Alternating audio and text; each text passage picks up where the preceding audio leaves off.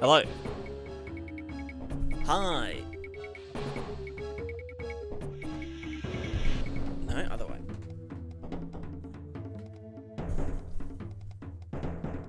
Heaps better.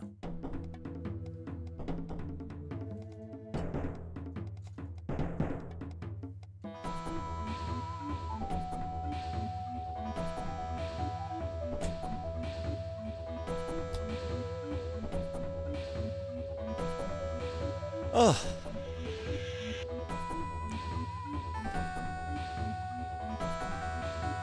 Helmorock, how's it going? How is it going?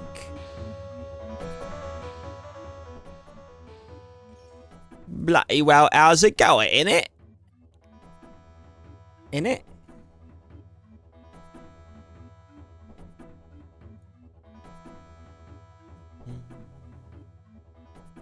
Alright, straight into it. Open up the engine. Opening engine.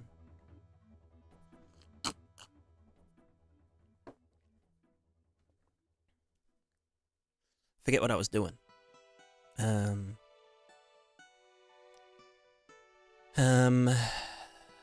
something. I was doing something.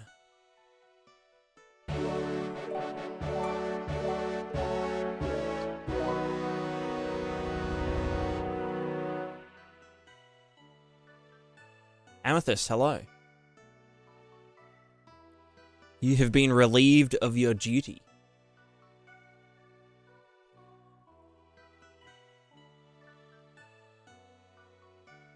Welcome, welcome. Welcome in, welcome in.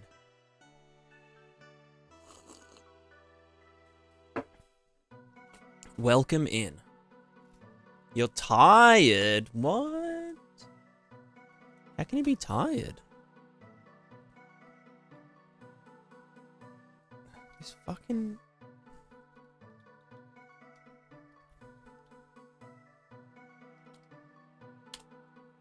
stupid streaming budget thinger. Yes, Stooch, how's it going? Welcome, welcome. Hello, hello, hello. Alright, for those of you that are just... don't have any idea what I'm doing. Neither do I. No, I was working on today, while I was watching Amethyst stream, actually. I was working on a really stupid idea for, like, clouds, right? Just to, like, visualize the clouds and whatever. Because volumetric clouds suck, but I had this idea, and it was like, imagine if we just got, like, a big subdivided plane, like this, and then put one on top of another, but up the other way. And then whenever clouds appear, we use WPO to, like, give the clouds some fake volume.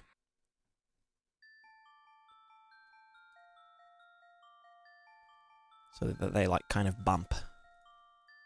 They get bumping. They're bumping and they're pumping. And they're Forrest Gumpin'. So yeah, here's how it kind of looks. It's kind of silly, but I think they need to go above this debug thing. But yeah, see, like, look, they like they have volume. Whoa, it's really dumb.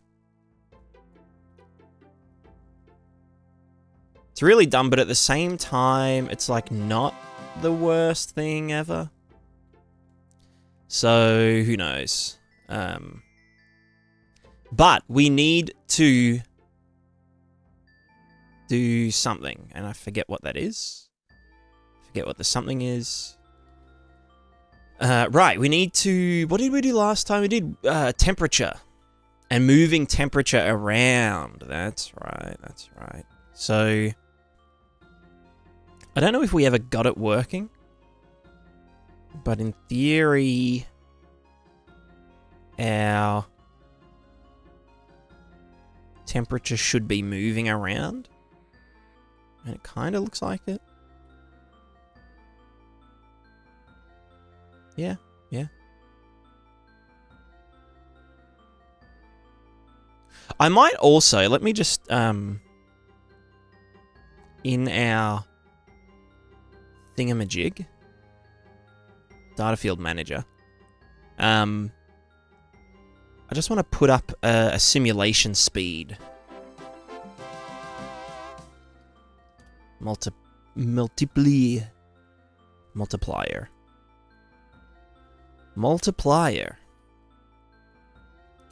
Which is going to be 1 by default, but I'm going to put it up to 10. So then whenever we do our update simulation fields, dude, we're going to multiply this by our simulation speed multiplier.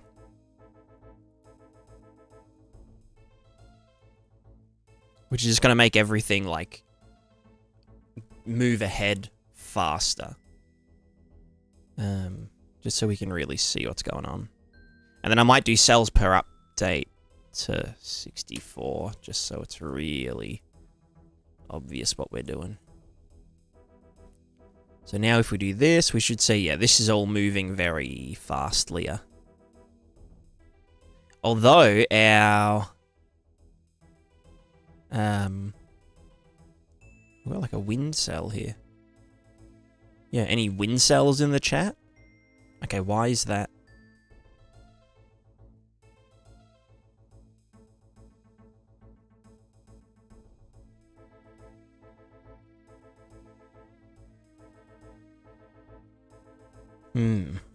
I see. Yeah, okay. Yeah. Right, okay. Something to do with wind. Oh, I also had another idea about doing the, you know how we were thinking of doing like the lerping around the character, but also like a little lerped, like interpolation buffer here. I was thinking I could just do that in the Niagara grid thing.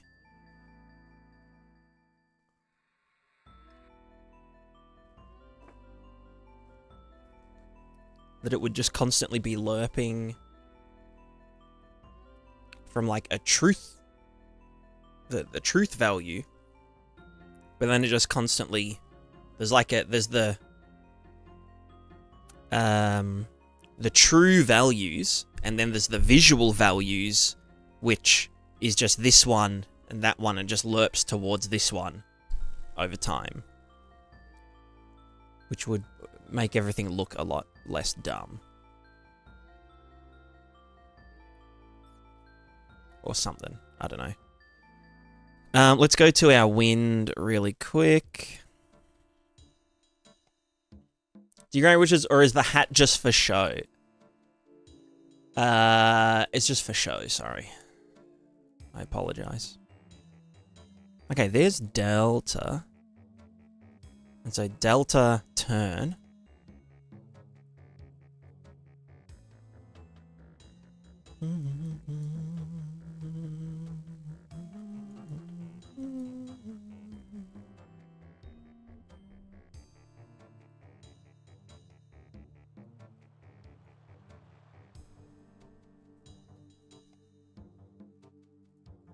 So how can it be going like out of bounds? Because the advection amount...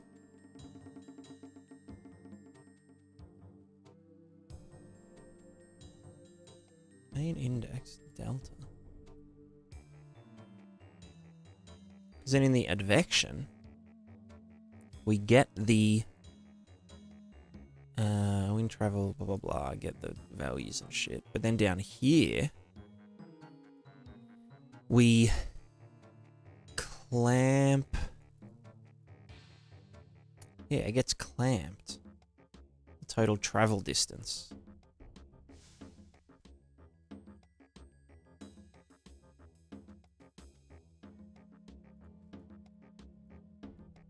Does this clamp axes thing not even... I don't even know if that's real. Let me just do, like, clamp. I don't know, just individual clamp.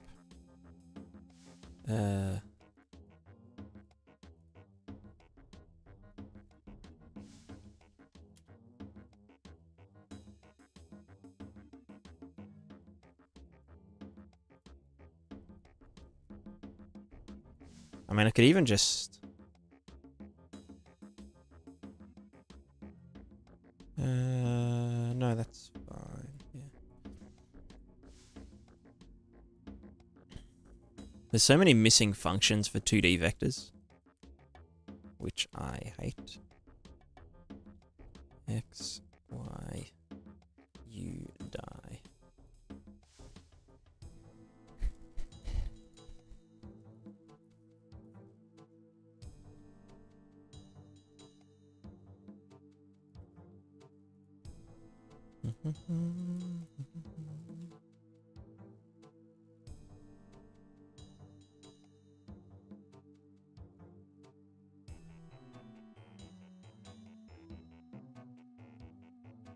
Like, how are these going that far? I guess that's not in real... that debug isn't, like, real time. Update wind cell. There's our XY movement. We're doing it by...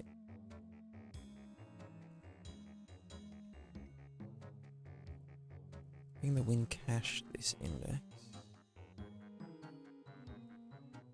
Which is this guy.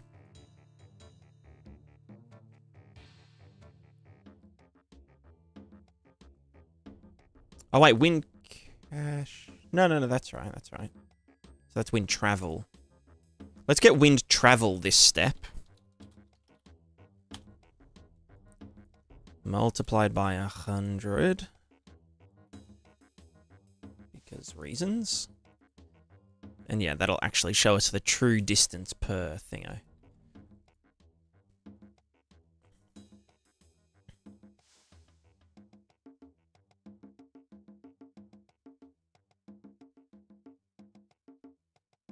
Yeah. Now, how long are these drawing for?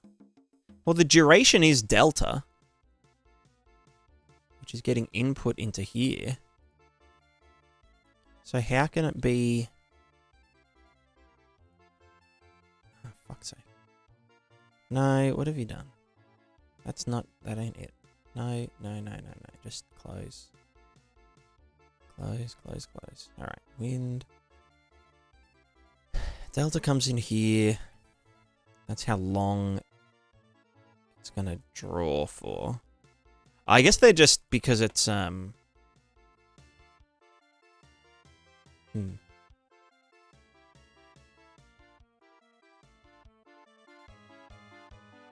hold on. Manager. Delta simulation speed multiplier. Let's just put that up to 3 or something for now.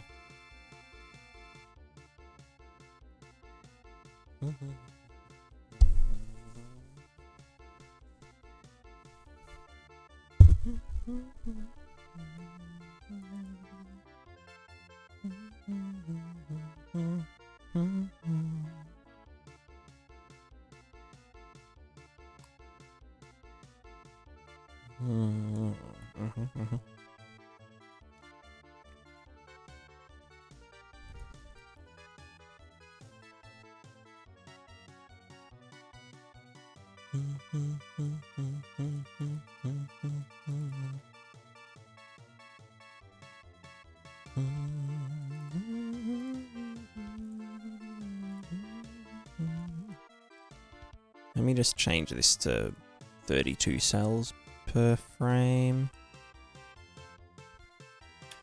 Instead of 64. 64 is a bit overkill.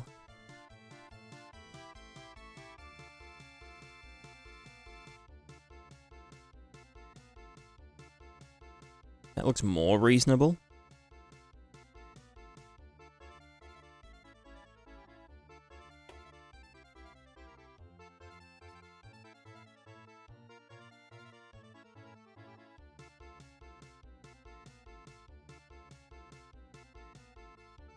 Why are these ones going that way, though?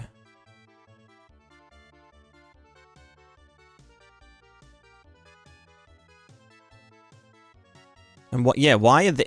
How can the length of the wind be getting this large?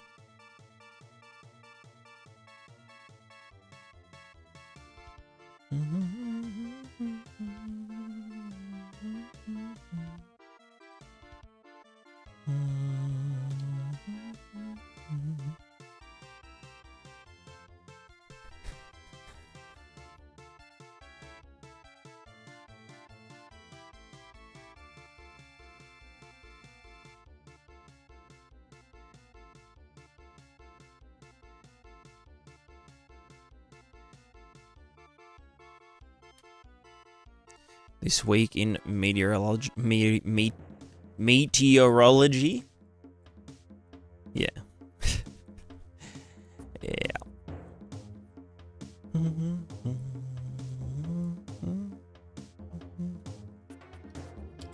Can I do clamp length or like clamp? No, nothing, just clamp axes.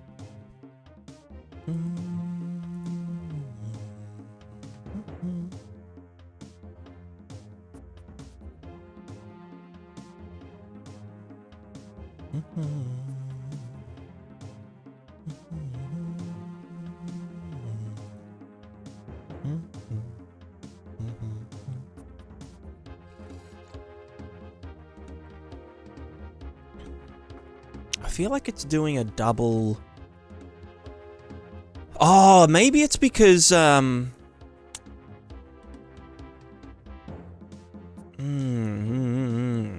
think I know why it might be doing weird stuff.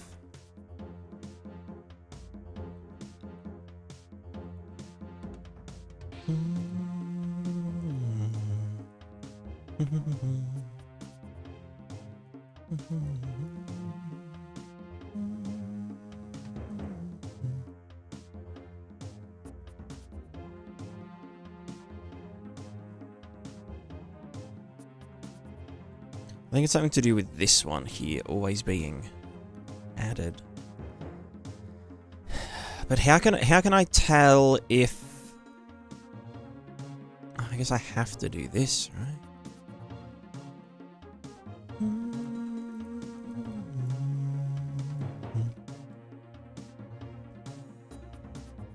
Oh, I also didn't put that in there, but oh, that's why they weren't going sideways, duh.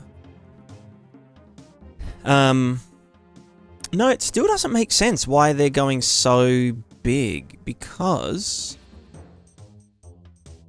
the actual value that is getting distributed isn't the one that's multiplied by the delta.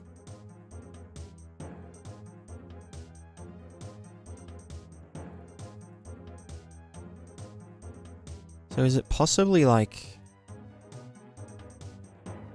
one of the, whatchamacallits? The whatchamajigs.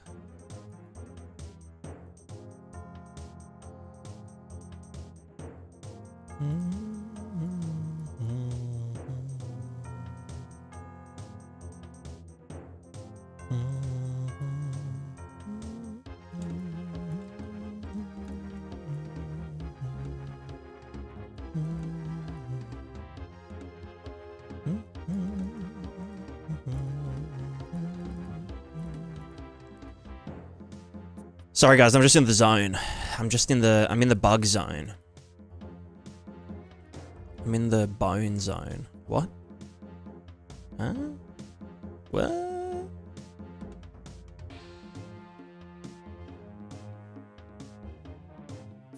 As in, I'm getting boned by the engine.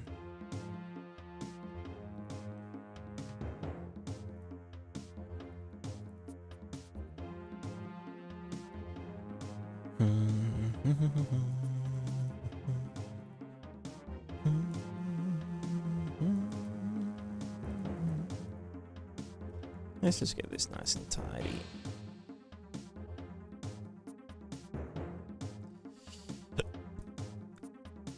Advect indexes, advect amounts. So I wonder if it is that the amounts are somehow going above 1, which I might just check. I could just do it like greater than 1. Oop. Greater than 1. Oop. Greater than 1. Greater than 1. None of these should be greater than 1. In fact, they should all sum to 1. Let's do an OR bool.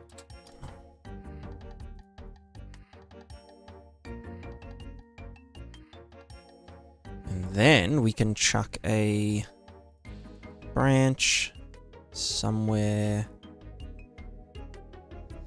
Fuck, I don't know. Sequence out here.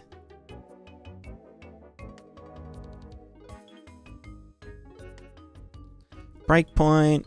That guy there. Cool.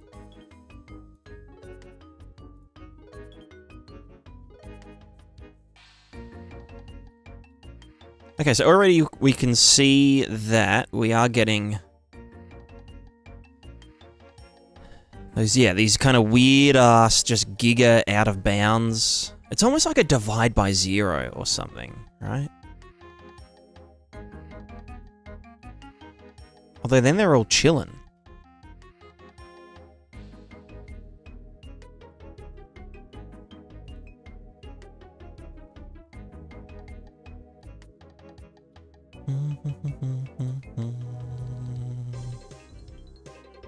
And then we have this thing here. What about we try this plus? Plus, plus, plus, plus.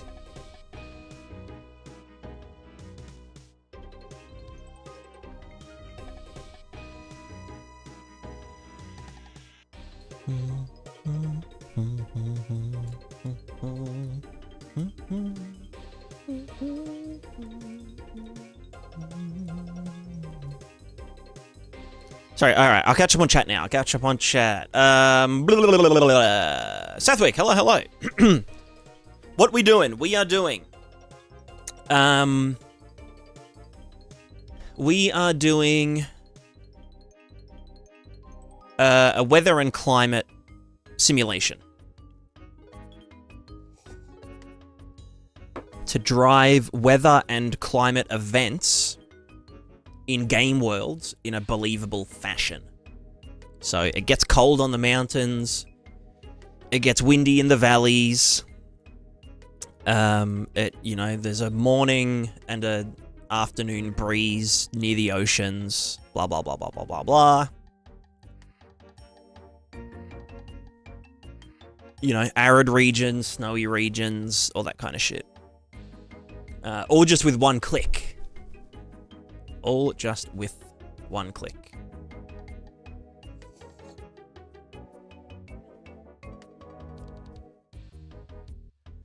Whispers, hello, hello, hello. Good day to you.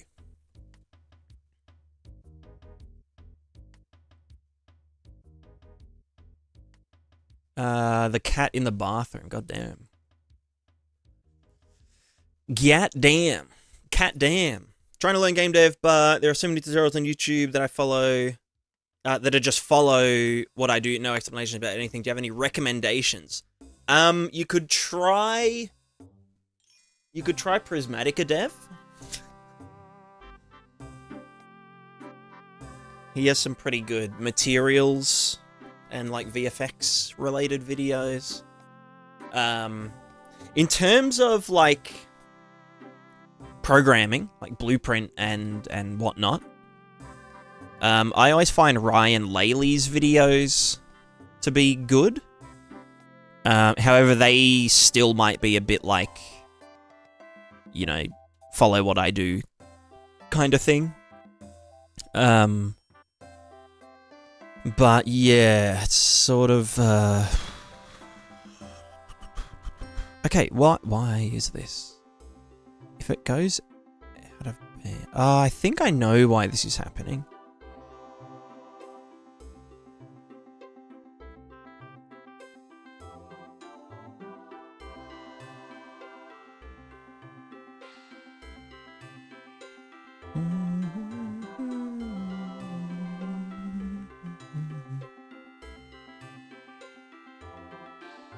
Do I, though?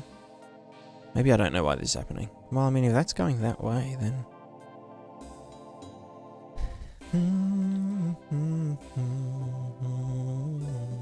Right, because that's going to remove itself from its own doodad, which is what we want, yes. That's going to remove itself and put itself in here and blah, blah, blah, blah, blah. I think what we might need to do, which I kind of hate,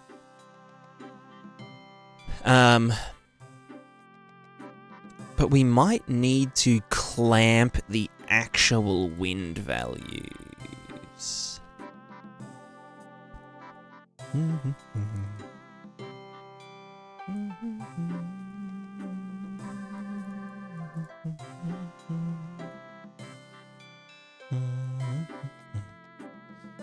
But it's about the delta and shit as well.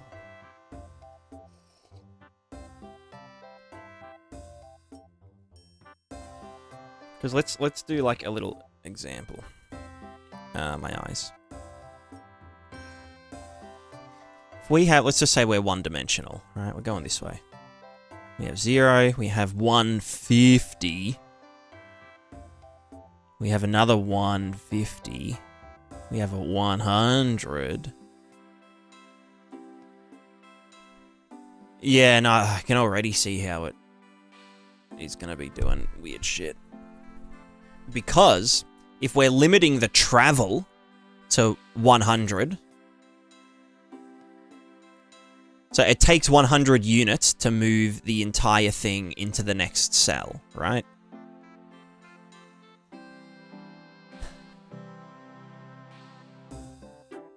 Yeah, no, yeah, it's just gonna get all fucky. Because this one here is just gonna turn in... Well, this will move half of itself over to here, 25. Then this will be 25. But then half of... Well, no, the full thing of that will get moved over to there, 125.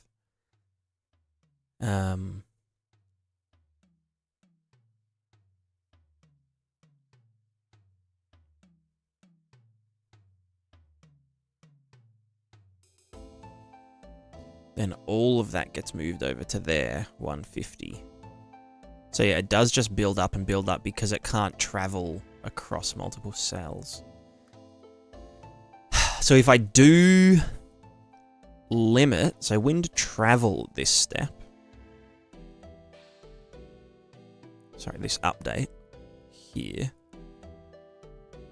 And then we're going to see how far it goes. Even if we do clamp it to that size, it's the actual the advecting value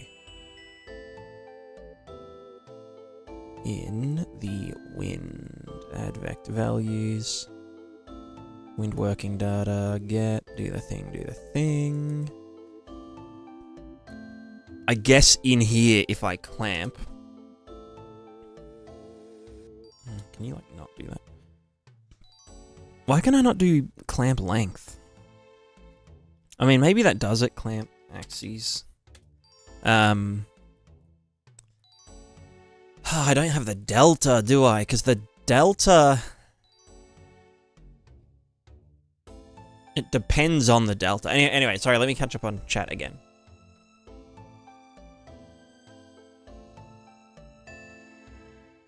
Also, Ned, the best way to learn GameDev is to just do it and just learn a bit at a time from like making mistakes and, you know, hacking things together. That's kind of how I learn things, as you can probably tell.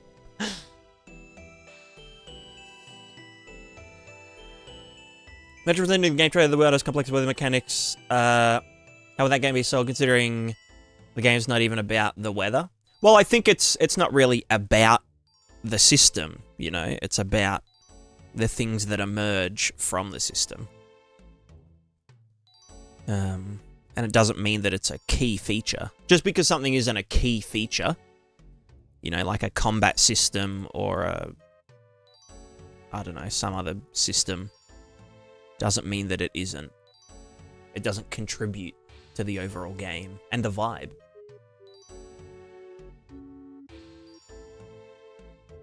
Is the robot working? I don't know if my robot does that. Blueprints hurts my brain. Me too, me too. Like wiring some complex networking cabinet. It is a bit, yeah, it can get a bit hairy.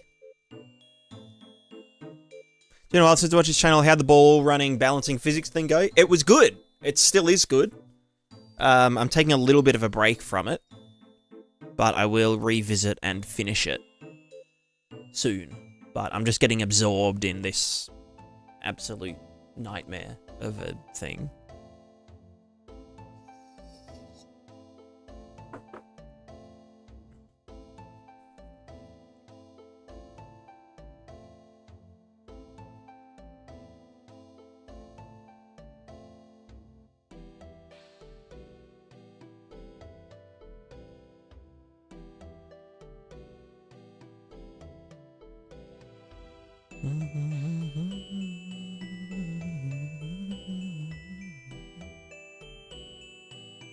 I also feel like the delta isn't working.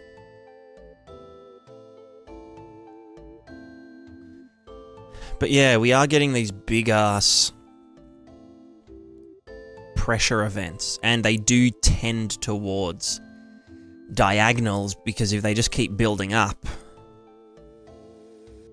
without anything to check them...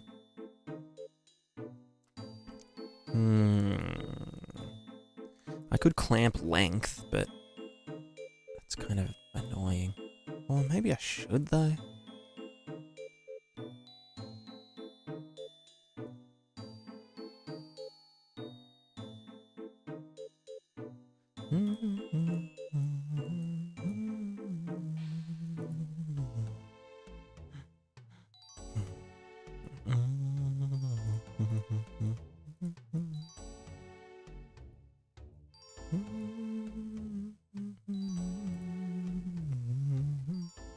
Because, yeah, I do need it to be able to go faster if we wanted to speed up time, right? If we wanted to be able to, like, go to sleep, let the weather, you know, cycle.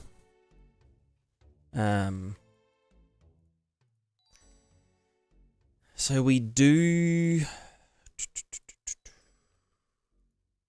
We do need to figure out a nice way to clamp these... you know, wind directions.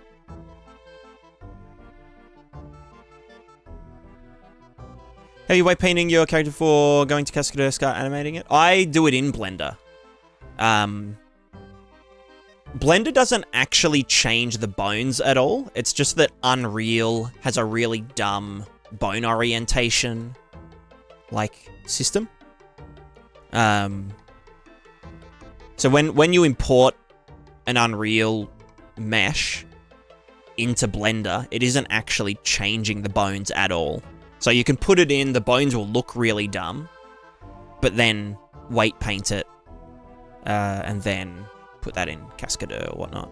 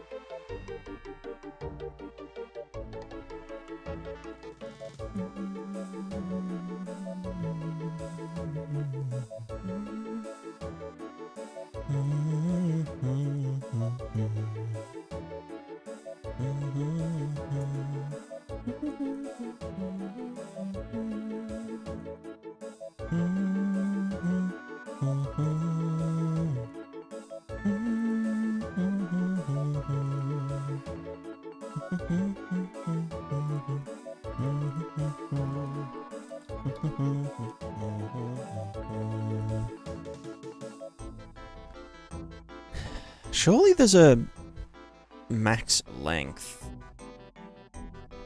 No. Alright, well, fuck yeah, I'll do it myself.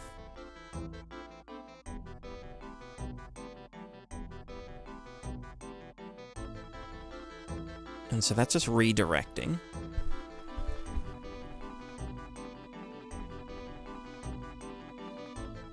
The wind travel gets clamped. Well, let's just, yeah, clamp it anyway.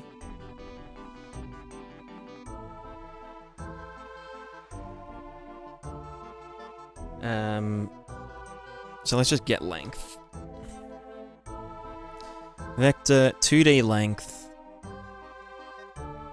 We're gonna vector, well, we can normalize 2D. And then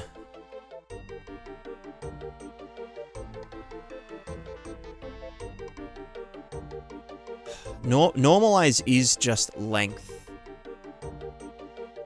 Well, this divided by length gives us the normalized vector. Cool. So then what we want to do is clamp the length.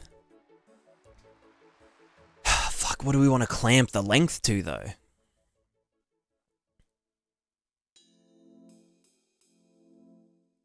And then once that's clamped, we multiply that by the new length. But then,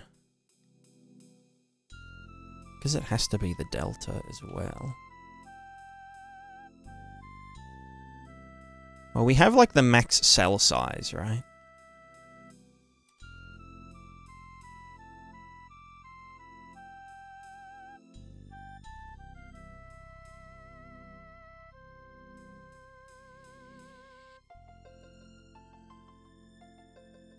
If it's just been updating, we need to... The inverse of the delta? Or the reciprocal of the delta?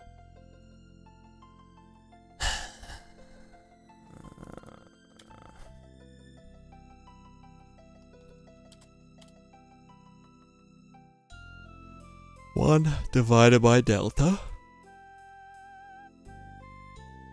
And then our cell size. World space. Although that's in centimeters. Yeah, 100. So then this.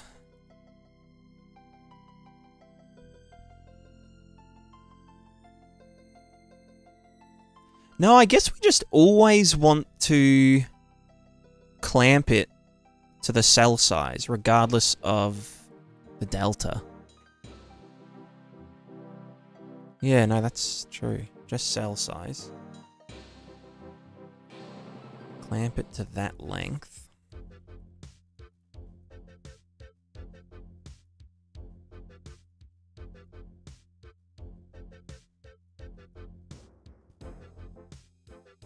But then if... Okay, yeah, then if we do delta, then it's a bit fucky.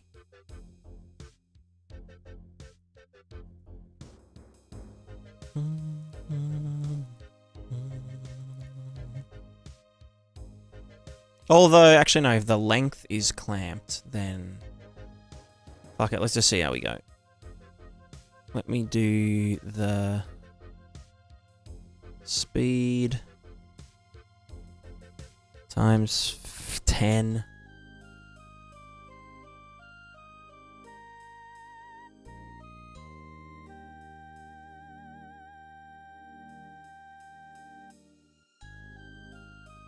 Because, yeah, it is just a build-up of extreme values.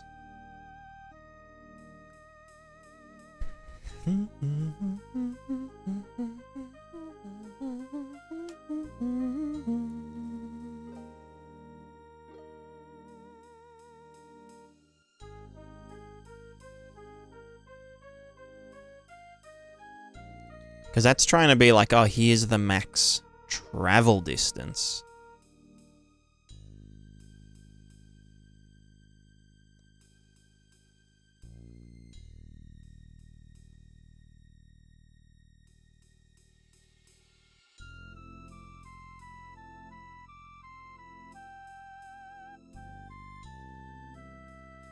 I guess I also have to do this and... Oh no, the win cache. So that's what the actual value is. Although I don't actually use that advecting value anywhere in here. So that can get yeeted.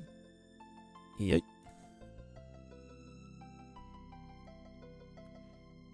But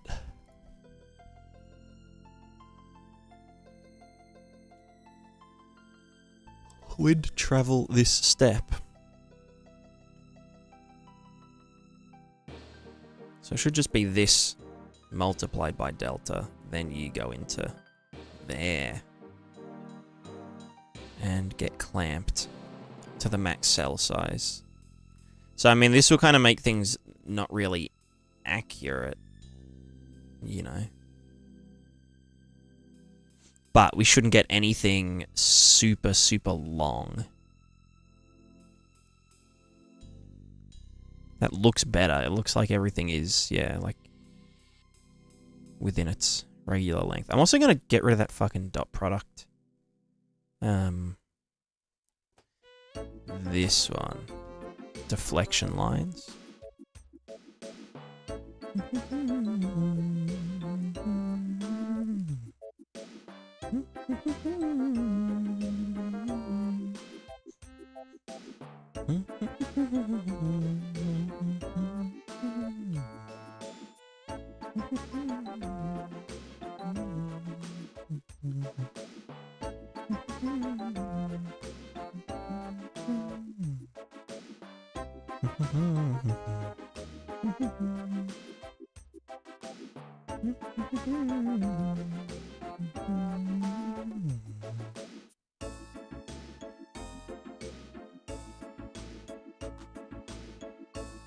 But yeah, like, I guess if you did want to speed up time, I guess, yeah, this is the only real way to do it, right?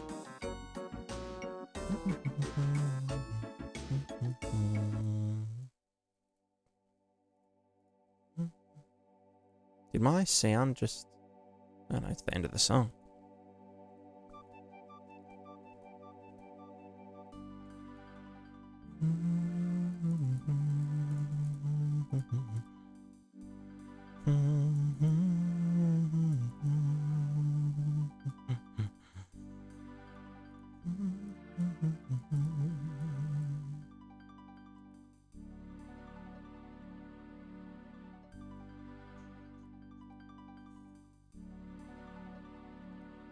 Maybe I should, fuck.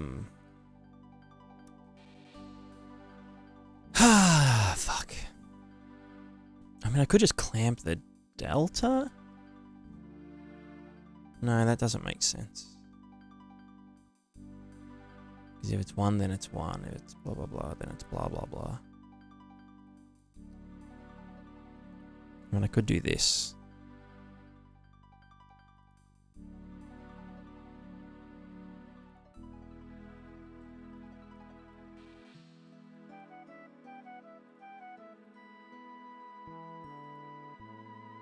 So this will actually clamp the actual speed that we can, well, you know, that gets actually sent from one to the other.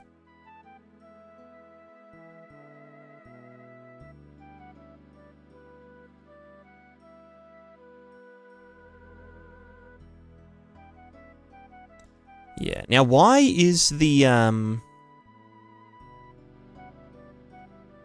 oh, right, the fucking... These debug lines need to... Because if we're increasing the delta, as in, like, the duration that has passed, it's only in the actual simulation that time has increased, but the real time hasn't. So we need to actually get this guy, get the speed multiplier, and unmultiply this. Right, that's why we were getting heaps of overlap in the debug lines. Yeah. Okay.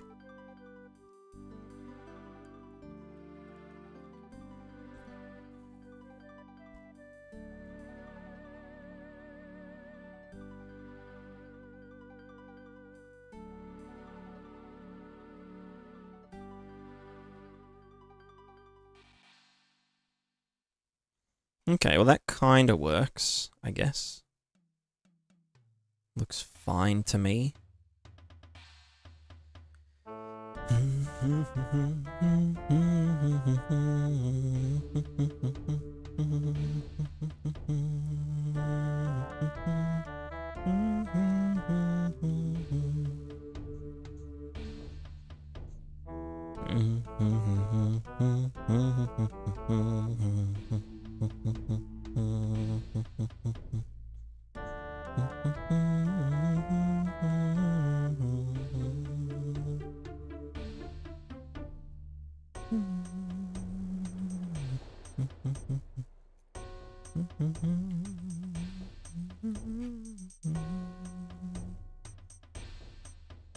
Cool, that looks like it's stabilized, so...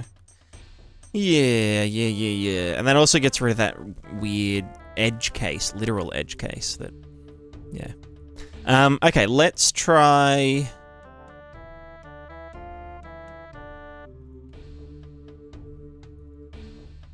So now that speed multiplier... So that was at 10 times, so that's a bit extreme.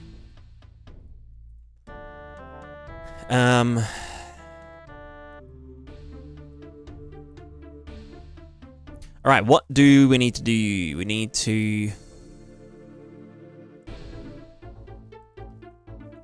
know, I kind of want them to be longer now.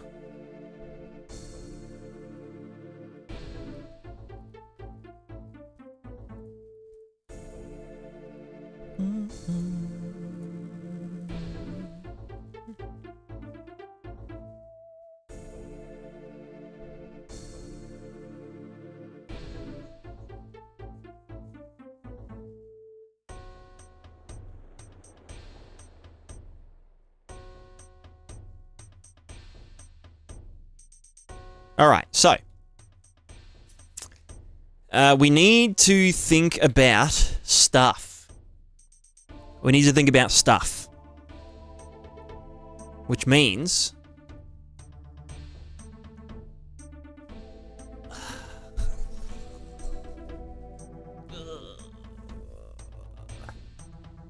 We need to do a... Well, we probably need a function to do a kernel. Kernelization. New function, get adjacent cells.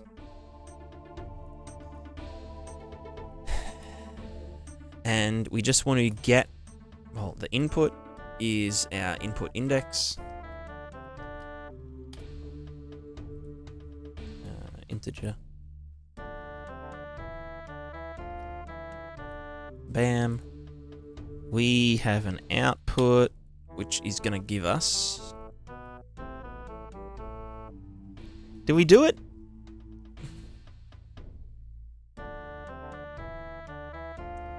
No, I guess because there's only always... So let's go like up, down, left, right.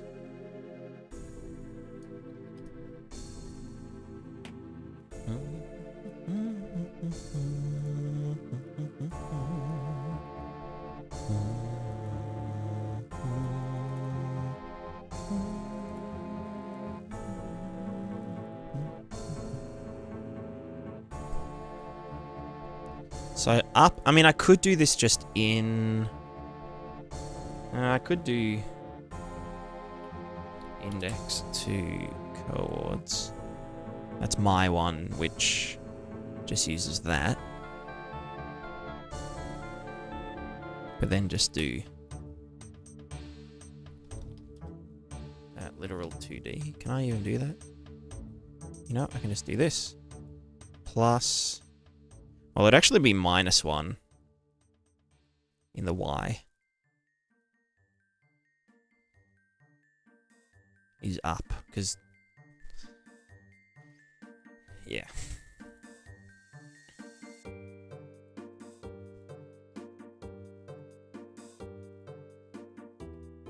And this is left, this is right.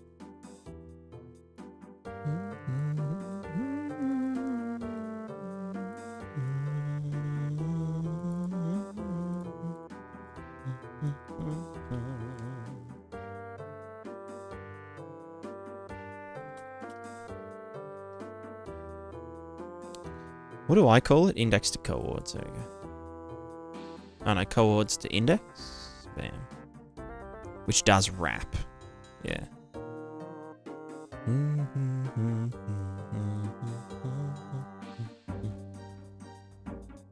Consider converting my plan generator setup from UV space to spherical coords. Got no more seams now. Nice, nice. That's hella cool.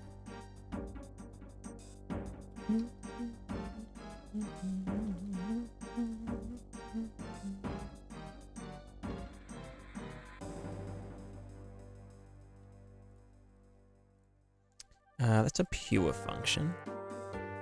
Get adjacent cells. Blah, blah, blah, blah, blah, blah, blah. Get adjacent cell. Cell index. Oh god, that looks dumb as hell. Cells plural.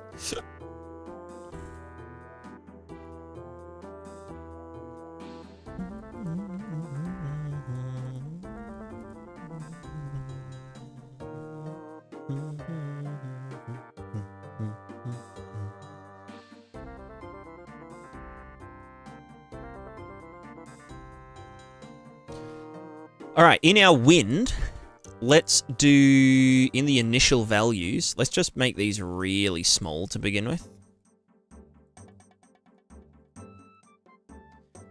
Because what we want to do is in our temperature, blah, blah, blah, blah, blah, when we update cell,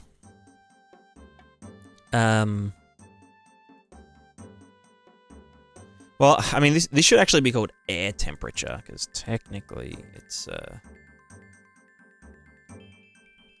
air temperature. But anyway, we want to do adjacent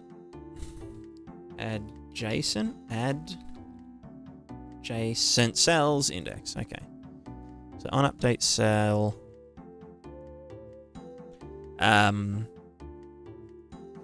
temperature doesn't really do anything by itself, but I guess we do need to, well, get temperature gradient. And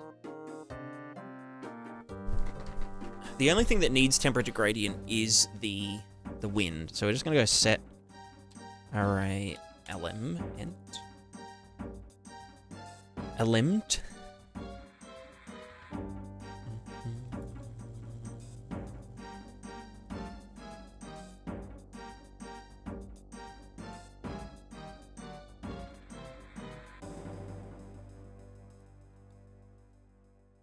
So let's get our truth values. This needs to be done. Yeah, the previous thingos. So let's go get. Copy up is going to be the. I can't fucking remember.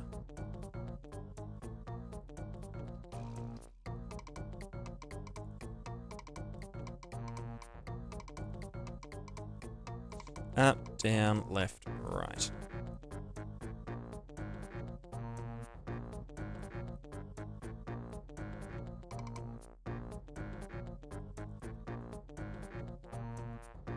So it's up minus down. Let's say the temperature is 100 degrees up here and 0 down here. No, it should be 0 minus the up.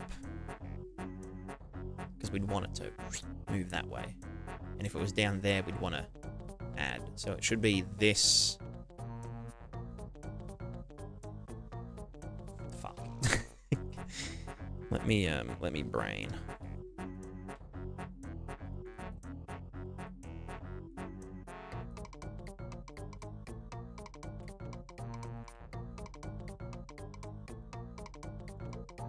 All right, if we're 30 degrees here, and it's 40 degrees here, and 30 degrees also here, we would want to be moving in negative X, which means that it's this, well no, this minus that. So right minus left, bottom minus top. bottom minus top, and right minus left, and then that is our x, down left, right, yep, and y at the index here. And then this doesn't need to do anything, really. I also might preload that so that it doesn't have to size to fit. Initial values. Just gonna add zeros to here. I guess we could do, like, in here. Oh, no, we'd have to do that. It's just separate paths. Using HDR16F for this. I mean, it's all in on the CPU. So it's all just in, I guess, double precision floats. But in the render targets, they are 16-bit. Yeah, RGBA 16F. So they can go positive and minus, and then you can access those in the materials and stuff. Okay, so let's see our... Nothing's happening.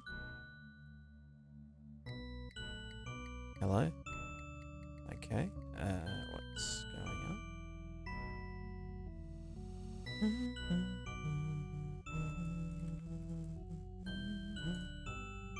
Right, oh no, that's fine. Temperature gradient. Get the things. Maybe I should do a debug temperature gradient. In debug line. Line start, get cell. What the fuck do I get? That's in manager, isn't it?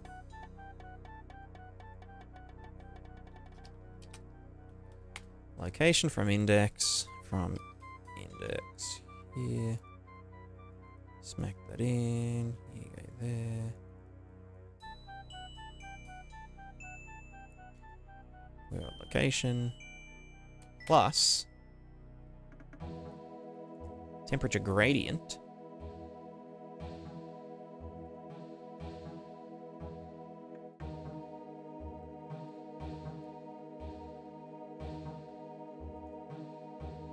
So that plus equals there.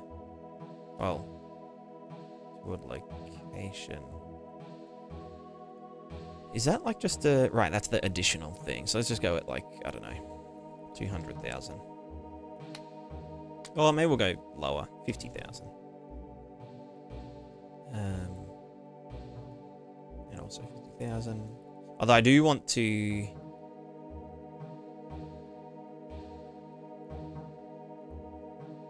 Can I go make a 2D?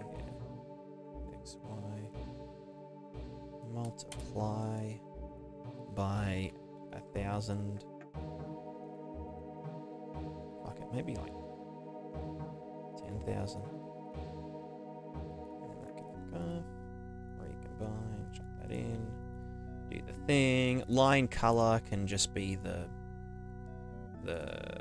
this guy. What it? Oh, you piece of shit. Just make. Duration 1 second. I don't care. Thickness 2,000.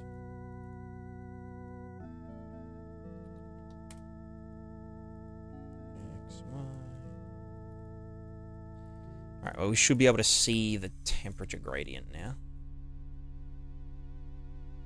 Oh, wow, that looks, yeah, okay. Yeah, cool. That's, yeah, sick.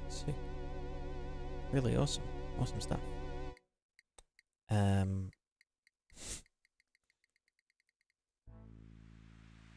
Right. I'm just dumb as fuck.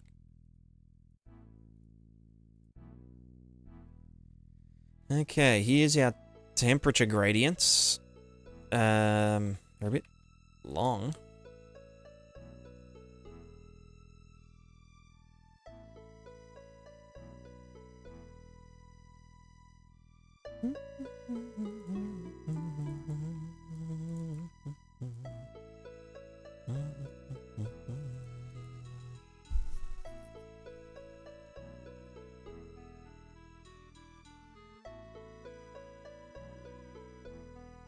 Okay, yeah, that looks like, yeah, it's going from here in towards the hot parts.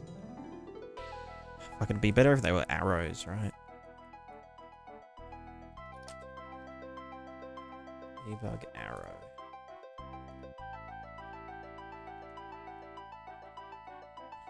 Arrow size 5,000. Thickness 2,000. Let's get you into the color. That can die. Duration 1 second. Who cares?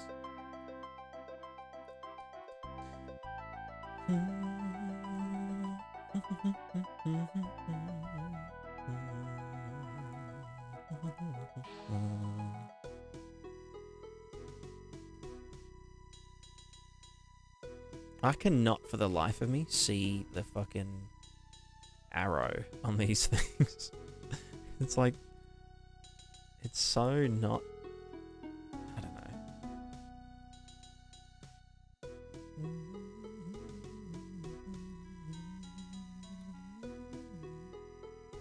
That's marginally better. Like, how fucking, I don't know, it's kind of sketchy. Okay, yeah, now they've got dongs on them. Okay, yeah. So this is pressure gradient due to temperature.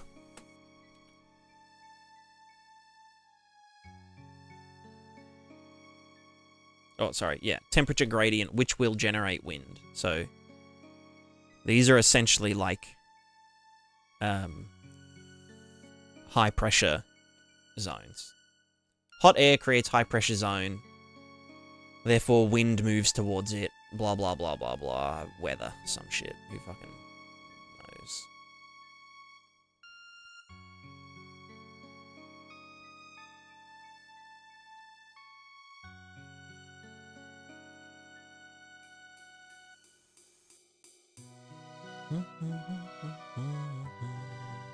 Right, and the reason the temperature isn't moving is because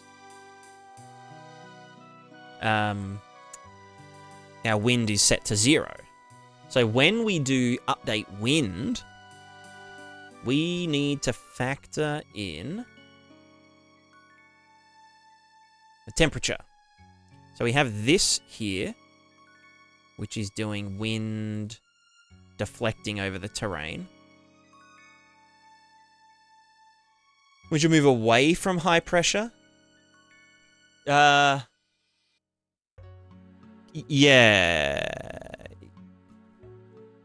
Yeah, sorry. Yeah, high temperature is low pressure, which moves up and pushes, well, it sucks everything in. Big suck.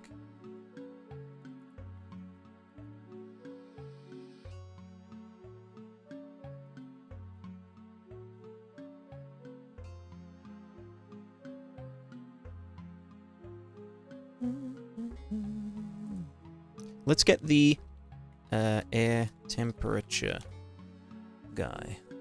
You're a air temperature fella. I'll just store that on. Initial data? Is that where I... Yeah, it's a bit dodge, but whatever.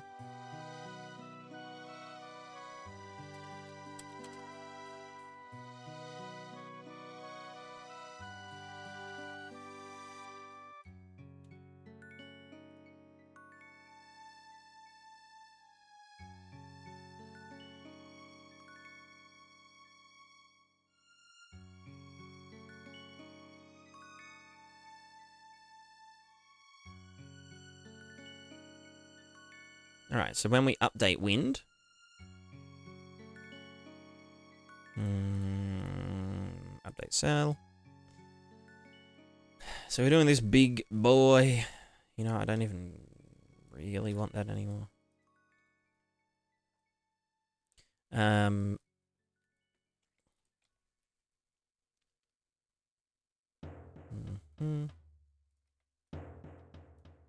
Where do I want to add this in? I guess it does get added after.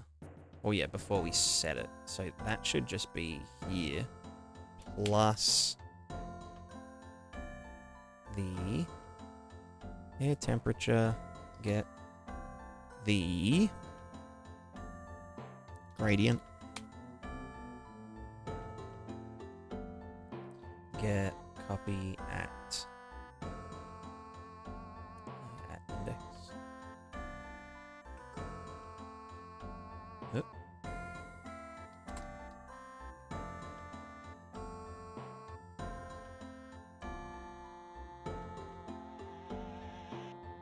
And then the temperature gradient multiplied by delta. Multiplied by delta. And then some factor, which is going to be a float. Is that that is a double. Let's go right to variable. Wind per wind temperature gradient factor.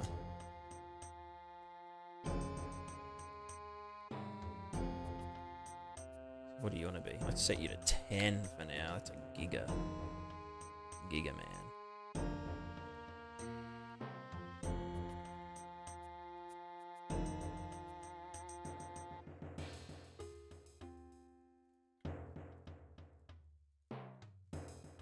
See what happens now.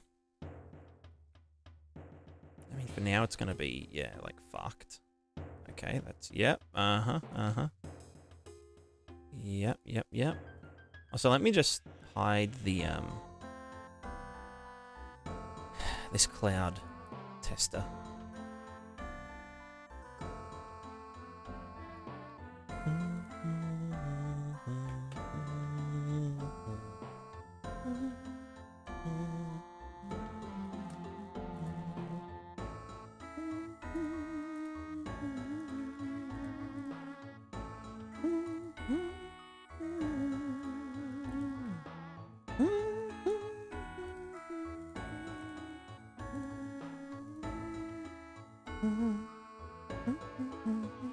Okay, why is that happening?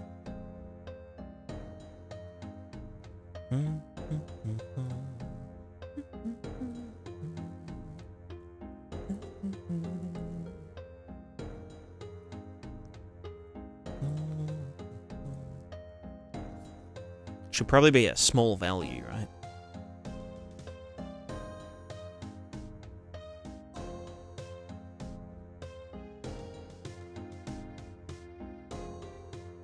Should definitely be a small value.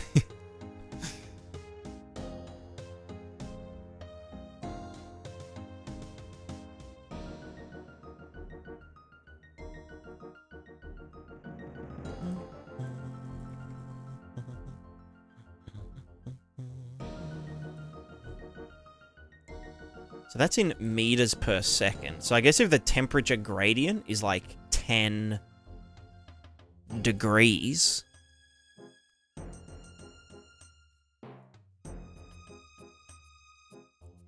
then yeah, I don't know. Something. Then something.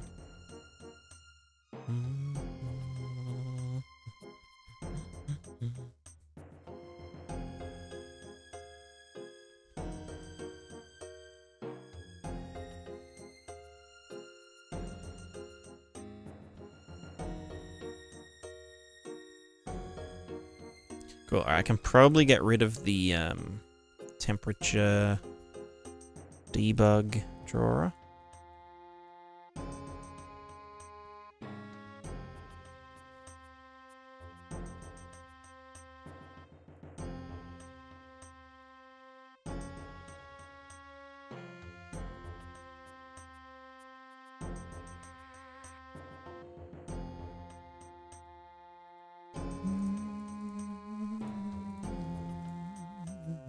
Another lore drop today? Maybe. Maybe if you're lucky.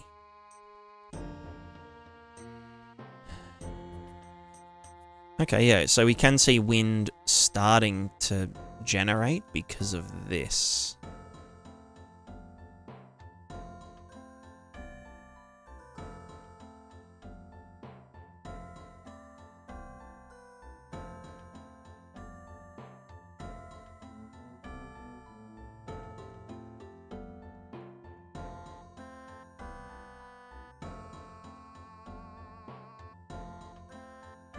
Same with from here. It's like, what, 0 degrees to negative, or to shit tons, but yeah.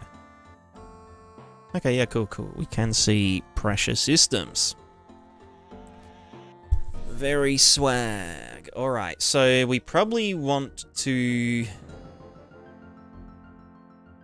make that way less fucky.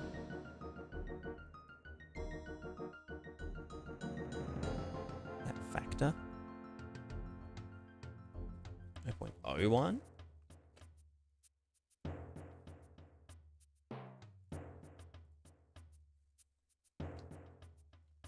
How can I make, kind of like vortices and stuff, you know? I guess I'd need to factor in Coriolis effect. Although there's technically no... Oh, maybe there is.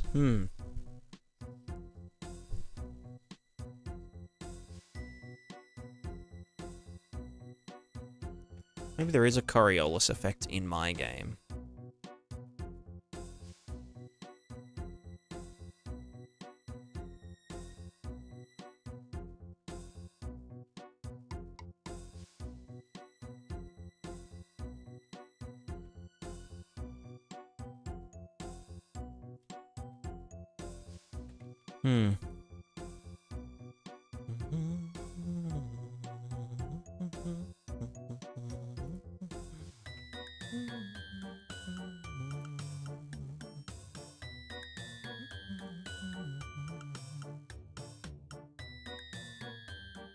Concentrating on Z, wouldn't it?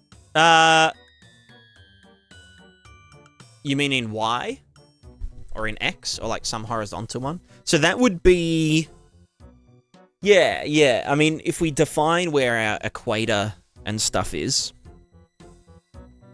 I'm just trying to think for my game, because it's a donut planet. It's like a flat Earth. But the flat Earth may be rotating around, and we just don't realize.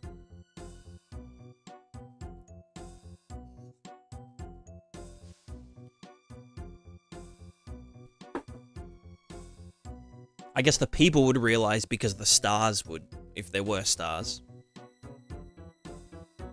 would be constantly going that way.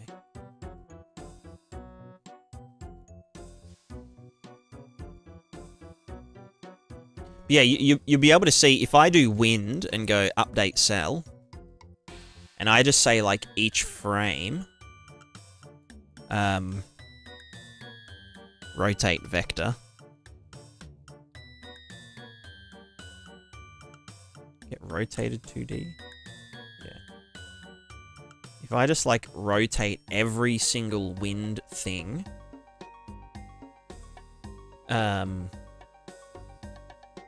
by, like, you know, 0.1 or some shit. Every update. Then we'll probably see some funky stuff happen.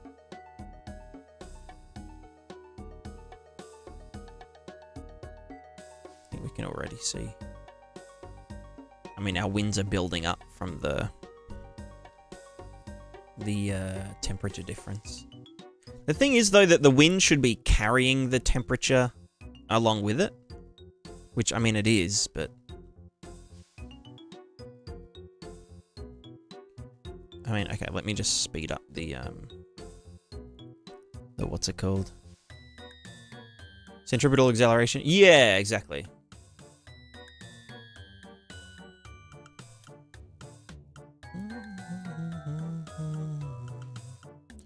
Go to the initial data and just give us a bit more noise to play with. So up to 15. Thingo.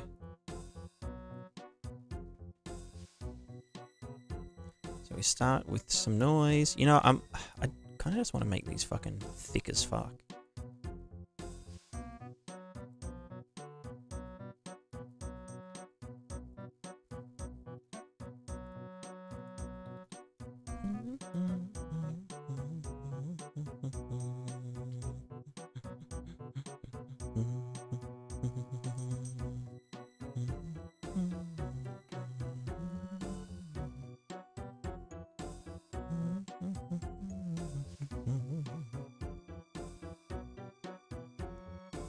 But yeah, you can see because I'm rotating everything slightly every frame,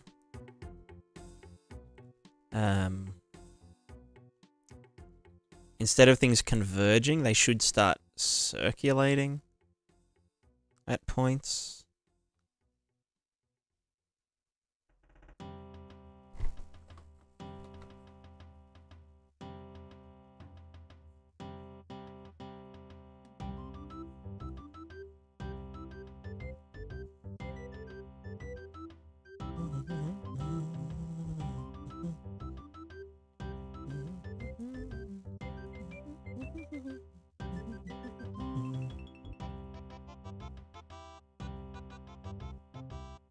I think here we can see a bit of twisting.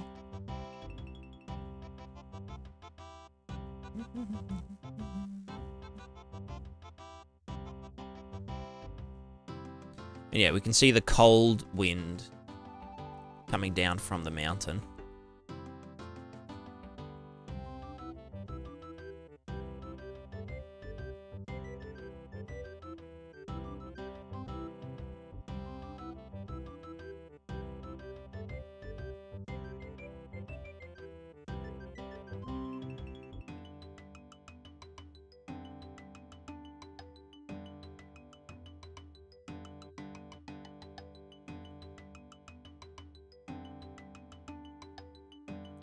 But see, it's the I mean, I guess the temperature needs to diffuse as well.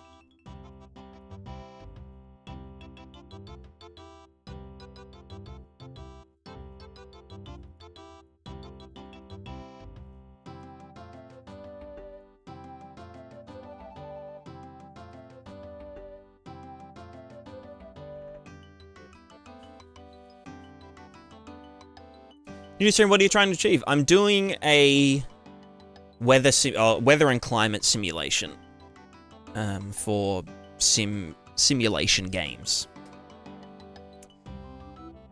But currently,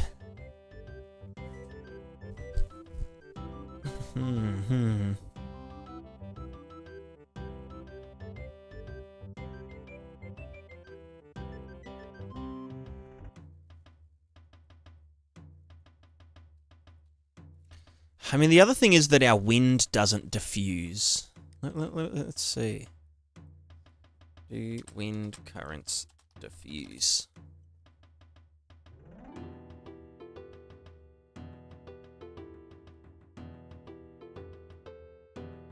Better become less concentrated over time and distance, especially the kind of atmospheric circulation, ocean currents. Yeah.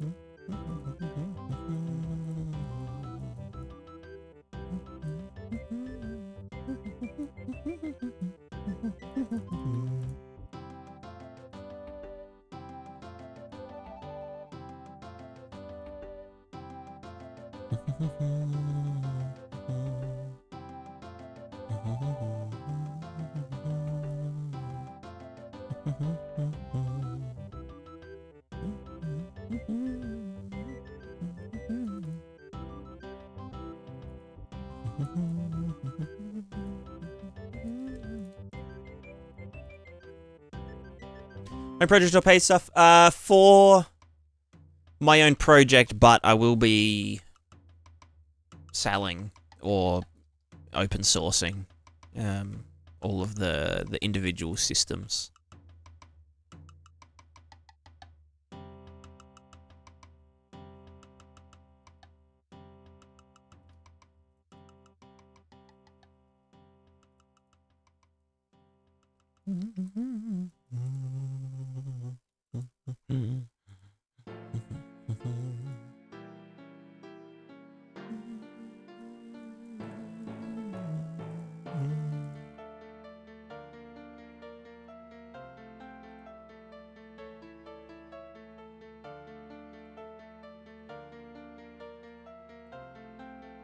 Yeah, I don't know if I need to limit the actual wind length.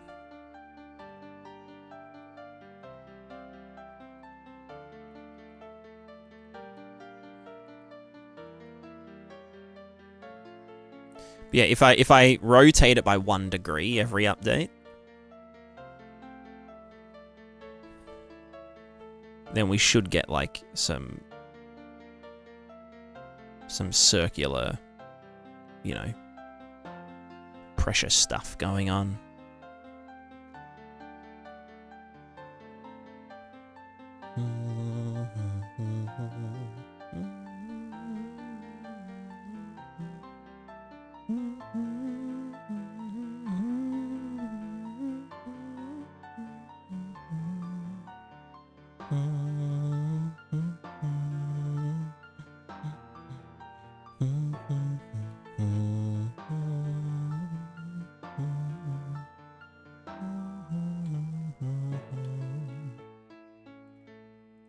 Let's also just start with a very fast X direction.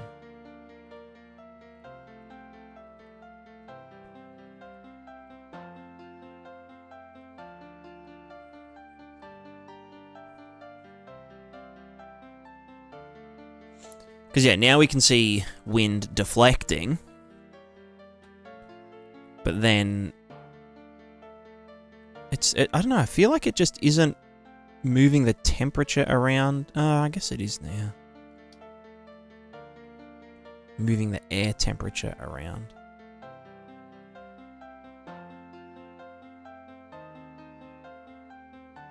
What happens when map is higher than the wind system like this pyramid?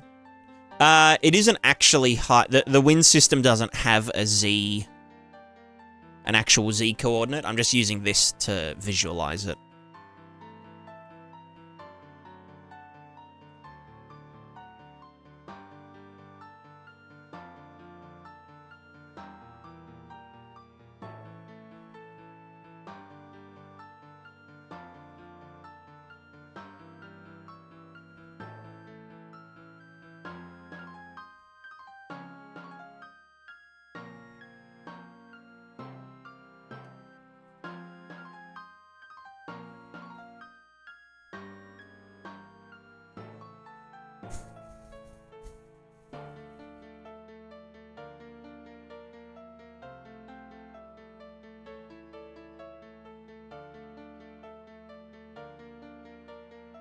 Yeah, no, the wind definitely needs to diffuse, so how do I want to do that? I guess in update cell. Well, I guess when we advect,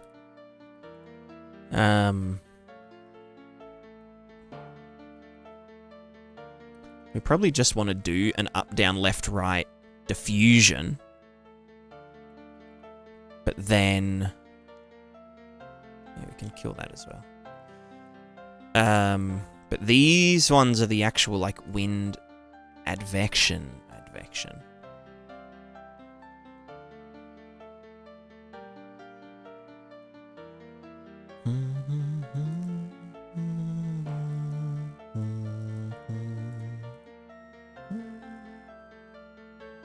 Or should that just be a separate thing where we just say, because it's like advection. Well,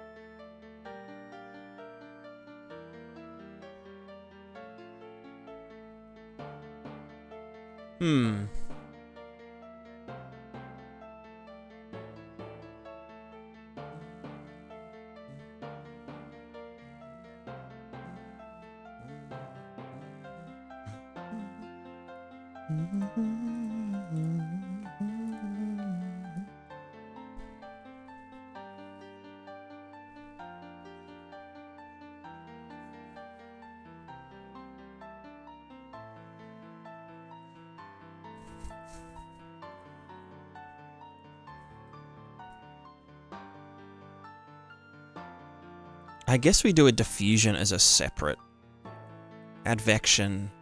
and then diffusion.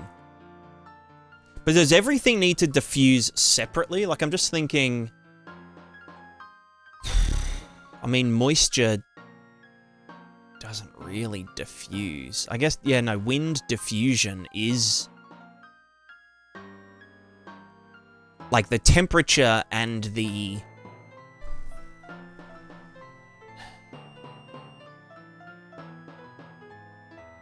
the temperature and...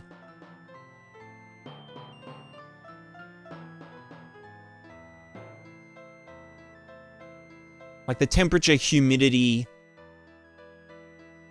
everything there they don't diffuse independently. So I guess we do need to just factor it into the advection stuff, which is giga lame.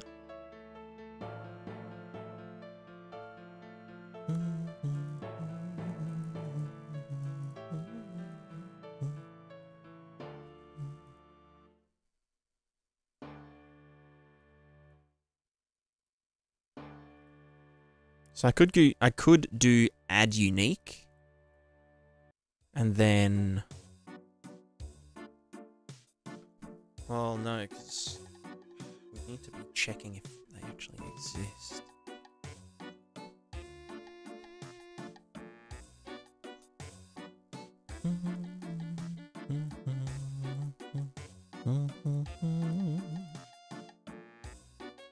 Because, yeah, I think we just want to do up, down, left, right, and then also the diagonal that the wind is blowing in. Because the diffusion amount is very small. So I guess in that case, we can...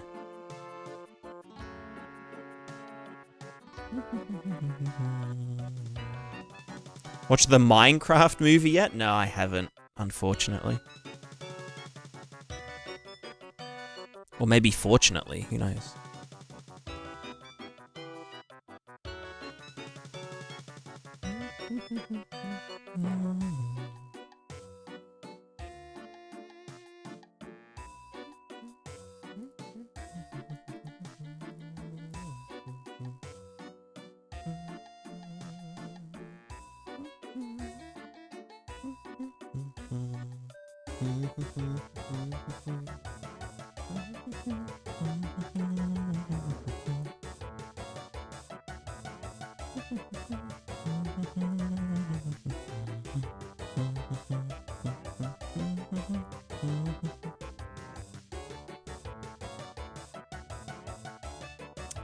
How do I want to do this then?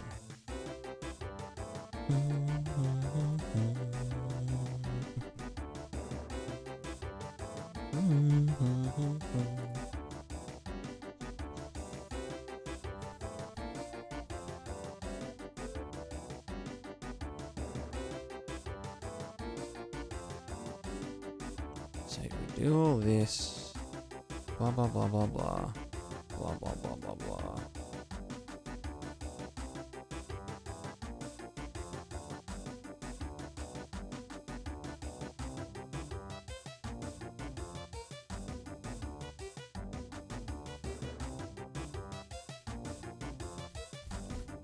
Do I have the delta in here? No.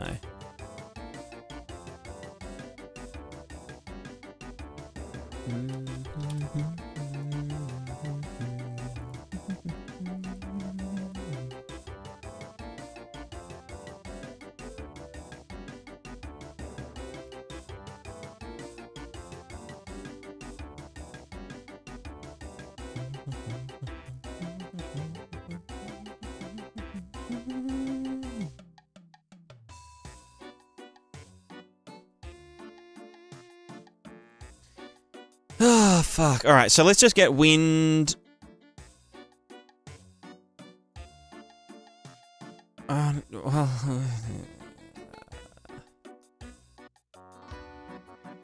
Yeah, okay, no. So we want to get.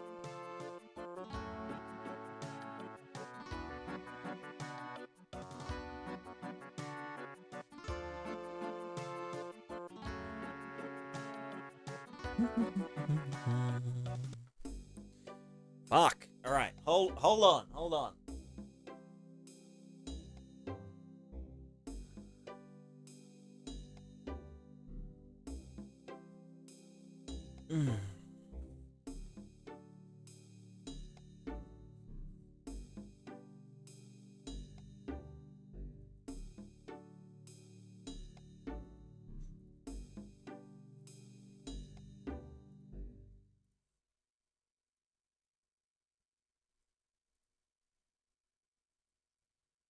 It can't be post-advection, though. It needs to be pre-advection.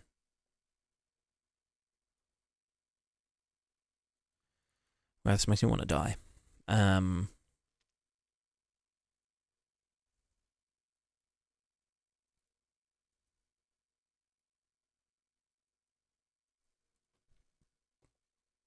Because this is then up, down. Well, it's not up, down, left, right. It's just the ones that are...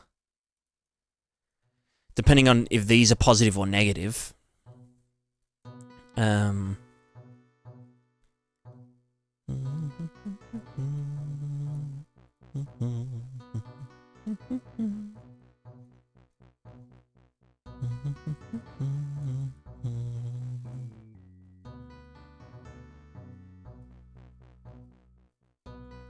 So we shouldn't really need to clamp this anymore now that the wind travel itself is clamped. So we can just YOLO that. But the problem, I don't just want to brute force up, down, left, right.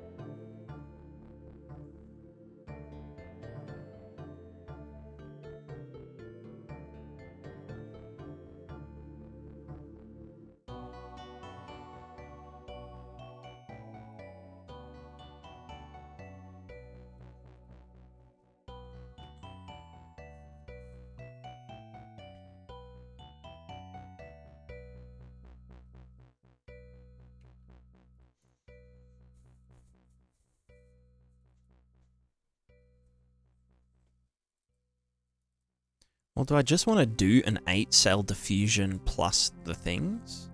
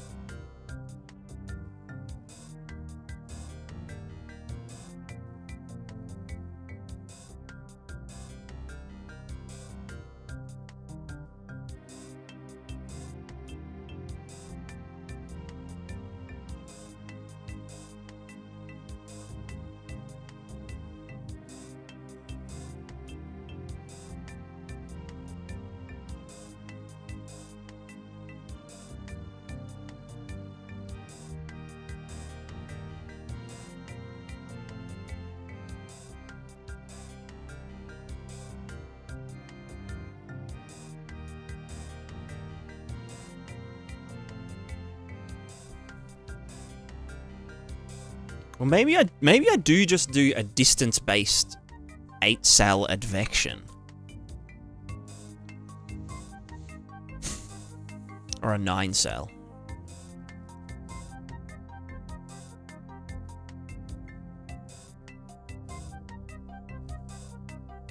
Because if I am just gonna fucking... If I need to factor in diffusion... Or do I want diffusion to be a completely separate value? That just gets done every time by some amount? Or do I want to be like distance from here to there and then get the center to each cell from this new point, and that gives us the ratio?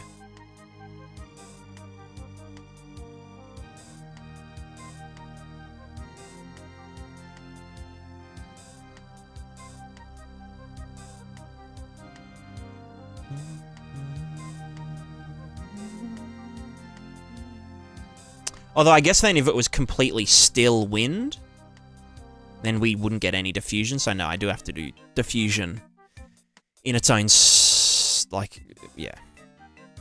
Let's do, what's the fucking adjacent? Adjacent cells index.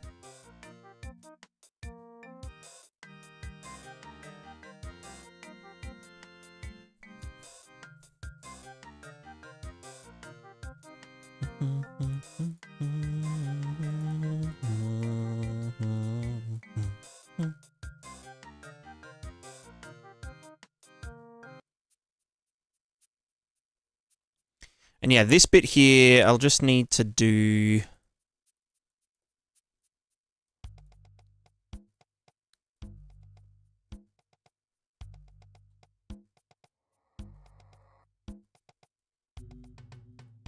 Because this is moving some fraction of this thing into there.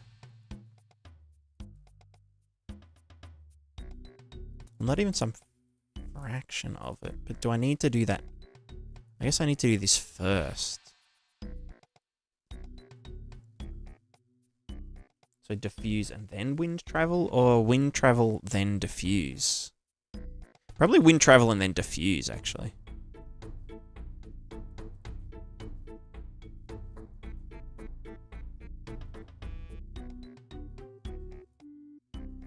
So whatever the remaining...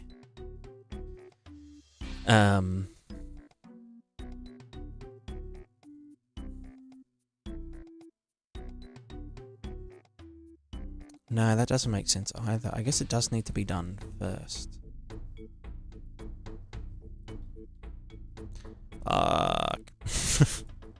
Or does it? Do we go like this, take some portion of it, and throw it into these ones? And then with the remaining one...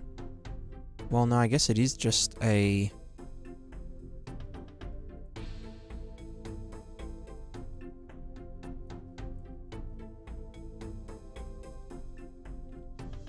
But it can't go negative. I mean, it shouldn't go negative.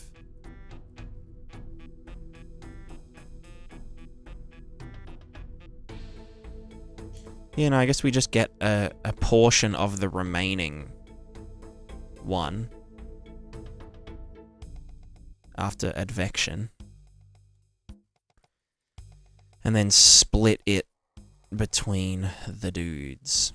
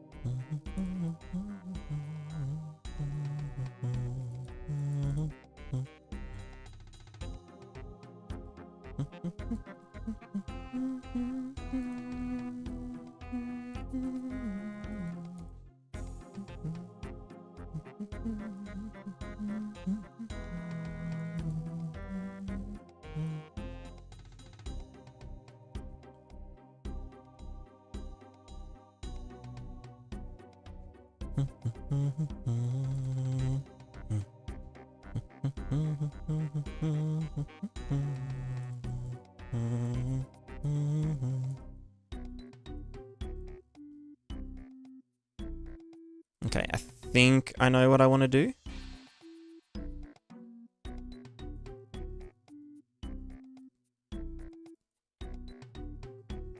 So with this, yeah, I think, okay. So if we do left, right, or up, down, let's get this.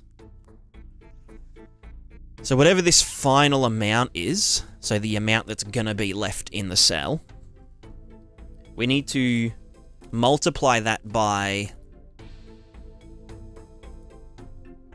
or get a multiple of it, which is the diffusion amount.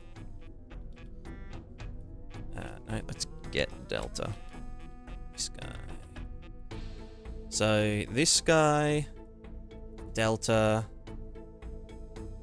global variable, wind diffusion factor.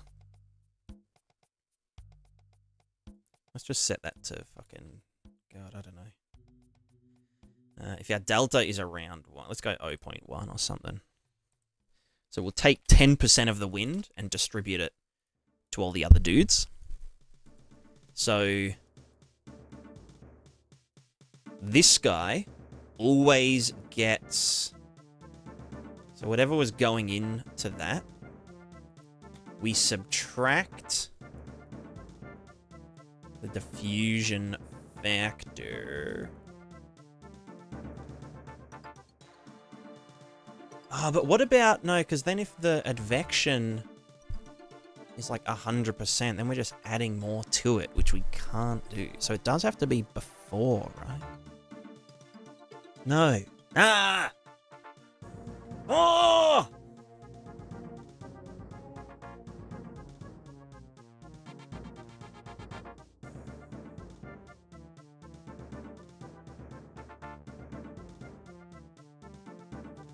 Oh god, my head.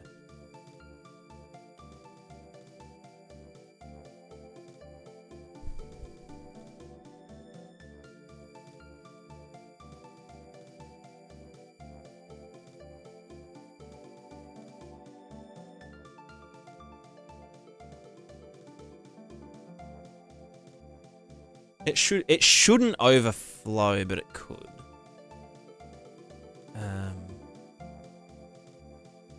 Because yeah, if we did that minus this diffusion factor from the center cell,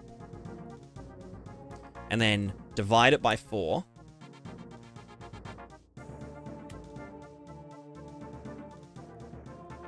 and add that to the side guy and the uppy down guy.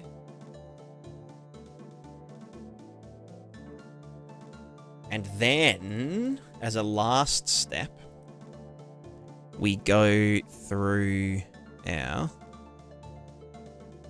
main index.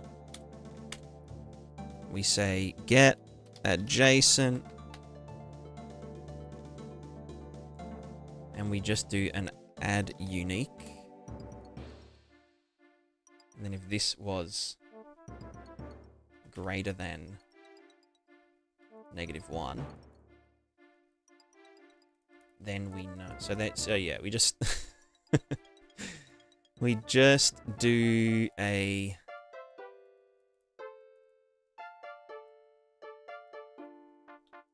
advect amounts add. So if it wasn't already in there, this is so dumb.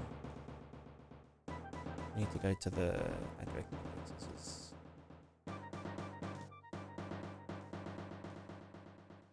I could do a for loop. This is really sketch.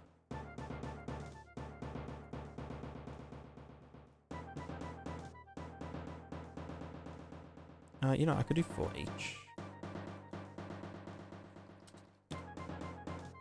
And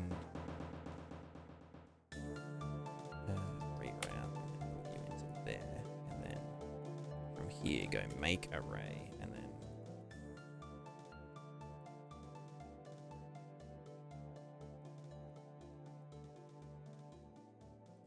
very silly. And then loop add unique. If it does get added, then we know that we need to. It's kind of dumb, but you know. So array element is add that.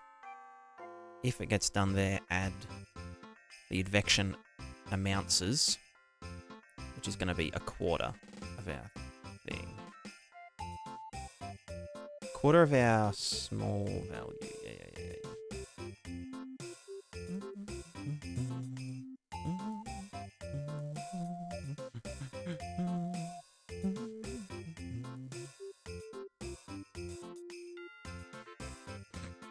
This is so dumb, but let's see if it works.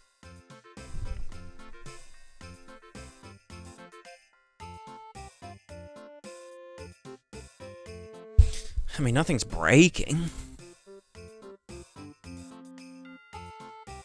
Let's just see if diffusion is, like, very high.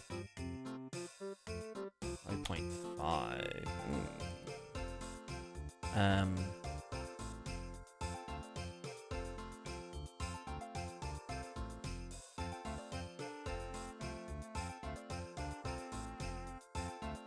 Let's also just do...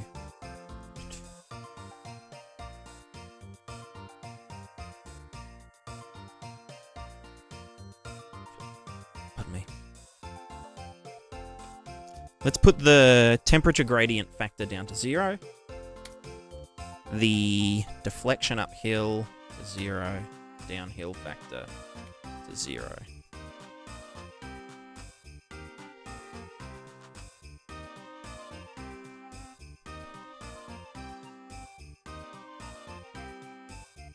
Okay, so we should just see this all diffuse, I guess.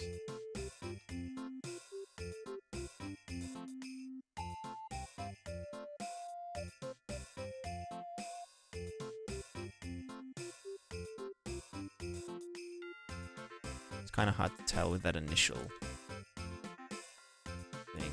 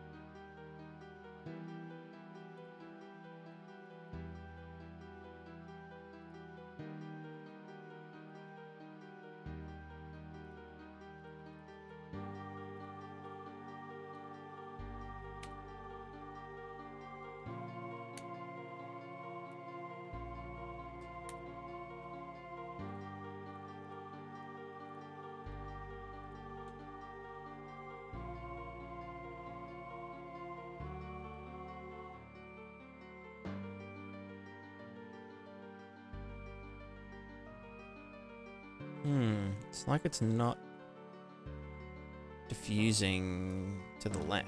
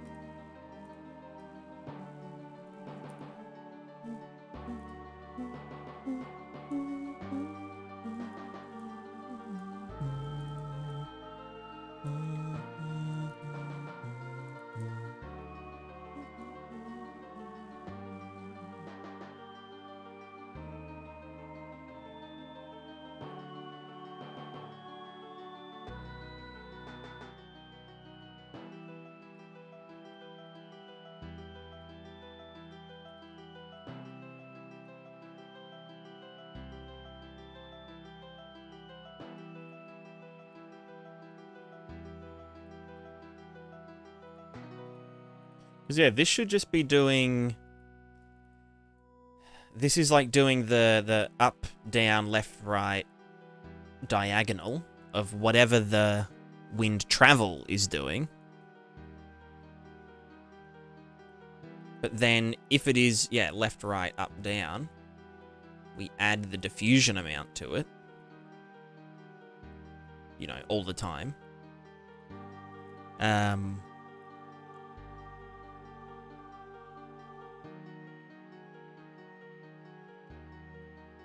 So that's delta times, so whatever this guy is.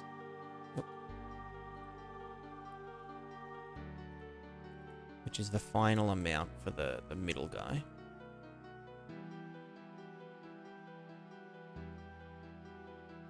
Yeah, that. So final amount for the middle guy. If it's like a small number, then we divide it by the wind diffusion factor, delta. And then subtract that value from the final thing.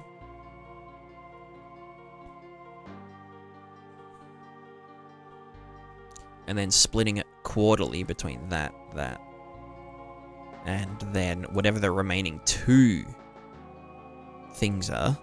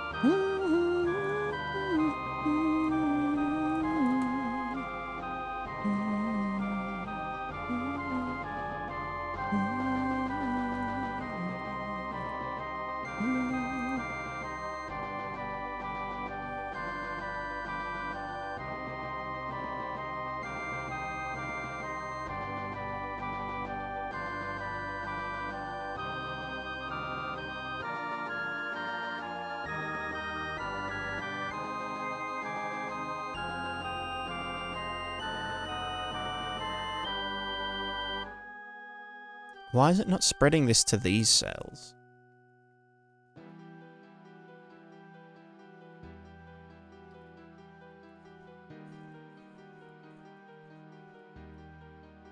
Because yeah, even if it is just going straight, that should be doing, oh yeah, here's these indices, blah, blah, blah, blah, blah. Let me just see what's going on here. Simulate, blah, blah, blah, resume. Just go forward a few. Okay, so it is advecting 6, and that has 6 amounts. And for most of them, yeah, because the wind is 0, then it's 0. But if the amount...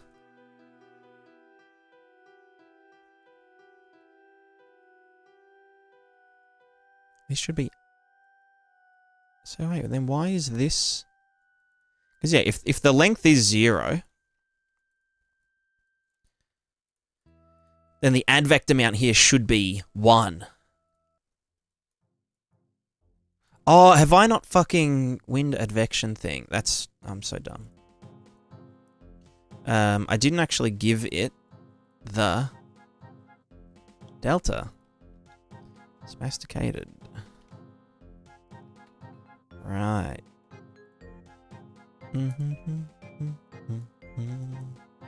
And then what was happening with that? That would have been this. Tilting it very slightly to the right.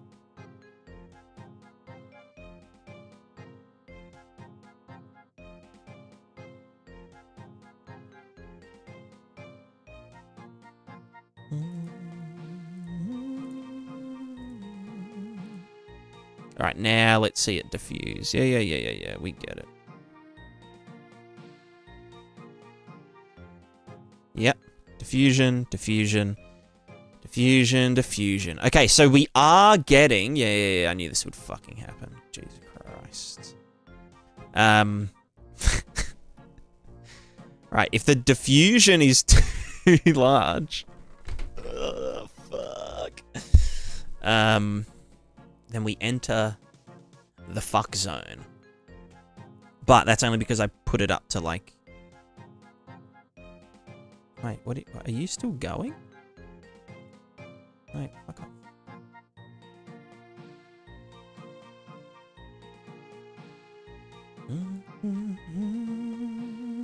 Alright, wind diffusion factor. Why can I not... Oh, right, that was... Yeah. So diffusion factor 0.1. The only problem is that, yeah, like this could, in theory, push things, like, out of bounds.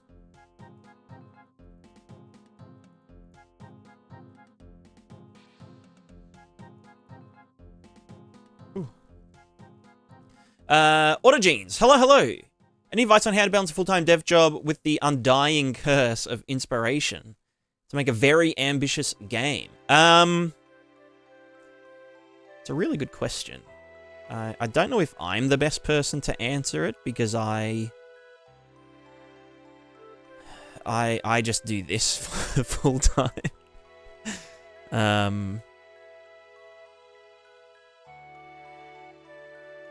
But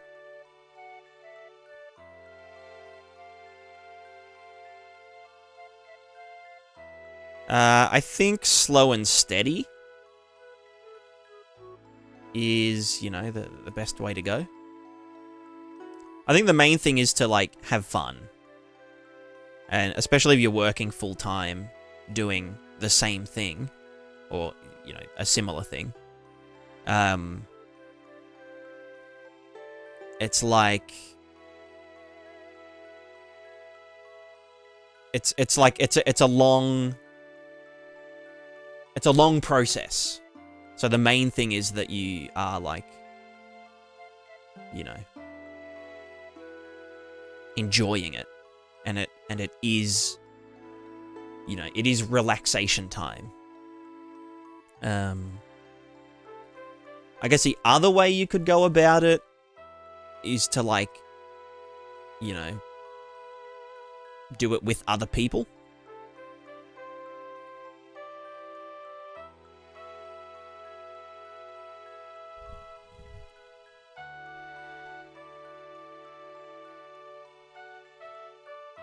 That's just like getting... Yeah, okay.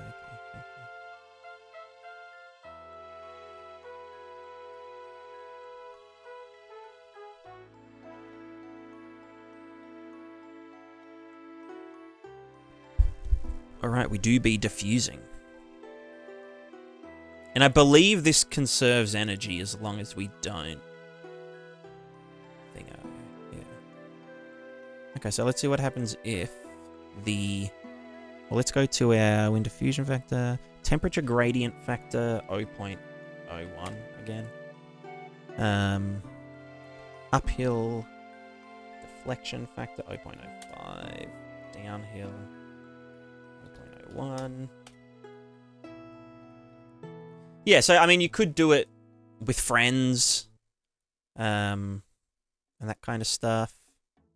Ooh, where did this not... Oh, the temperature gradient. True, true, true. I forgot about that. That also means that our temperature is going to be diffusing.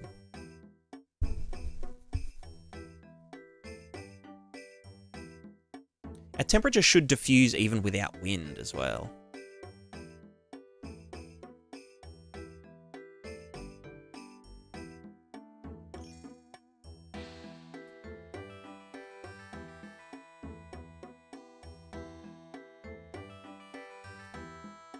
Which, yeah, it looks like it is. Well, let's just say wind is 0. And the temperature gradient factor is 0. Actually, let's just say temperature gradient factor is 0. And just see what happens to our temperature zones. They are just spreading. They are diffusing. Really cool. Okay, so now we've factored in diffusion to our advection, or our wind advection simulation. So it means we don't have to fuck around with any extra steps.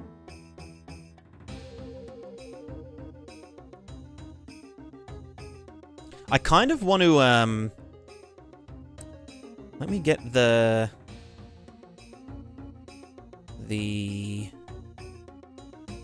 wind update cell. I kind of want to chuck, no, not that. I want to chuck this guy, yeah, at like 200,000 units above Z. And then I was also thinking I should maybe do debug lines for the temperature.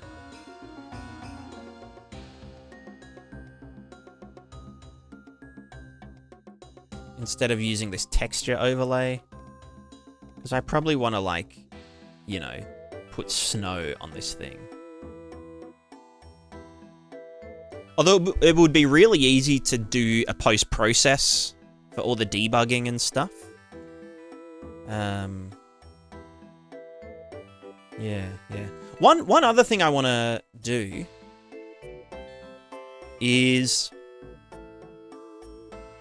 maybe a wind pressure gradient. Because, like, when wind moves fast,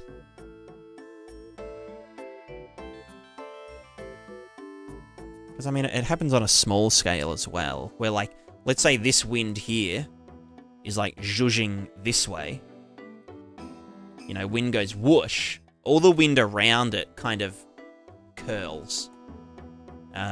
Or will kind of turn away from it. So if I get, like, like I'm doing with the, what do you call it? The temperature gradient, which is kind of like updraft. What's updraft? What's up, dog?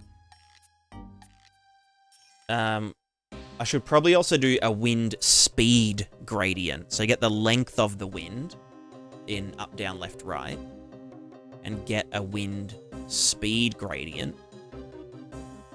And then use that to... Do I dot it and then rotate it based on that?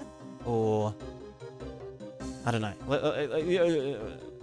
Let's, let me just... I'll be right back. I'm gonna make another coffee.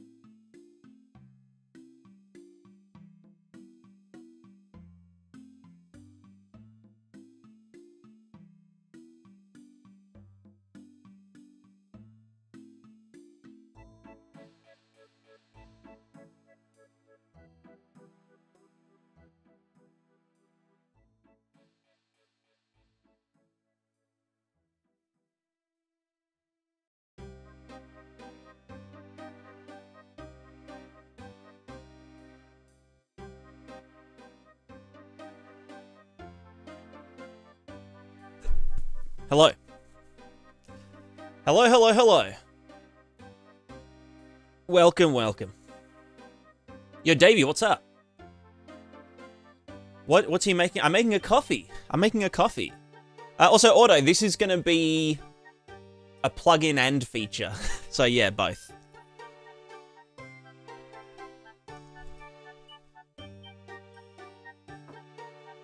the functionality within Prismatica is, again, just absolute pure chaos.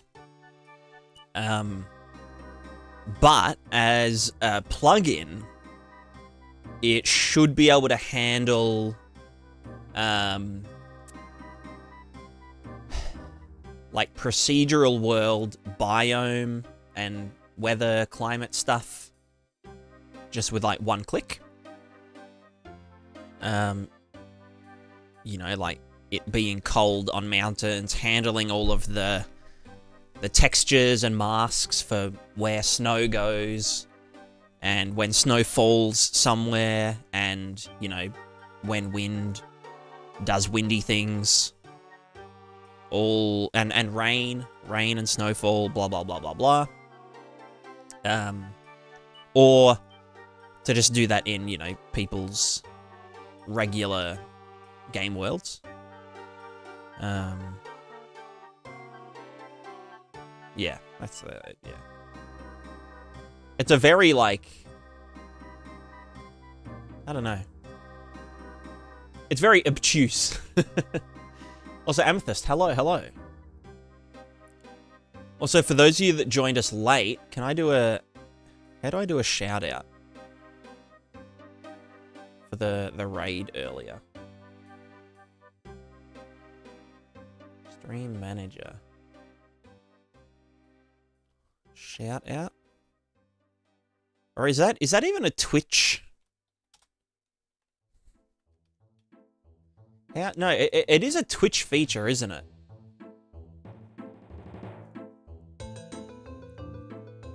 It's like an actual... It's an actual thing? But I forget how to do it. Does anyone know how to do a shout-out? Slash shout-out. Ah, yeah. Amethyst. Oh, do you need to do the @ like this? It worked. It worked. There you go. So if you're a Twitch watcher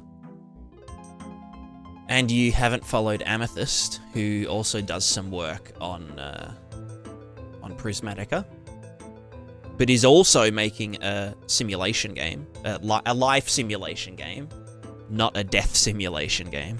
Kind of the opposite. It's like opposite, but also very similar. It's like two sides of the same coin, you know? Amethyst is making life sim game, and I'm making a death sim game.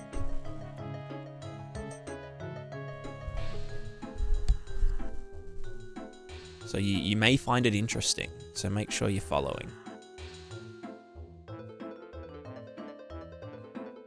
That was a new Twitch bug. I joined your stream split second. He turned into Alvin the Chipmunk voice, went really high-pitched. Jesus. I mean, yeah, it will have death, and it'll have mortgage, and bills, and cost of living crises. So I guess in some ways it's like probably more grim than my game, because it's like more reflective of the modern world. Gotta have babies with the Grim Reaper. Yeah, exactly. Sims 1. Is it Sims 1 or Sims 2 that you could do that? Where you could have ghost babies. You finally making your game instead of marketplace assets? No.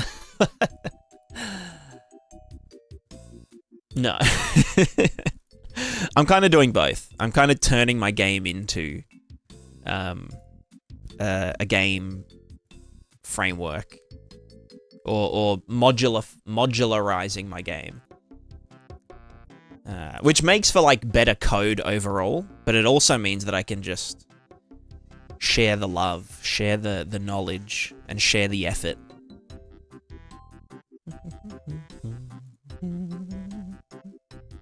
It's ready to see your game in action. You can watch the devlog series on YouTube. The devlog series is... It's, like, outdated now. but you'll get like the vibe of the game.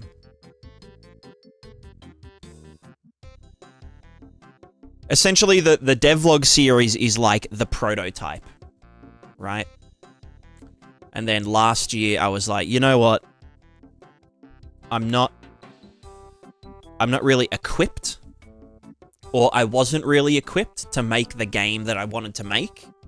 And so instead, I essentially not scrapped it all, but started a major refactor. And now I'm just procrastinating by making... I mean, look, this is relevant to the game. Trust me. I know it seems very...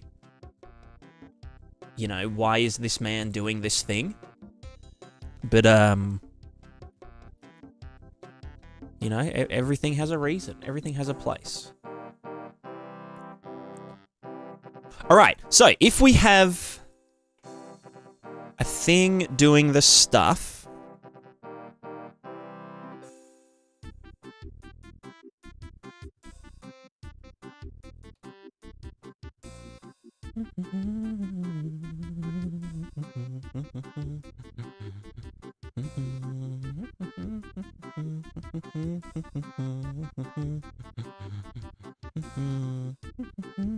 How do I, if this is moving up this way, and I want to, well, no, I need to be like, no, the pressure gradient is total speed.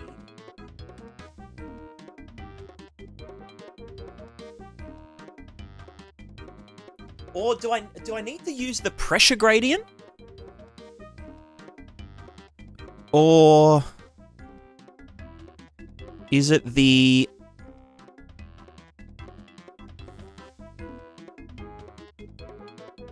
Because I want to like ideally, right? If there was no wind anywhere, but then there was a big gust of wind here for no reason, how would we get that to like kind of twist, right? We'd need these ones to move out this way and those ones to move out that way.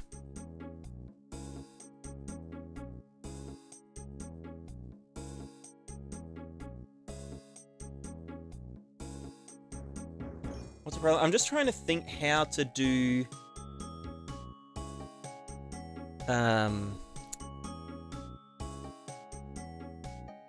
It's almost like... Let's see. Wind vortex.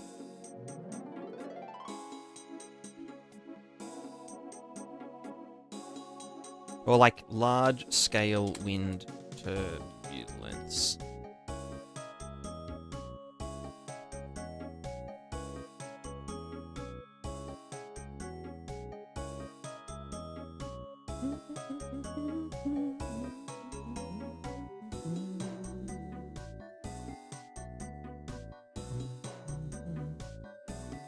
Yeah, you can see it here. Large-scale turbulence in finite-sized wind farm cannot be using proper orthogonal blah, blah, blah, blah, blah. I don't care. But, yeah, we essentially...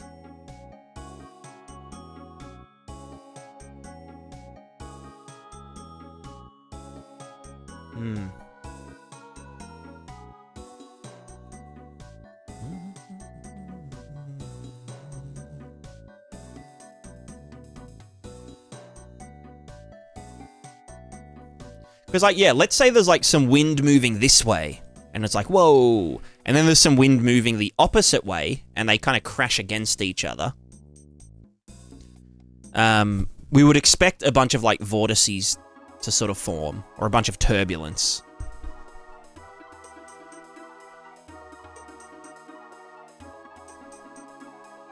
Which means that, like, we need to...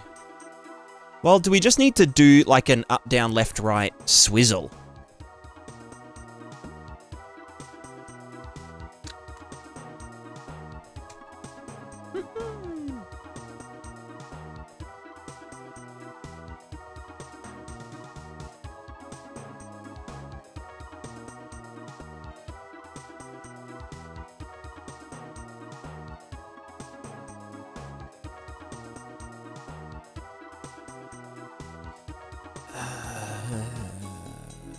me see.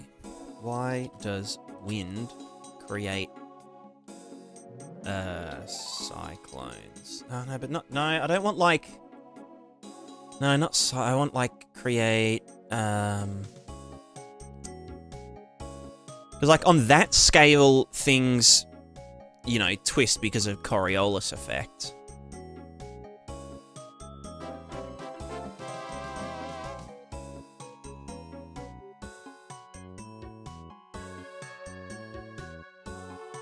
Yeah, well, I'm saying swizzle because you were saying swizzle. I think it's to do with the pressure gradient.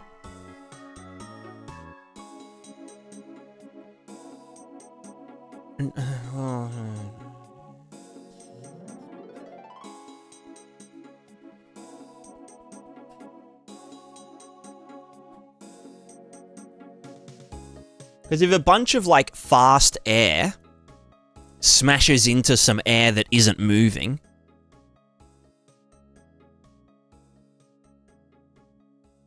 then it doesn't just transfer the velocity to the still air. It pushes through it, and it moves it out of the way, which ends up twisting.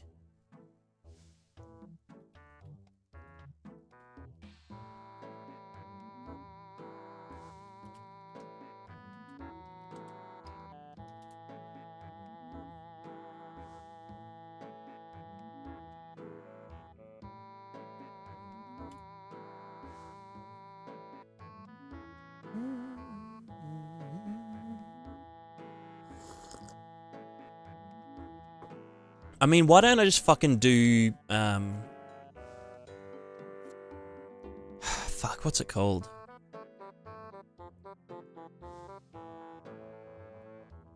What's the thing? Fluid advection.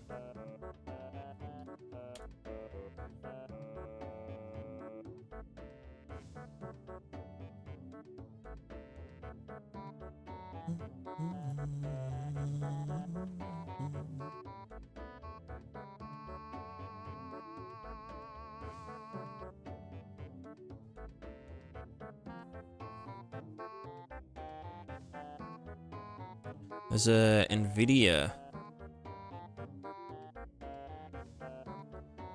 thingo, but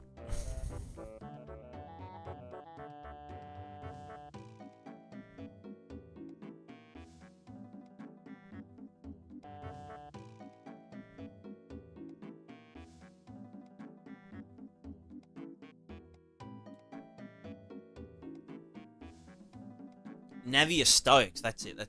Incompressible flow.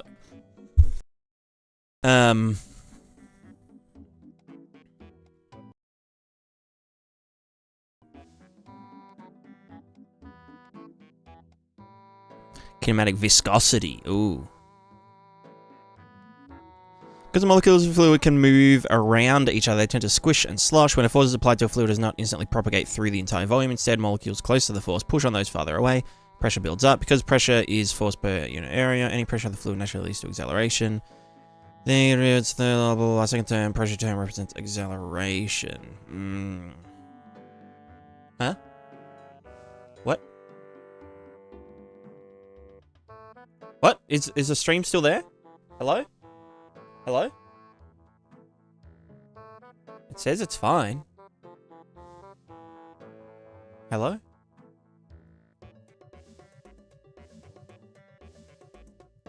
Did it just...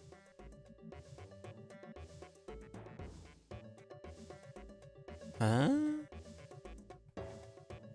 I didn't get any notifications or anything.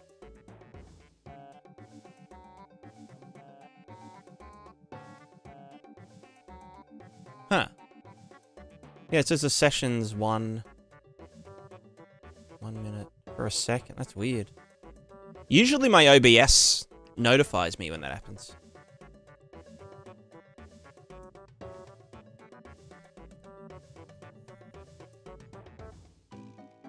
Yeah. I wonder why it restarted the session, though. I don't know.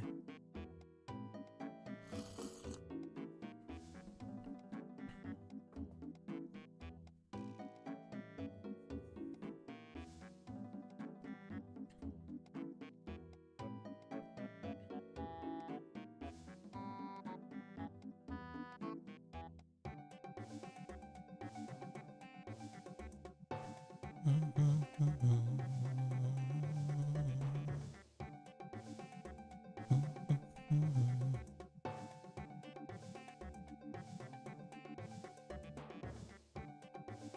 really didn't want to use fucking this method because it takes so many fucking passes.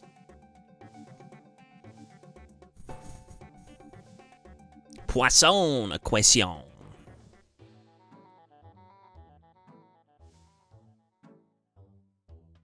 Operations cannot be performed in place. Yeah.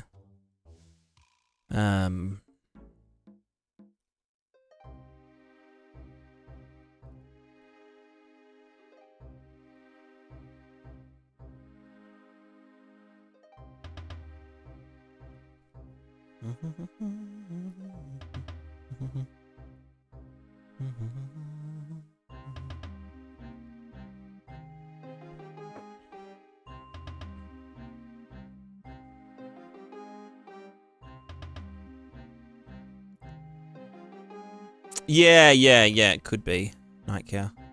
Did it happen in the YouTube? Is the YouTube stream fine?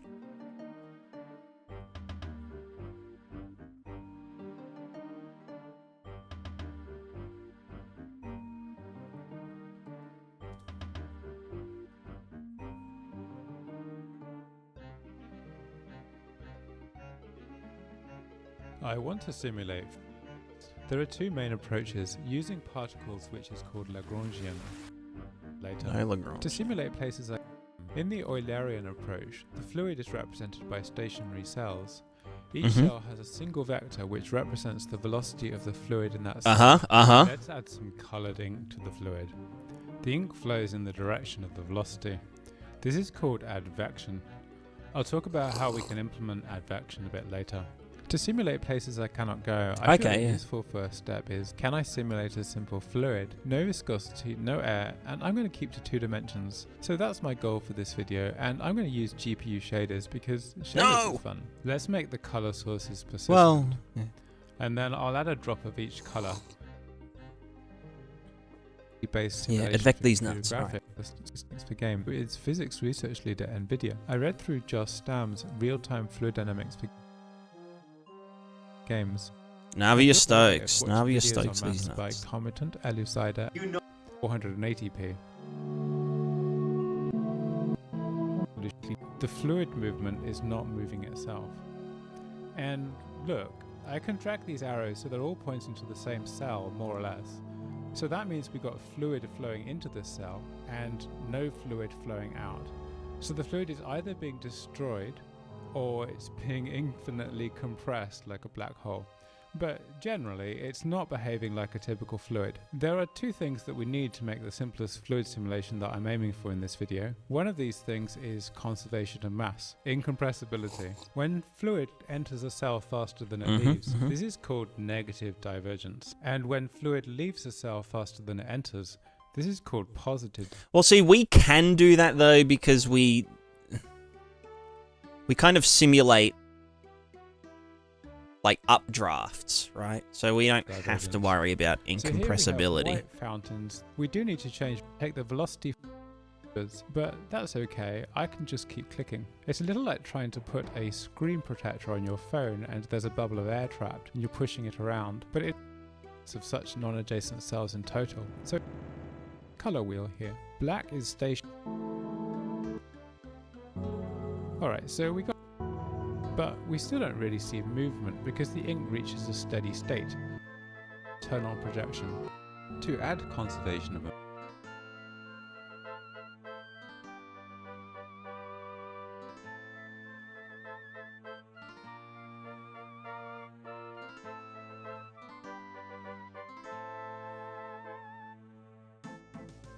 Is that really fluid that can compress? Yeah, exactly.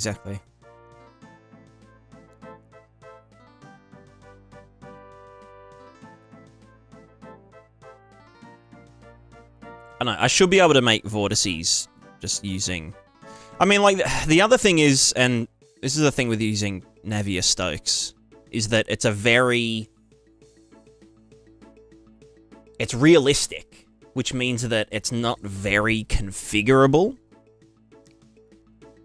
which is something that I found with the PrismaticaDev plugin, is by just using a kind of hacked together, you know, wind simulation, like GPU simulation, or optimized, exactly.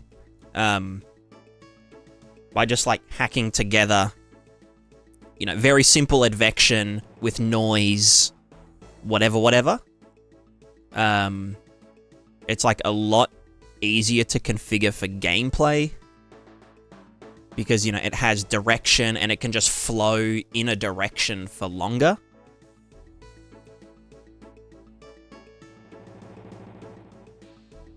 Without, you know, just succumbing to turbulence or needing to be like a billion units fast.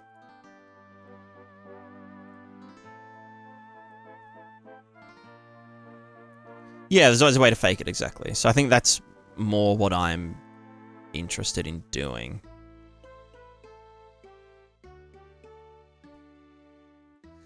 But yeah, I think what I will do is I'll get some kind of curling happening.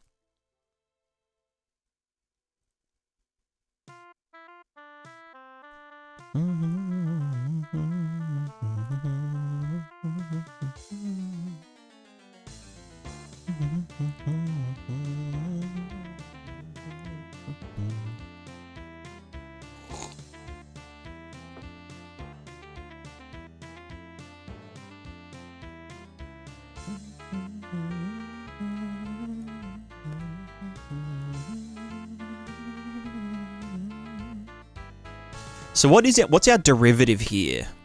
Where we've got this and it's moving along over time. The other thing I might do, I might just speed this up a shit ton.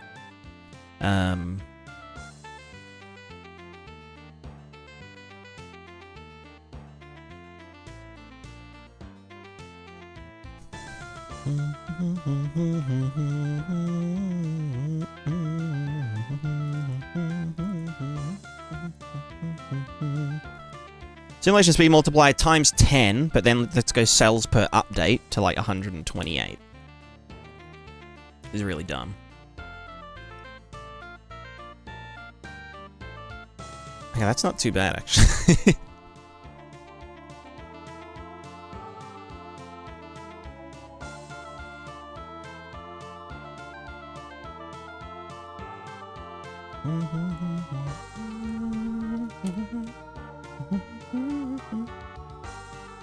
Maybe 64.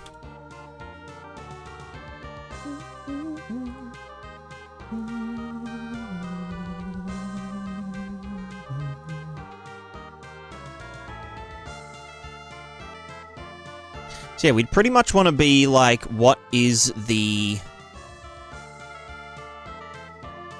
I guess we can look at the, almost like the twist rate by getting the wind direction,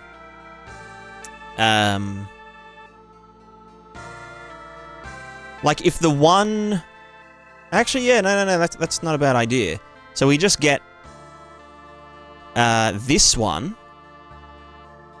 how much is it moving in this direction, means that it's we twist the wind that way. How much is this one moving that way or that way? We twist it that way or that way. Same with the ones to the side. Because then it's like if the wind on either side of it is perfectly balanced or perfectly, you know, in a V shape, it'll just continue on in its original direction. So yeah, angular inertia, exactly. So I think that's probably the easiest way to do it. Which would mean we just do that on the initial... Before we do deflection, we should do that. Because we twist it, then we see how much it would deflect. So yeah, let's do... And that should only rotate the value, right? So let's do a function. I should probably do this into a function as well, called Calculate wind deflection.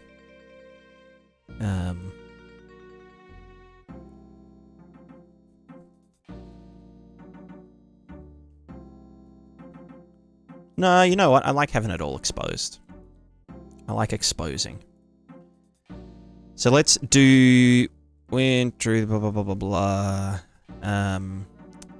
We need to do get adjacent.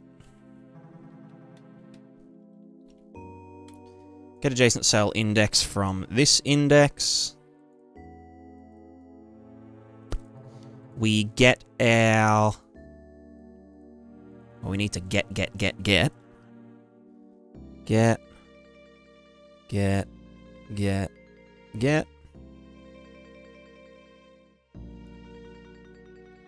Up, down, left, right. We need to get the wind truth.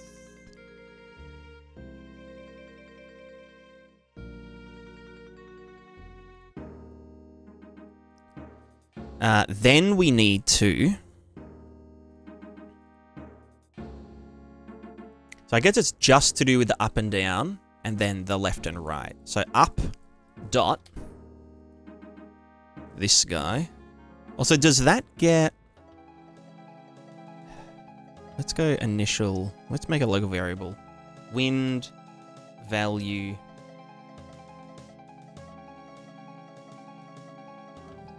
This step. I don't fucking know. The ind value. The wind value. Just so I can grab it from other places. Easy. Wind value this step. So we want to do a bunch of dots. And then those dots become angles.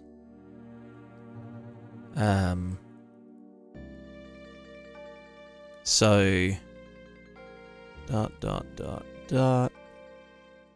So if the up guy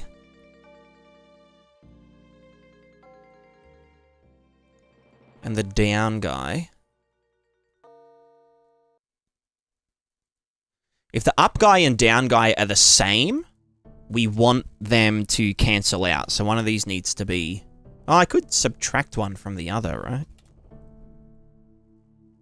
Oops, sorry, U from U? Down from up? I mean, I guess it depends on what way we want it to rotate. And then just get the left minus the right, and then add them together should give us the final twist value. Then we can just do rotate 2D, which is this guy. Bam, angle, degrees, yeah, fucking whatever. Let's multiply this by silly value, maybe 5 degrees, and we have to factor in delta. Get delta. Yeah, this should actually work perfect, I think. Maybe. So then this is now our new thing.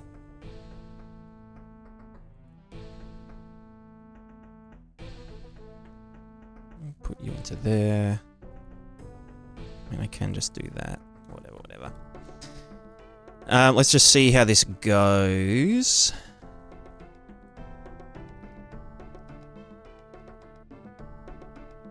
Oh yeah, that's fucking terrifying.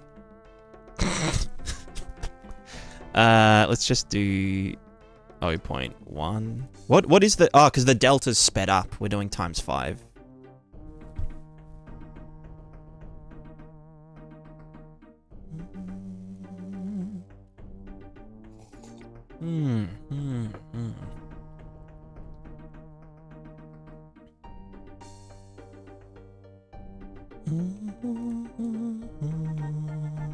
Make tornadoes. Kind of? I don't know. Maybe, unintentionally.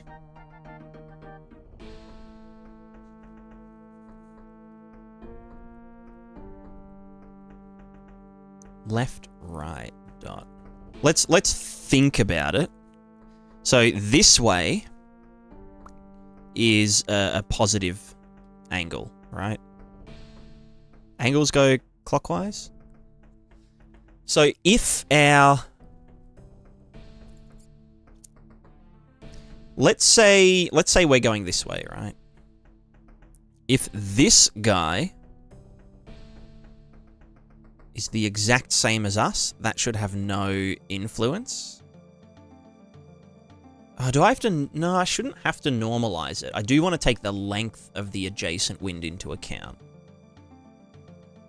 So even if this is like going the exact same direction, but it's a smaller value, then this guy shouldn't get turned at all. If this one is going this way as my direction, it shouldn't really have any effect.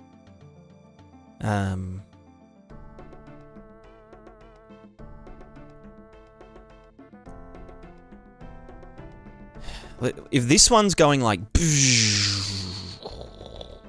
big dude, then it should turn this guy this way. And if this guy's going this way, it should turn him that way as well. So that would be if the right side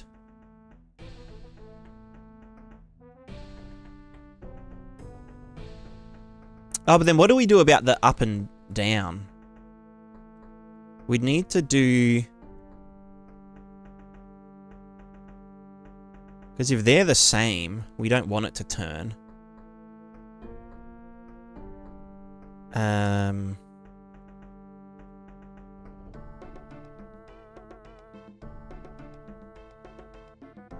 the fuck do I do this?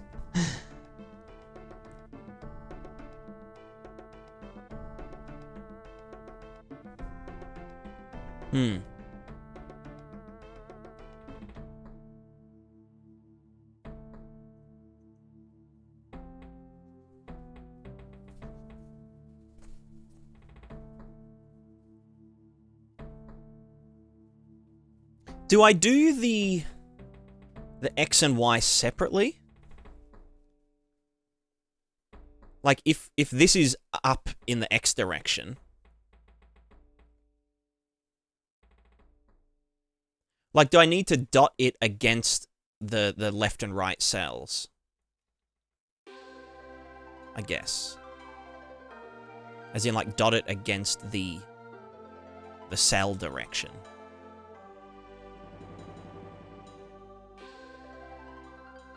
And get the 1 minus of it. Or get the absolute and then 1 minus.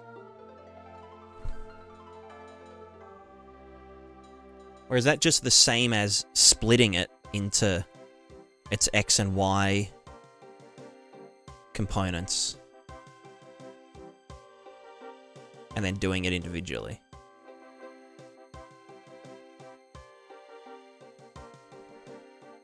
No, because this one up here...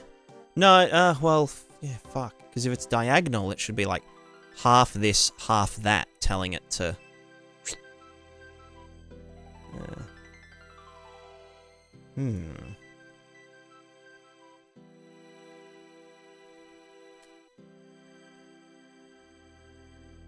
Because, yeah, this is just... It's just going to create vortexes.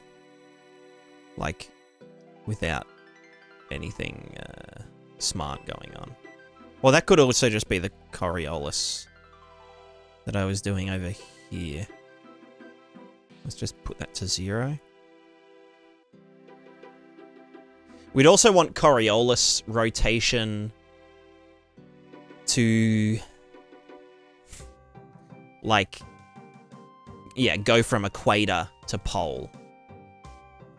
Which we still have to specify where the equator is, where the pole is.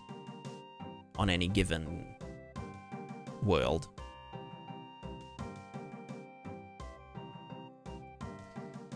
And that's the other thing about doing realistic, like fully realistic shit, is that like this is like a 10-kilometer, you know, landmass.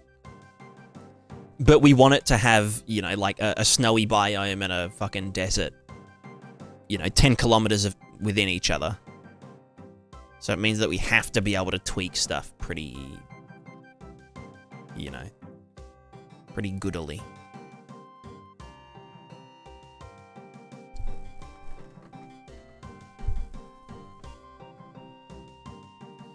Think of two balls hitting just offset and publish together. One pushes left, one right with pushback on the OG angle. Yeah, like the twisty. You're going to be 10 kilometers squared? No, it'll be much bigger than that. I do want, and this is like something that some games do decently well and others don't. I think Project Zomboid is a good example of it. Like, traveling is like a commitment, and it's something that you have to prepare for. So, you know, in Zomboid, I mean, if you're traveling on foot, it's a nightmare. But it's like heaps of fun, because, you know, you need to pack food, you need to manage stamina, you need to find somewhere to sleep at night, you need to, you know, move around zombie hordes without dying.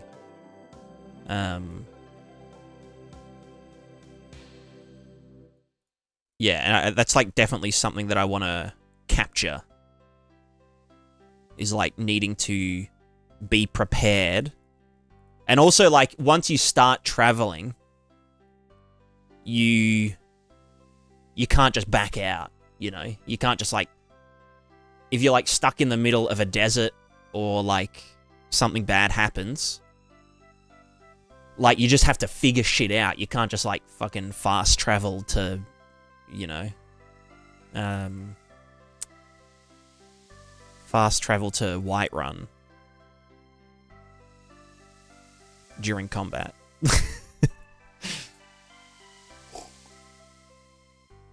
So yeah, I definitely want to find a balance between... I mean, like, I think also traveling from point A to point B is fine if there are enough, like, points of interest and enough things happening on the way. And then a lot of that can kind of be padded out with, like, interactions between, like, party members and stuff. So, like, them just having these funny, procedurally generated conversations and, like, talking about things and, you know, arguing and whatnot. That can kind of fill in some of that space where, like...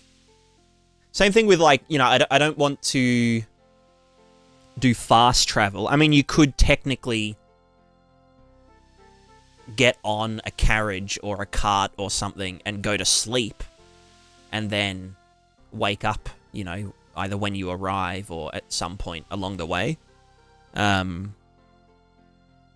I think there are good ways to, like,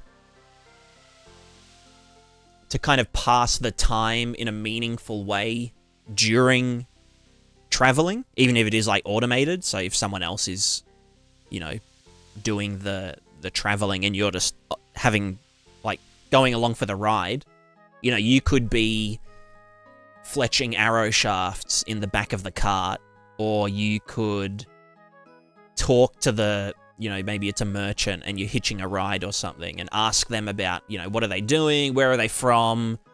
Do they know anything interesting? Is there anything you can do for them? Is there anything that, you know, any items they need or whatever?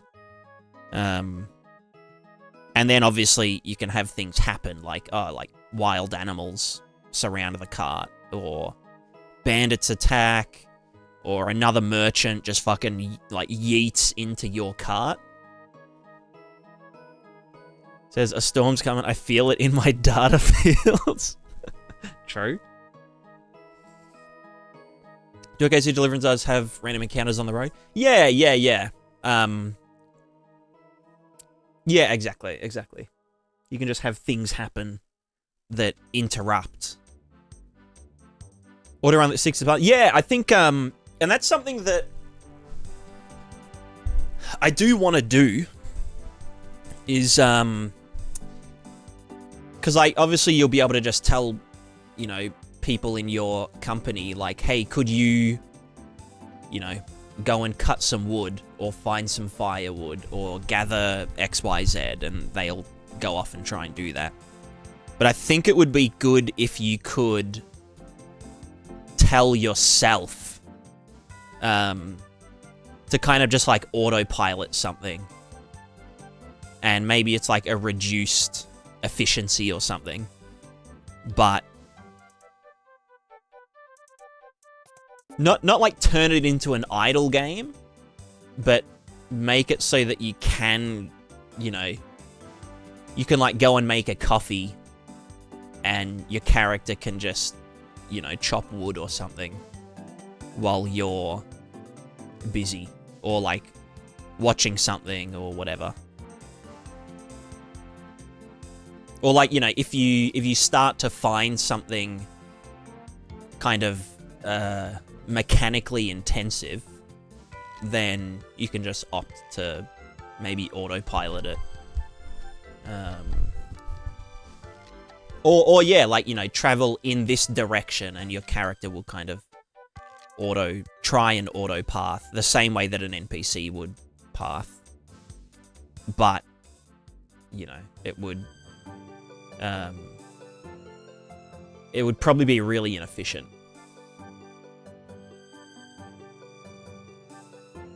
Travel agents, some people just idle. Yeah, kind of.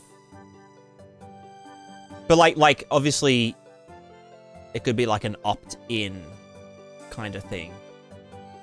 I think just like, yeah, having the option to like boot up the game and just sort of do some like low intensity, you know, preparation for the next journey or whatever without like getting RSI. Almost like an accessibility feature, but like a mental exhaustion kind of thing. But I mean, still you'd need to like, and something else that I think would be cool is being able to program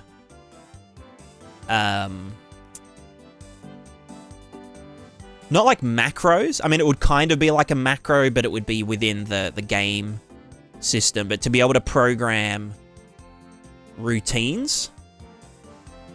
So like you could program a routine that's called remove all clothing items or remove all clothing items but this one. So that, you know, you get back from, you know, hunting or something or exploring some place and you want to take all of your armor off so you can then like craft some shit without encumbrance and whatever. And then you could just like, you know, right click or bring up a menu and, you know, do a little scheduled routine thinger.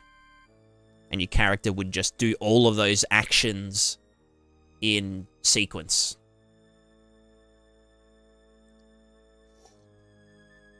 Or, I mean, it would really be your character would try and do the, try and achieve this world state. But, I don't know. Like, I'll obviously be programming a heap of stuff like that just for NPCs. Some, like, you know, kind of easy tasks. Or, like, helper tasks.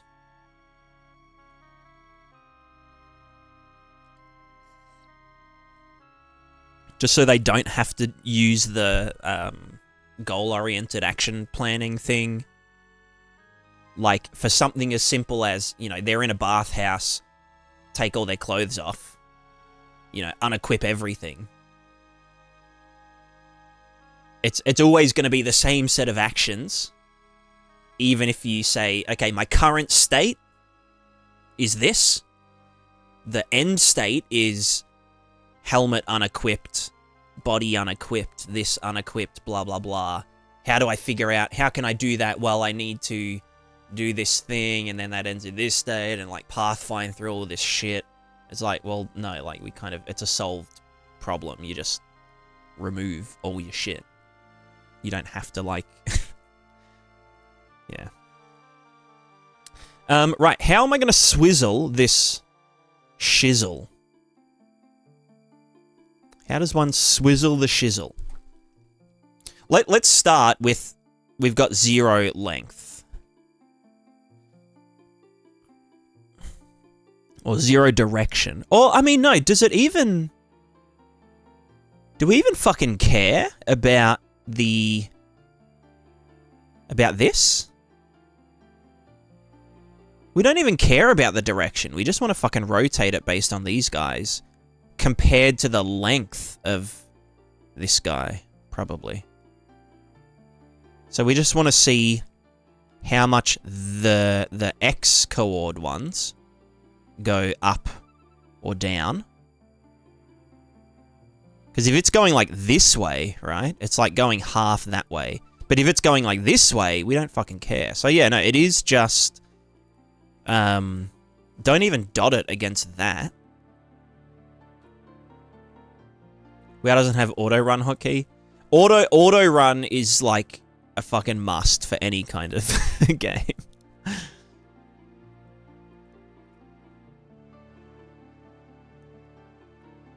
Rotating what direction? Well, if it's this way, it goes clockwise.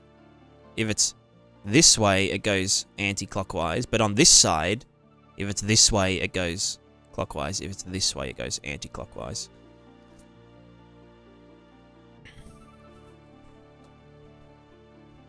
So wait, no, we don't even need to do a dot product. We just literally get the length of X in this cell.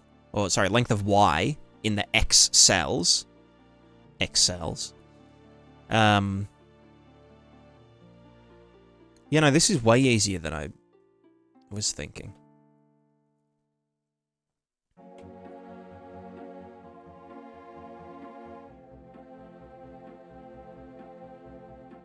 So for the up and down, we get the movement or the length of the X. So in the up cell, if we move in X direction, that's a positive value. If we're down and we are moving in positive X, it's a negative value. So we get the inverse of that. And then add them together. Although is adding the negative of this is the same as subtracting it, right?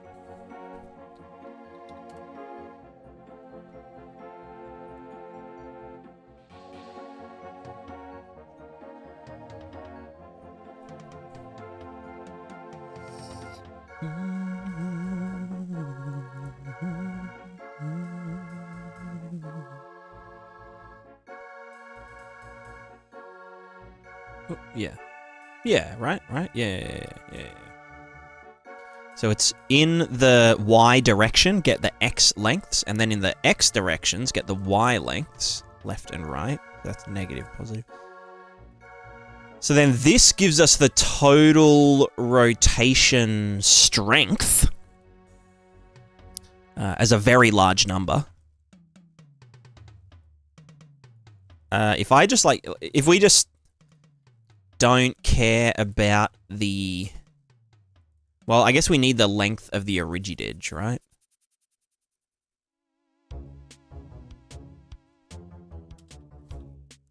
Boolean value this step. I mean, I'm going to get the length anyway here. Let's go wind value this step and get the length of it. Because, yeah, we don't want to affect the length. We just want to rotate.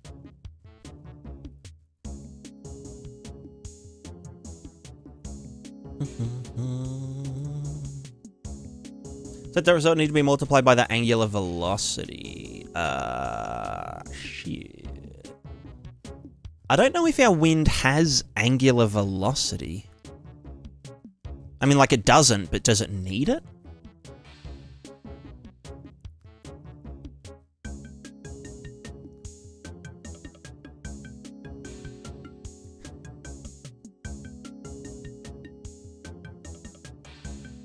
I don't think it does. I think it's just like whatever the length is.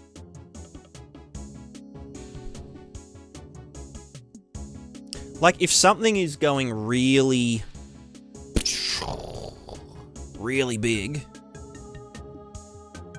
And everything around it is just like, oh yeah, I'm like a little, you know, we're twisting you around a tiny bit. Or if this one is doing that, or let's say these ones are going like really high like that. And these ones are doing like opposite things like that. I feel like this would still just go straight. So it is the total length here, probably. Had to multiply speed by the dot results. Yeah, I think that's what... well, I want to, like...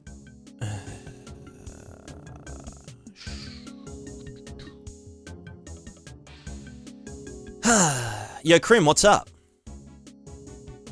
Angular velocity will sustain the vortices. Yeah, but I feel like this is, like, self-perpetuating. In a way.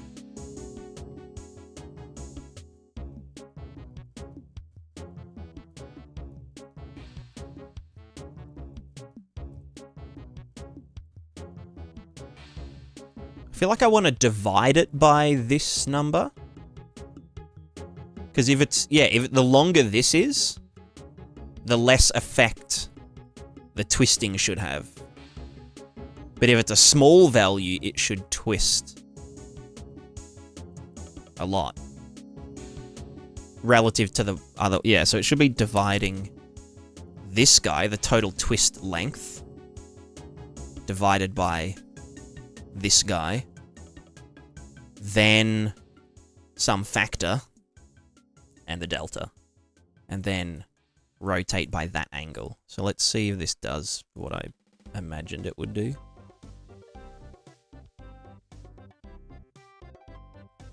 So here's this, and bigger number.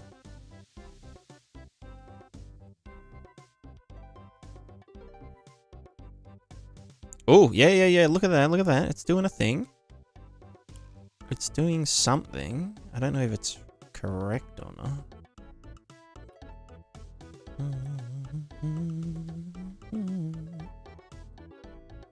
Do I need to do dots? I see vectors, yeah.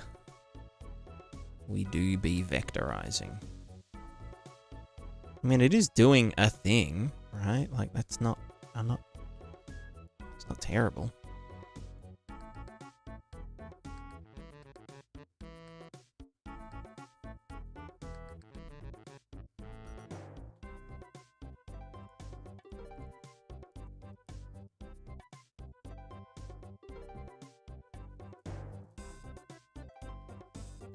Well, I'm not even doing dots anymore. I'm just getting the length.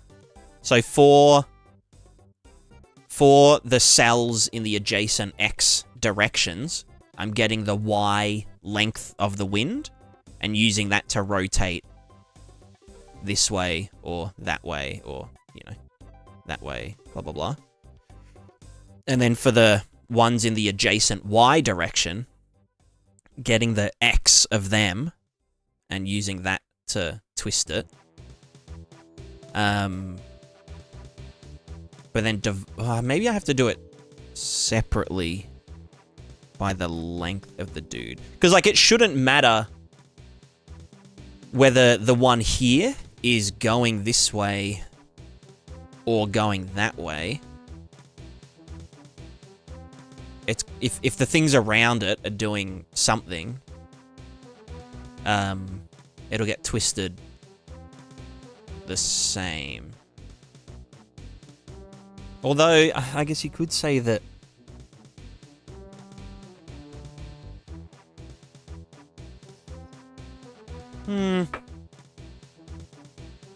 If these were both going up, would it want to twist this that way? Like, towards that? But I guess that's kind of the point of doing the advection and stuff.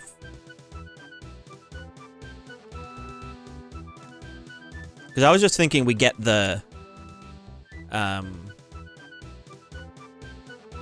we just get the length, the total length, regardless of the direction.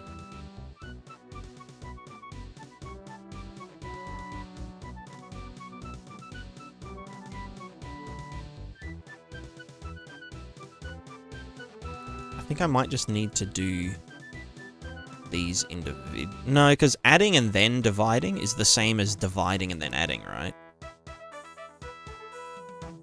So that's not the issue, really.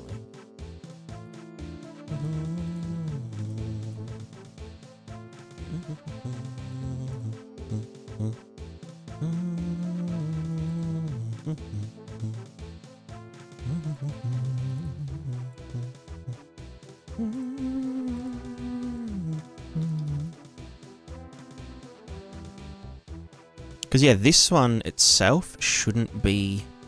Oh, I think I'm just dumb. Hold on. I think I've got some of them around the wrong way. Yeah, I think I'm just silly. I think it should be this divided by that, right?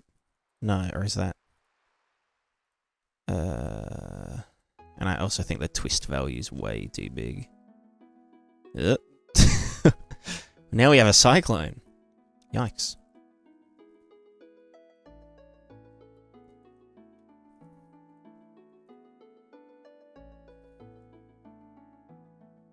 Oh, hold on.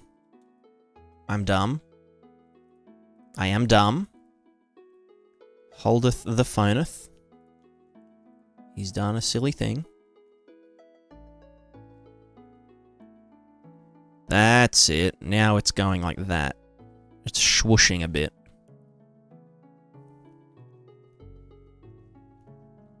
And then that advects, and then blah, blah, blah.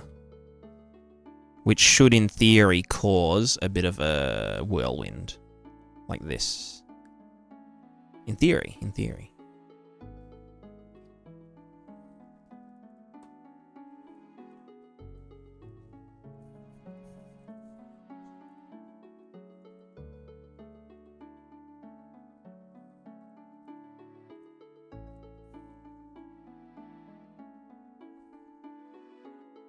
Okay, that's a bit too extreme.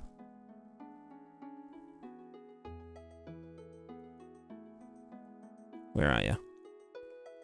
Let's do 2 degrees per second per difference.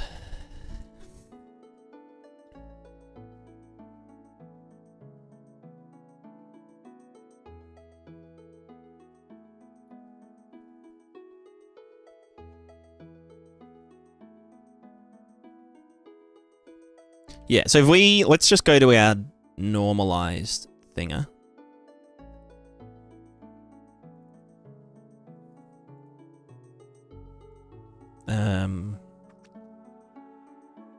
Update cell. This thing, blah, blah, blah, blah, blah. Let me just get the normalized direction. Or maybe, yeah, no, I'll just do 1,000, whatever. Oh, actually, that should be 100. Because, yeah. The length. The length.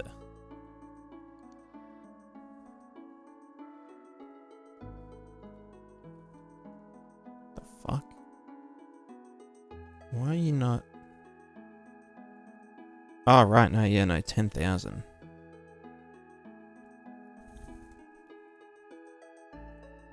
We're normalizing. Okay, so now they should all be... Yeah, some...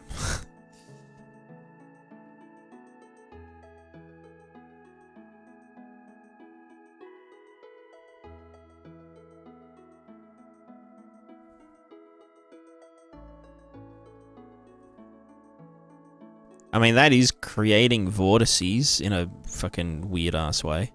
Maybe that's a bit too much. Too much rotation. Yeah, I think on this scale, it's probably best to just do a little bit at a time. So this is diffusing, but then also rotating. And that should, in theory, do some shit.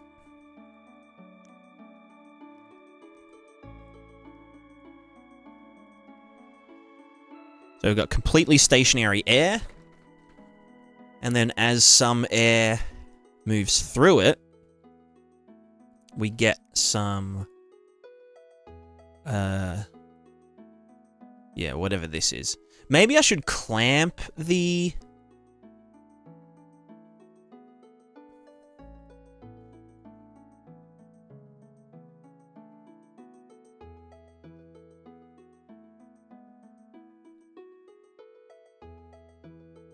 Because, yeah, now...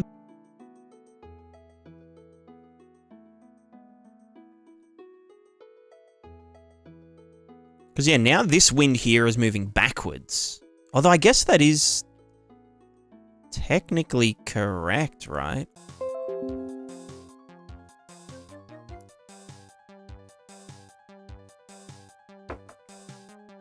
Are we back? Hello, hello. F5, F5. Can I get any F5s in the chat?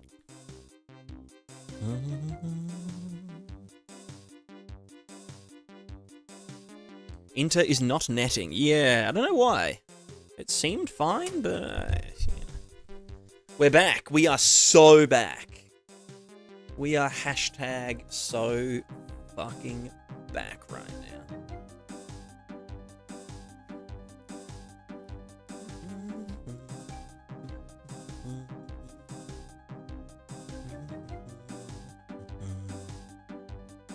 Will the wind going back be a problem? I don't think so. Although I think the diffusion should kind of balance it out. Let's diffuse twice as much wind. It is the simulated wind causing it, exactly.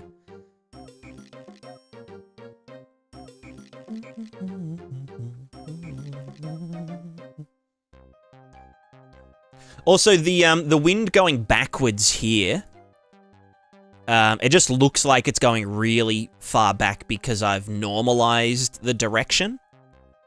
So this wind here is probably like extremely slowly going backwards.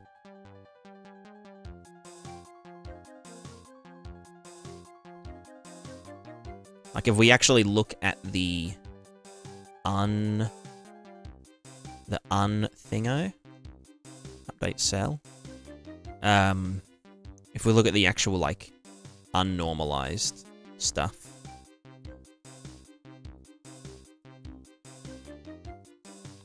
Two colliding.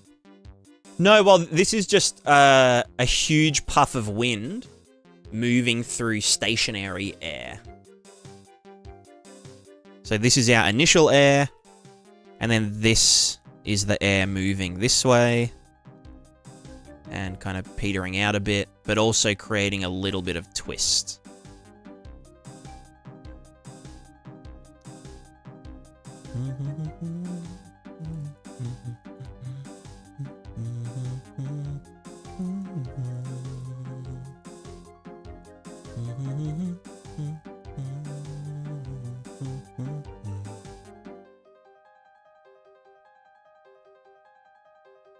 Yeah, I think I'll do diffusion 0.1.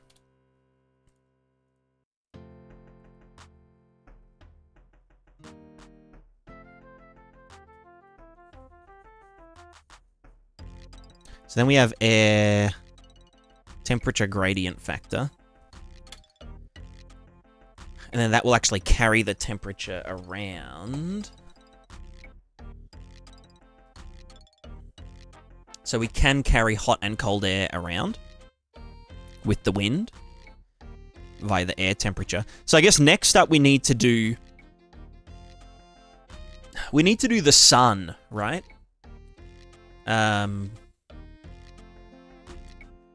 Like, where is the sun? And as the sun rises, which parts are hitting the sun? I don't really want to do line traces unless I can't really do it with math though, can I?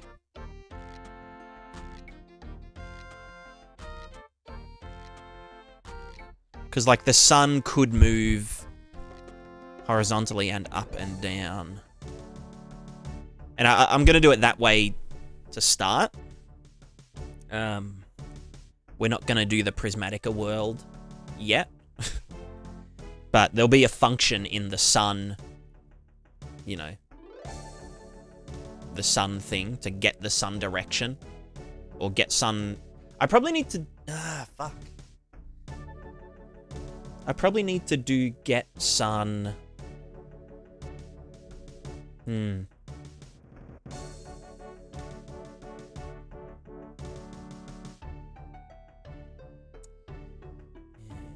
think the Prismatica world would be easier. I mean, yeah. That's true. Although I would have to, yeah, because obviously the sun emits light in a lot less than the sun.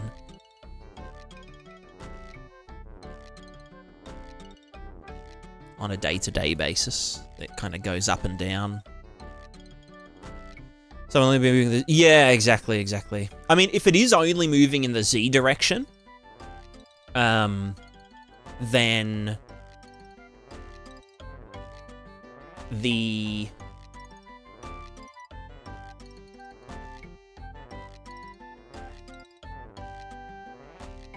it can be pre-computed. Because we would just need to know for each cell, what does the sun angle have to be to not be in shade, right? Can we maybe do that with... We can't really do that with a three-dimensional sun, like orbiting the sun. Sun can always figure 8 over 4. Yeah, exactly. Well, like in Prismatica land, the planet, the big disc, the donut, everything oscillates around, you know, the center point of the universe, and the sun ball goes like up and down, up and down, up and down over the day, but then the planet itself goes up and down over the course of a year. Or, I mean, the individual continents may or may not, go up and down at different rates. They might have different year cycles, but, you know. There's your lore drop for the day. It's a flat planet. Yes, it's flat Earth. But anyway, as the continents go up and down...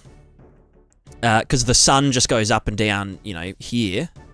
As the continents go up in their oscillation, the days become shorter. And as they go down, the days become longer. Because the sun, you know, is up for longer. So that's how we get seasons in Prismatica land.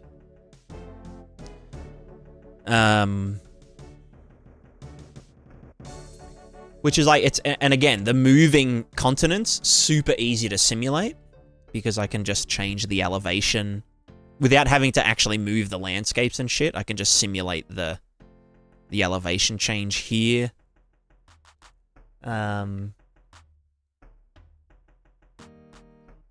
But yeah, I'm just thinking whether I need to do a bunch of line traces. I mean, it would technically be only one line trace per cell that's being updated. But it would be nice if I could, like, pre-compute some kind of array of values to know whether it's in shade or not.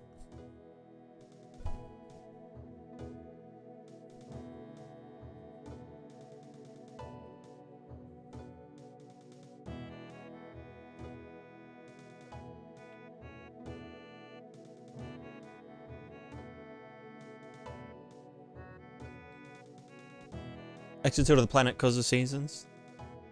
No, this doesn't tilt. I mean, in my world, it's like, you know, hot in the middle, temperate out here, and then freezing out here. But the actual planet moves up and down as a whole, like, slowly. But then this one goes fast, like, day to day. So that's how we get seasons, because of the... I mean, it's the same with with planet Earth, right? As the days get shorter during winter, then it gets heated up for less time. Run the simulation, store the values. Yeah, but the values... I mean, I don't think that would work, because if our... Let's say we've got... How many cells do we have? Just for this little one. So we've got 2,300 cells. But we would have to store a year's worth of data for 2304 array entries cells. It might be possible to do like a well, no, because if we know that the sun is like off in one direction, no, that still doesn't make sense. Maybe I do just have to fucking line trace. You can modify the height map based on sun position like a mountain on a height map would. Move based on where sun would cast shadow. Use that for temperature. Kind of. I would need to do, for this cell, trace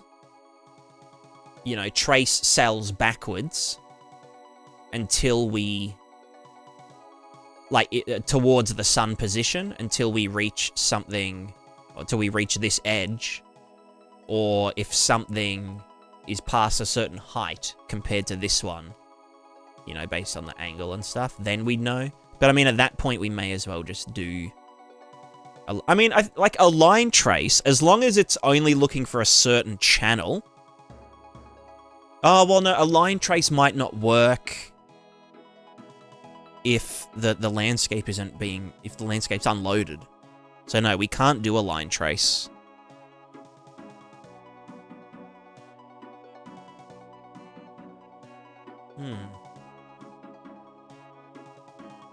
I mean, yeah, like, with Prismatica Land, it's way easier, because it's literally just...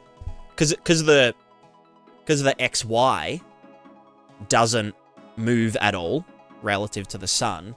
All we need is to store the angle of the sun to that cell that, you know, makes it stop being occluded by something. And then it's just a matter of, yeah, like, the sun goes up and get the angle of the sun to the cell, and then is that cell angle to sun past the threshold? If so, it's receiving sun. So that's super easy to do if the sun doesn't move in XY. But I don't know. Like bump offset is doing in shaders. Yeah, kind of, but you'd have to do that. Yeah, actually, no, maybe you've got something.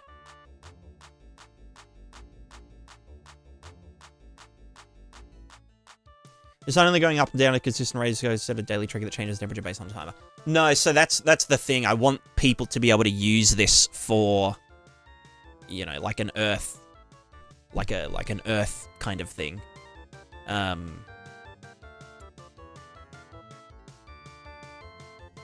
So, like, you know, the sun, you should be able to just get the sun position based on, you know, latitude, whatever. Latitude, season, that kind of shit.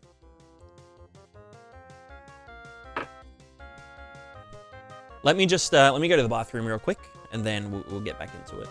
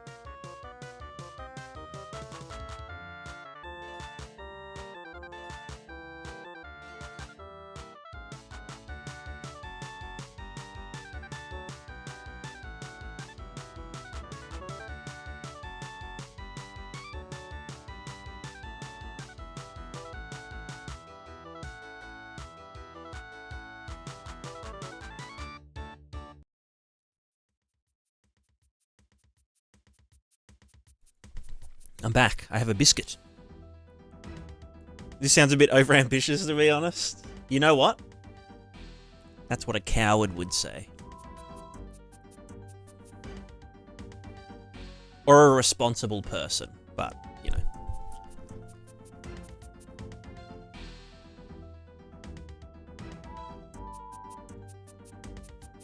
I think I know what you mean, Whisper. But it would still mean... It'd still mean we have to compute it every cycle. At which point we may as well just do a line trace.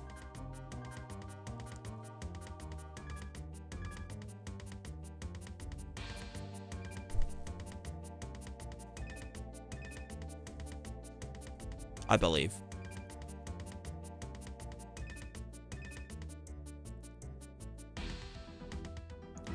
Should we work on this at 80? I mean, hell yeah. If I'm still doing this when I'm 80, I will be a very happy person.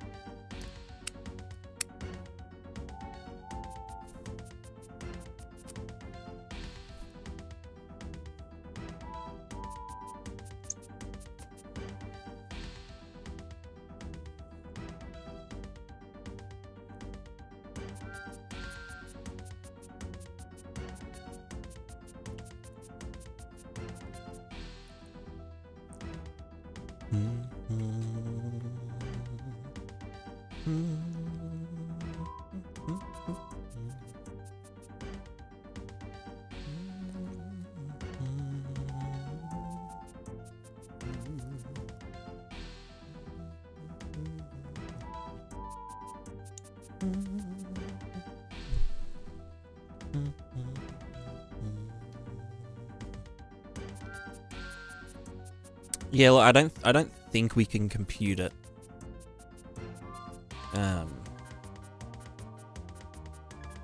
I mean, I could... No, because then we're not going to... Well, okay, no. For this guy here... Let's say for this bit right here... Well, no, yeah, that's the thing, right? Because, like, if we're here... The sun might go... We might be able to see it. And then it might go behind the mountain. And then we might be able to see it again. So I don't think... Because it can move in all three directions. Trying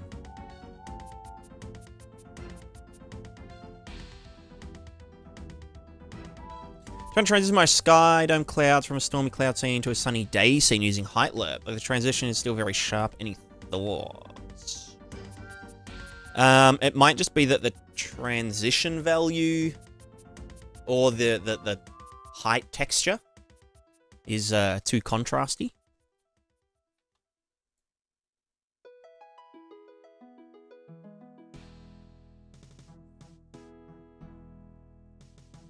Will the sun go that low though? I mean, it would at the poles, up in the pole.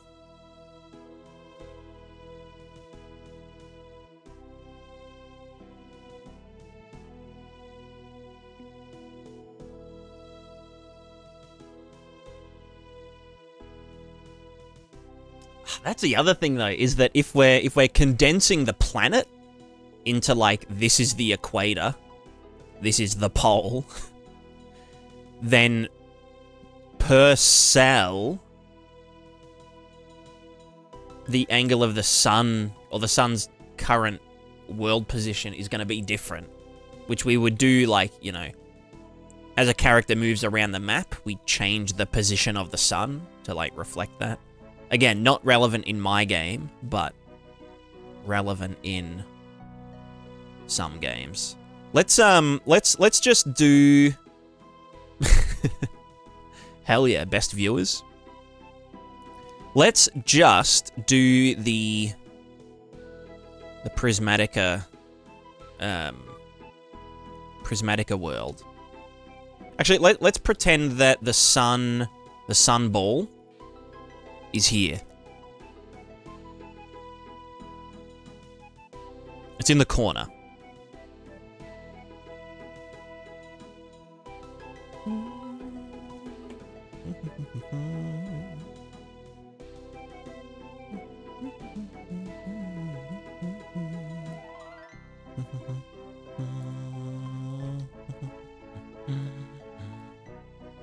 Also, do I really need this huge pyramid thing anymore?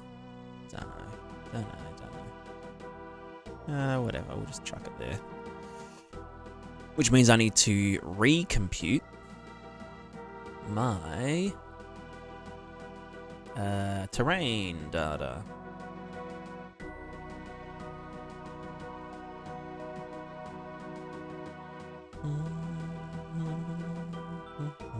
Calculate initial. Be considered cone tracing.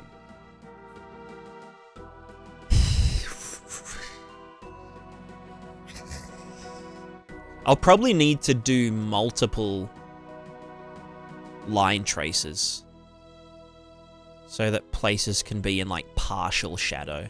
I mean, that's something I need to do with the water body thing anyways. I mean, that's pre-computed though.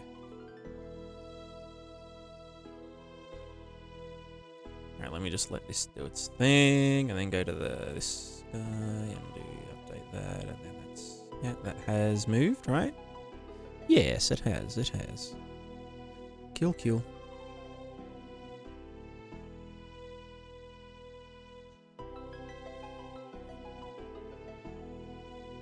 Alright, let's just do...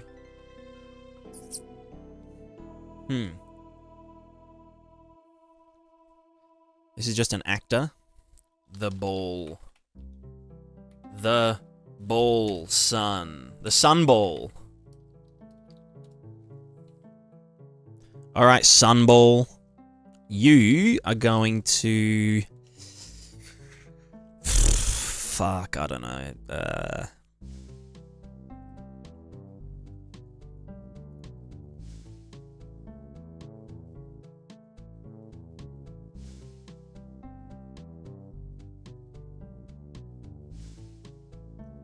Detailed terrain, height map wise. I get artifacts not accurate heights based on height map. I did this. This is just a height map thing. It started as a 1K height map that I made in Gaia.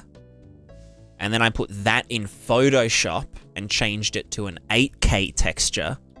And just like copy and pasted mountains around and just added a bunch of like ground textures to it. Like this one here. It's like stony ground texture height map. And like some grunge decals and shit. But yeah, keep in mind that this level is... Oh god, the character's stuck in there now. Shit. This world is like... This is a character, right? Right here. This little speckle. And this is kind of the scale of the simulation that we're working on.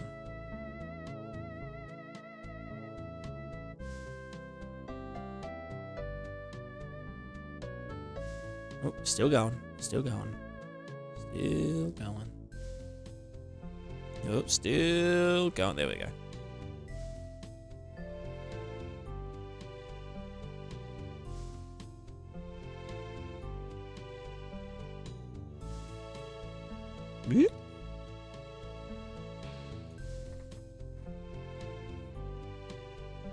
You're zoning Unreal? Yes, this is all in Unreal, and this is version 5.5. The latest and the greatest of the worst.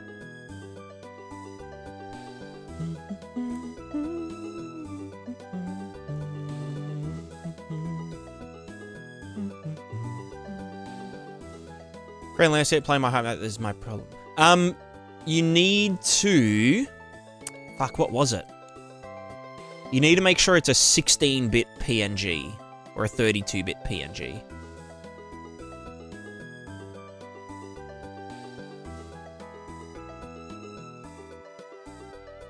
I think that's what I needed to do.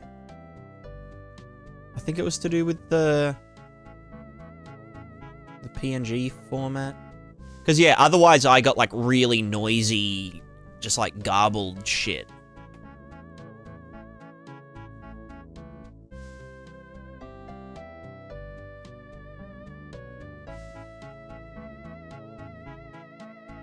Need banana for scale. If I had a banana model, I might just do that. Anyway, let's get the sun ball. This is going to have a sphere. Hello, sphere. You are the scene root? No, probably not. You should be default scene root, sphere, and then we're going to do on tick.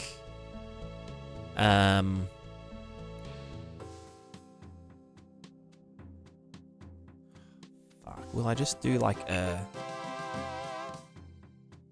S-curve kind of thing? Or, no, probably just a sine wave, right? So, like, let's just go game time in seconds. Game time in seconds over the course of... Fuck, I don't know. 360, that's 5 minutes. Go sine in...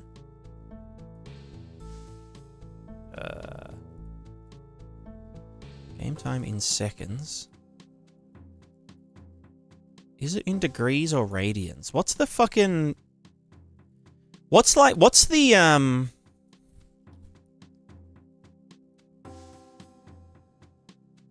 what's the material one?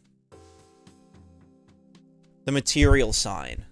Where it's like mapping 0 to 1 to a thing. That's not radians, is it? I'll just get time and then divide it by 360 again. And then it's in degrees. Wow. And then that is going to do a... We'll just, what, set the Z position. Set world location. Get location. No, get world location XY. And the Z is this guy, multiplied by the height that it goes. Probably needs to go like 500,000. Probably. Who fucking knows? And then this ball needs to be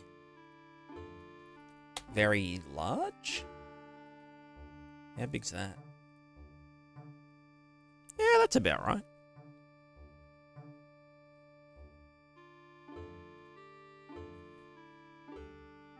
How big is the sun ball? I mean, if that's a continent, then yeah, that looks about right. Although that means that, no, actually, you know what? It's much smaller, actually, I've decided, in the lore. Because I don't want to fucking deal with soft shadows, you know? So the sun's actually it's a lot smaller than I initially thought, for reasons. And let's just say it is doing its thing here. Also, I need to make sure that's in local position, now that I think about it. Or just actor location. Get the Z of that, and then add this guy. So it's from the midpoint. So we hit simulate. We should see this... we should see... Update the wiki. True. Is this ticking by default? You ticking the dickin'?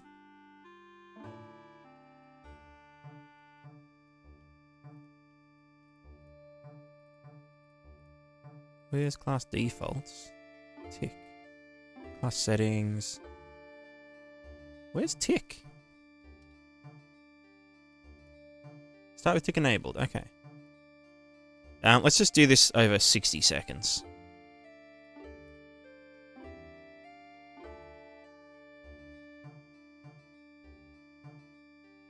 Bruh, why are you not moving? Sphere, X, Y, new location is Z. So this guy. Why are you not... What the fuck, huh?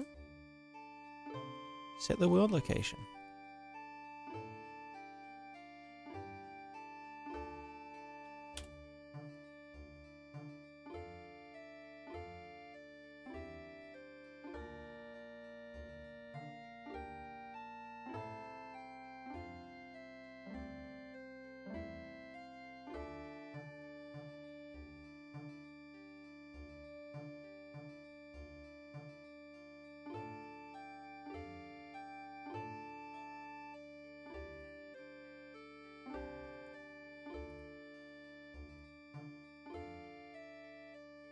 Right, now it's going.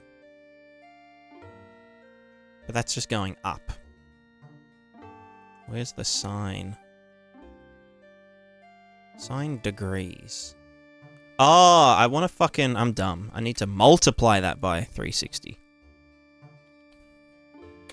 So that 0 to 1 equals 360.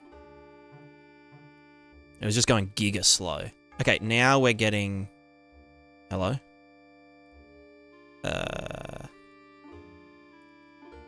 So over 60 seconds. Sine degrees. That's 5 million or some shit. Let's go 500,000. Does a sine wave start? Oh, there we go. So our sun ball goes up. Sun ball go up. And then it should slow down and then come back. Yeah, it's going on a sine wave. Yeah. Cool. Slowing down.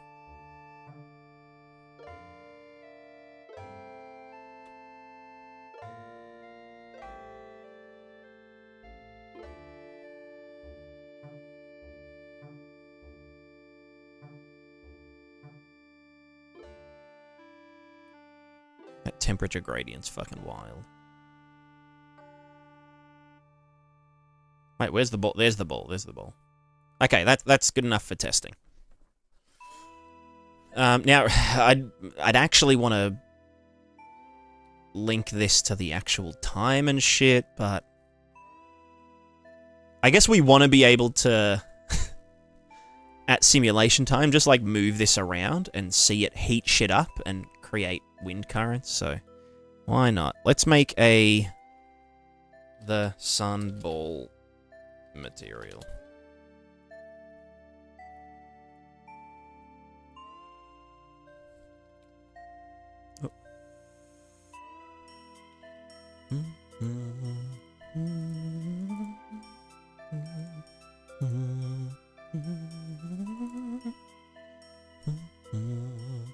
Imagine if I did a, oh, you know what would be funny as?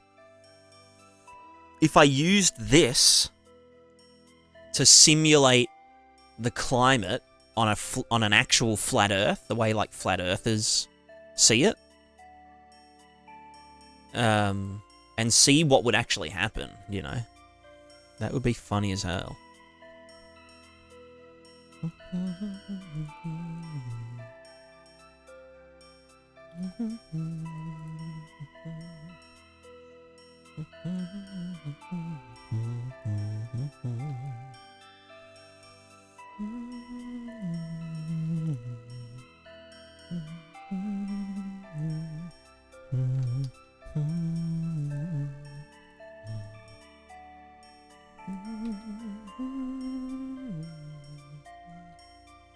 Alright, Sunball, hello.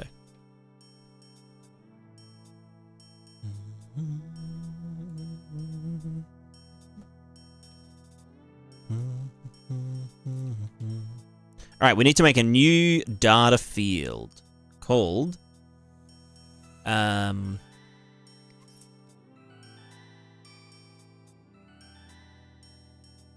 something.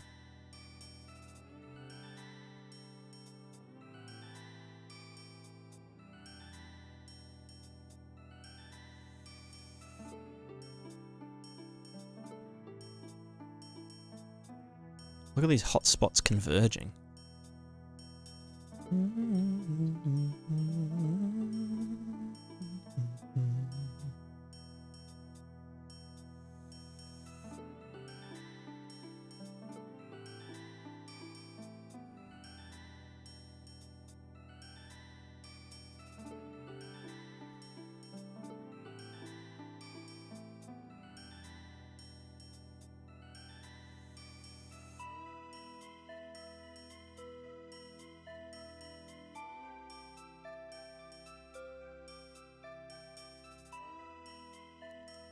Yeah, look at this dank-ass warm front coming in.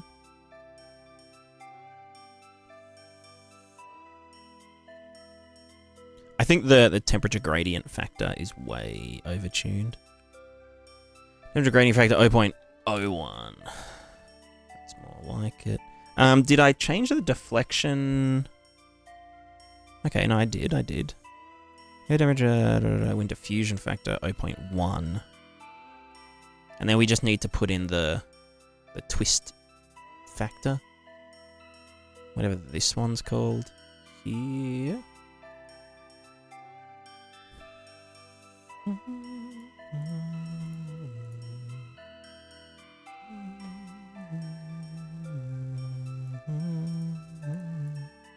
Let's also just start with some initial noise. Initial data. Yeah, there's a few more steps before we can start doing like rain and snow and shit.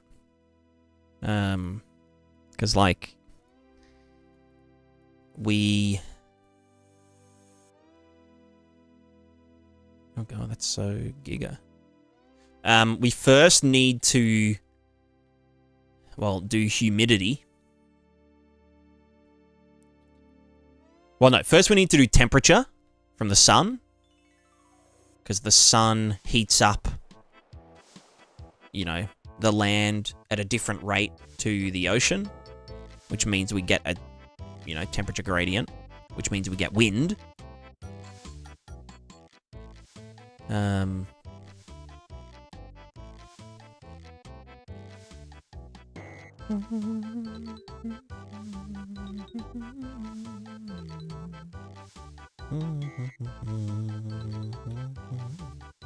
Bit of a gust going on here. The gust bus. Okay, why are we getting these out of bounds values? These like supercells, you know?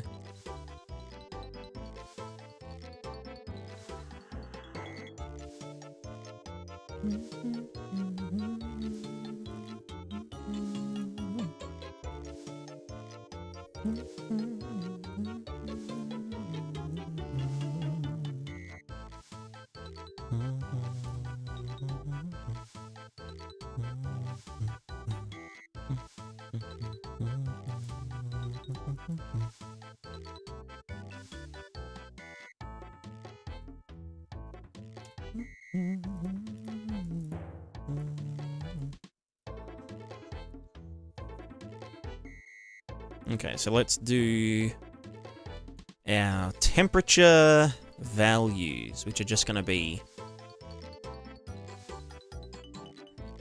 I mean, the land temperature doesn't diffuse, so that makes it way, way easier. We literally just need to...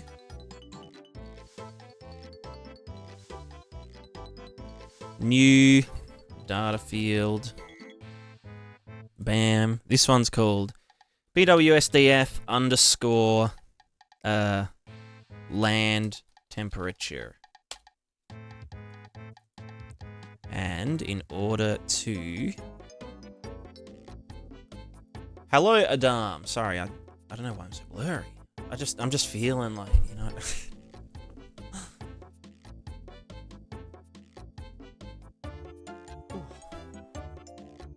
So, we need to update cell. Where is update cell? Update cell, wow. You can get yeeted, yeah. Land temperature, bam. I guess our initial values...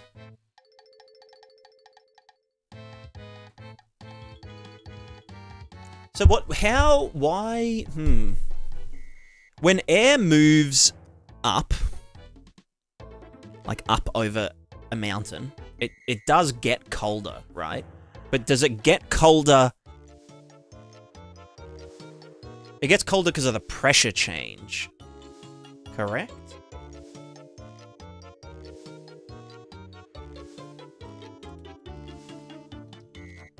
And then as it moves down a mountain, it gets warmer.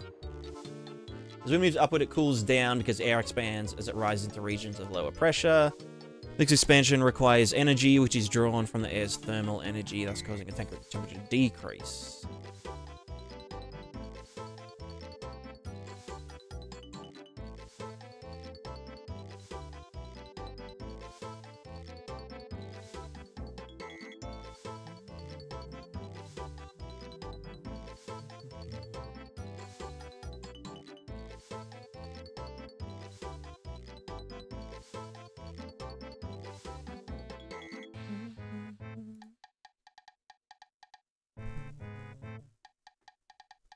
It's the dry adiabatic lapse rate. That's the one. That's the one. No idea.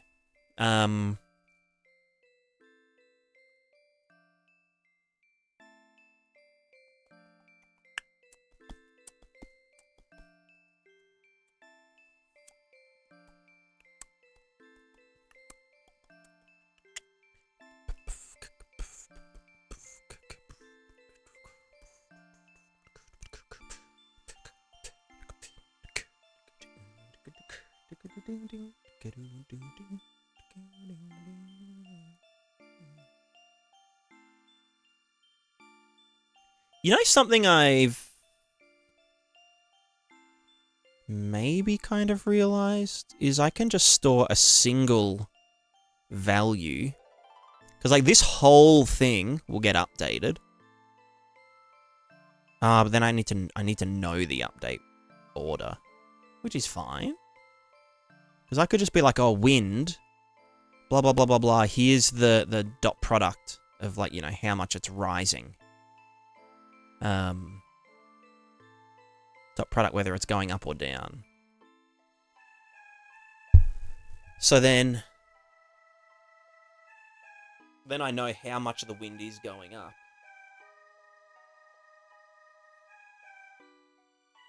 And then I can access that in the temperature. So for the temperature cell update, it just gets... I guess I can just calculate that on the temperature, though.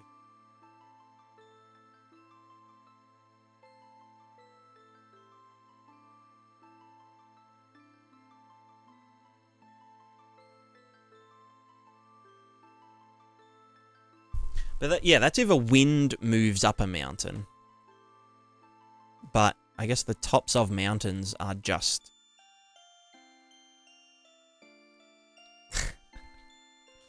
just colder?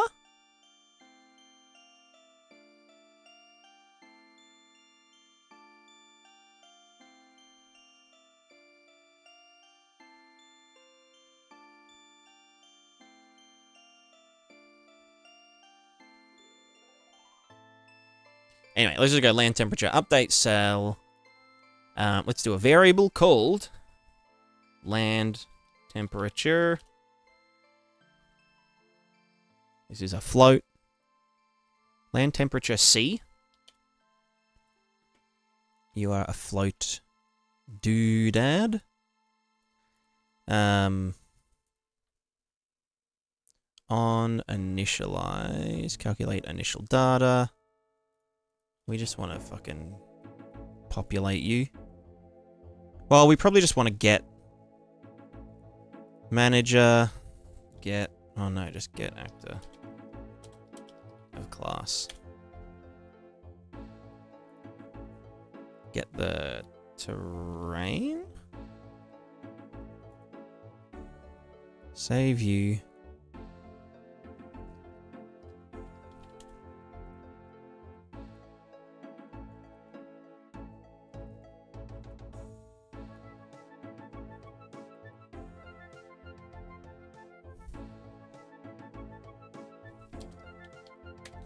Do elevation.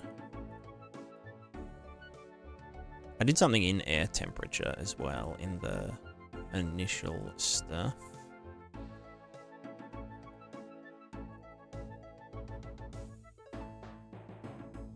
This.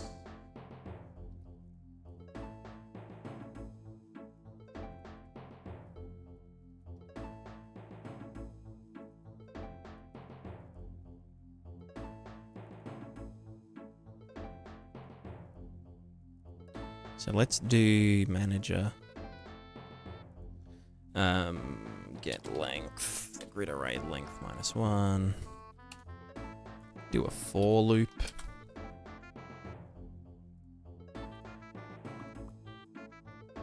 Last index here. And for each of them, we're going to get the elevation. We're going to do this. We're going to then add that to the land temperature Celsius.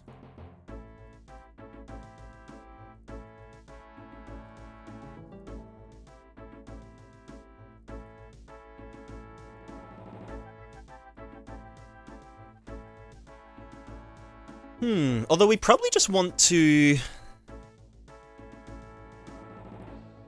just get the radiation, like sun radiation. Because that's something that we'd need to be able to access in the... just like for like characters and shit, whether they're in sun or not in, you know, direct sunlight versus not direct sunlight.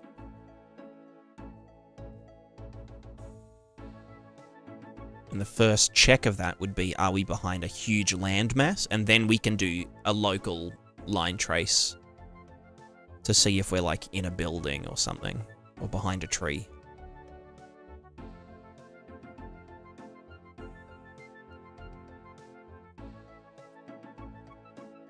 Yeah, it's pretty much the radiation of the sun, the albedo of the land, and then the land heats up, which then heats up the air above it. But the sun doesn't really heat up the air. I mean, it does heat up the air directly, but, like, not really. Not really.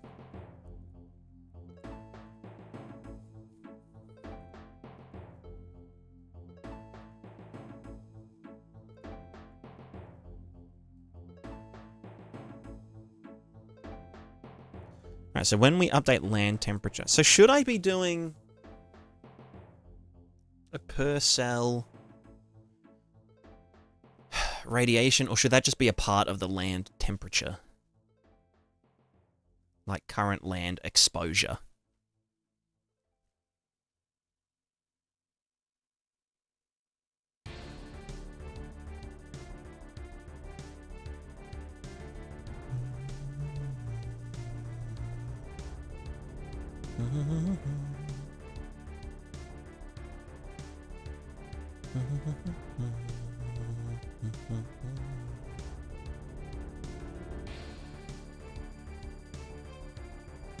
What air is lighting? Yeah, I know that. I know. I know. Per cell radiation. Yeah. But, like, does it need to be in its own frickin' component? Not really. I mean, it's very much tied to the land temp.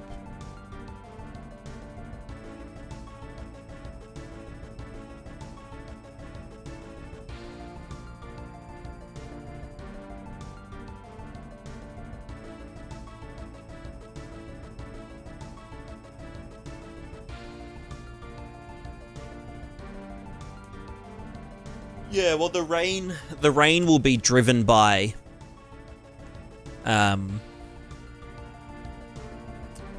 actually, yeah, no, that's a good point. Maybe I will do it per, I'll just do one. Because that would include the ocean as well. So we just say, hey, like, yeah, like, per cell radiation. Or, like, sun exposure. For every cell. And then for the land can heat up using its thingo.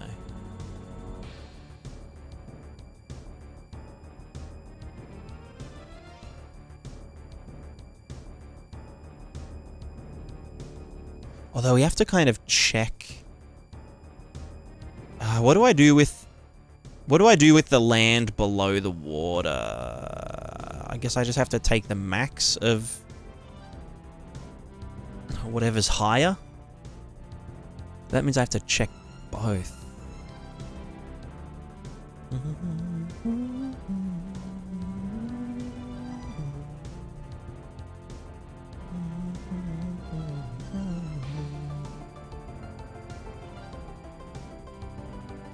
How much difference within a 10-kilometer difference?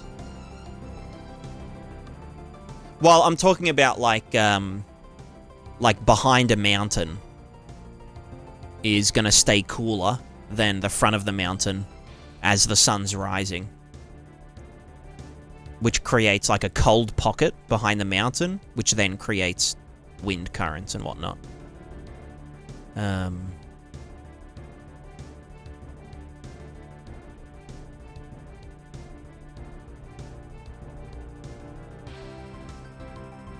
But we also want to, because yeah, this is like a 10-kilometer world or something. 8-kilometer, I don't know, I can't remember.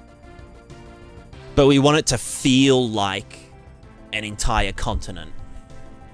Like, imagine it's an entire continent, but it's scaled down, 100 times. For gameplay reasons. So we kind of want to scale the weather system down. So that it, because we scale the time down as well. So, like, a day is, like, 24 minutes instead of 24 hours.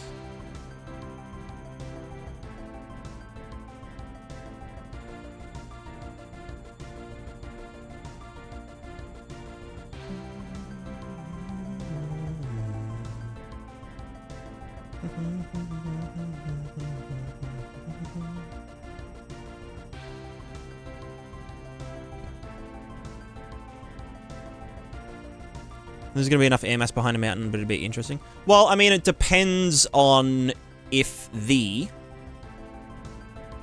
for example, in my world, the sun rises and sets in, like, the center of all of the kind of continents and whatnot. So, like, because it would be radial out this way, then there is actually, like, a giant amount of, of land that takes longer to heat up in the morning and then cools down sooner at night. And so, yeah, there would be, like, pretty decent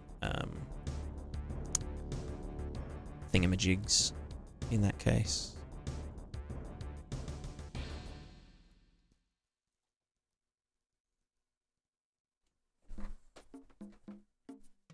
But I mean, it's something that happens in real life when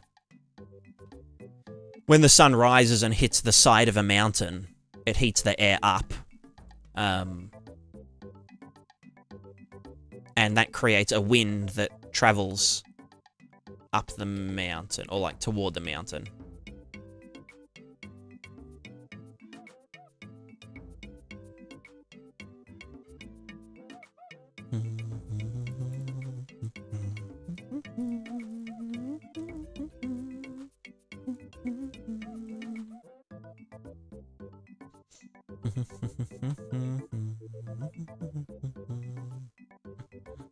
All right, let's make a new data field called BWSDF sun exposure.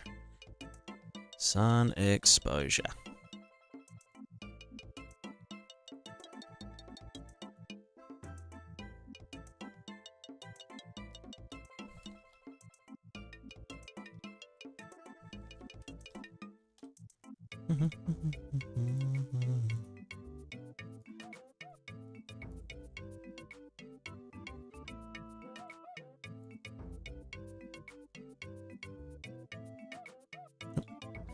Now this just needs to, I guess it's from, so this is just the total amount, but then the terrain has to decide what to do with it.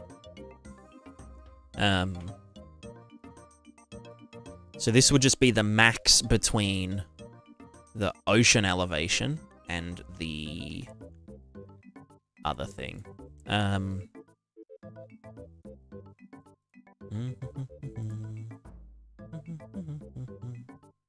I can't remember if the water... I've just called it water. Calculate initial data, blah, blah, blah, blah, blah, blah, blah. Of the water. Clear that.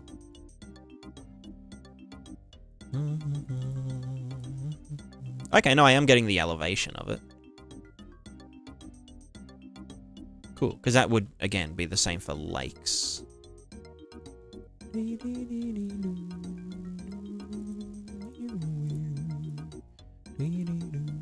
Gonna have tides as well? Yeah, probably. Probably. I mean, I don't see why not. It adds more dynamism, and it's literally just as easy as, you know, like, move this up and down.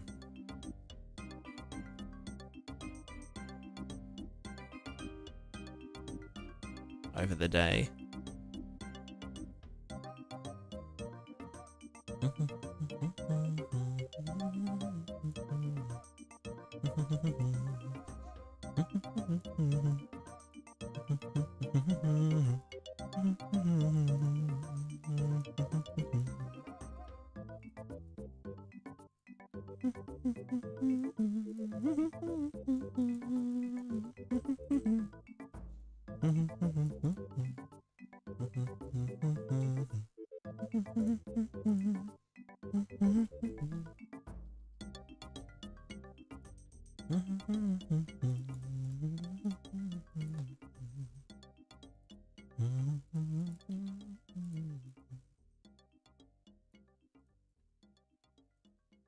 Yeah, why is that not populating the array? Calculate initial data.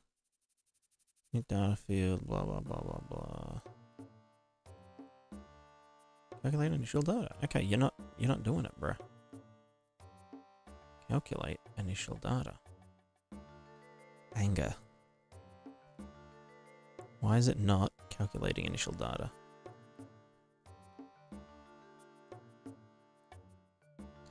Doing this, move forward, that one, da-da-da. Okay, because the grid array... Oh, because we don't have a fucking manager. Can I reinitialize you? Oh, that's gonna fucking... I wanna die. Just abort.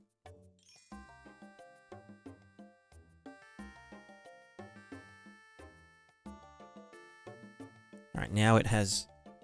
the water elevation.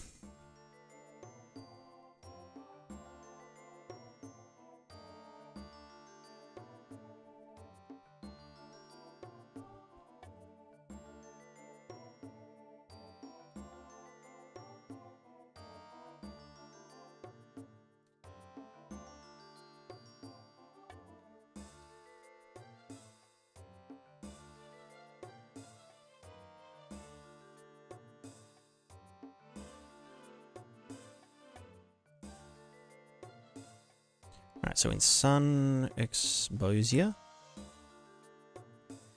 we need to override our... See all these fucking actor things? Like, oh, point damage? It's like, bruh. Why do actors need to know about fucking your stupid inbuilt damage system? It's just dumb. I hate Unreal. Sun exposure, blah, blah, blah, blah, blah. Let's do...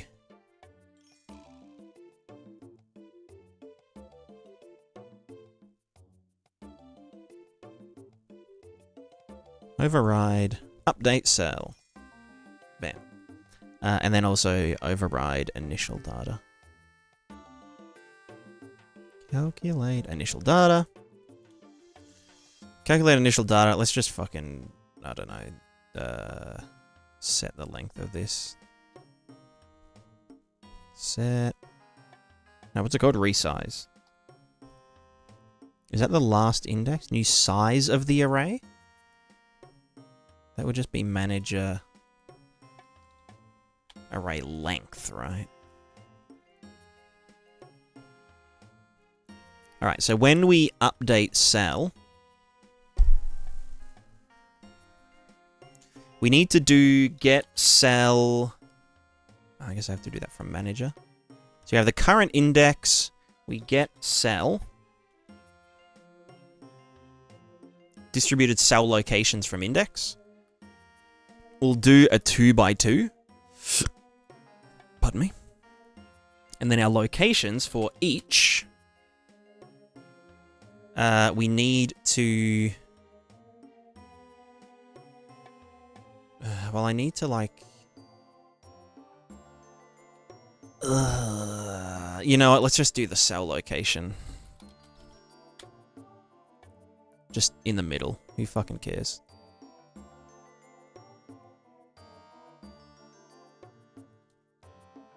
World location. Well, no, coords. World location 2D. Then we want to get the... So I guess on initial stuff. We need to get the terrain and the water.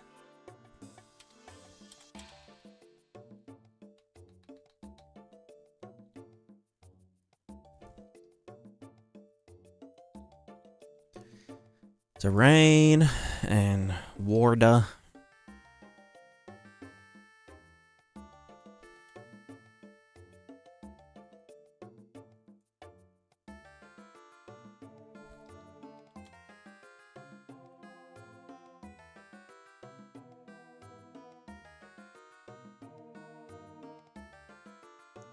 Set these guys, bam, bam. All right, and then when we update cell, we want to get terrain, get water, get elevation, and elevation. We want to get this guy. Well, get from here. Get. Copy, get copy. From index. Take the bigger.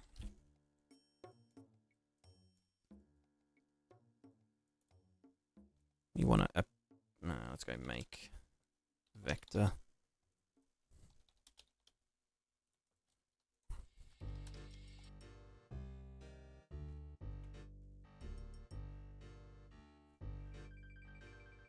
Make vector. This is our Z. Although we want to probably add some offset for like safety. 200 units. Fuck it, why not? And then X, Y. Douche, douche. Then we want to do line trace by Chanel. Well, no, line trace for objects. Line trace for objects.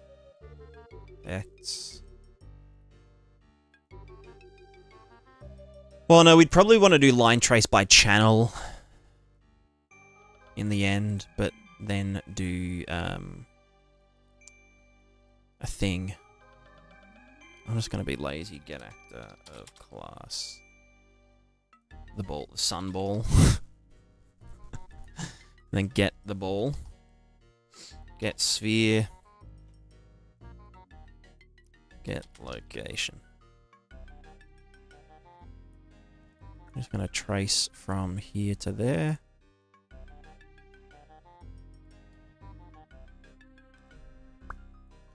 And did we hit any objects? Static and dynamic, I guess. Cool. Actors to ignore this guy. The sun ball.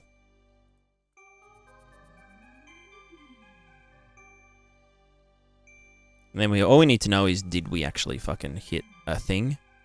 If we did, current sun exposure is... I mean, it's 1, right? We don't even have to do a thing.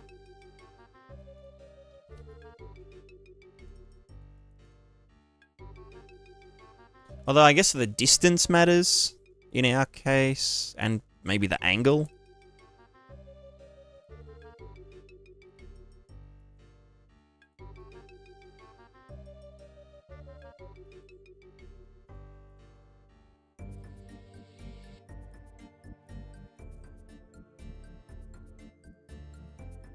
Right, let's see how this goes.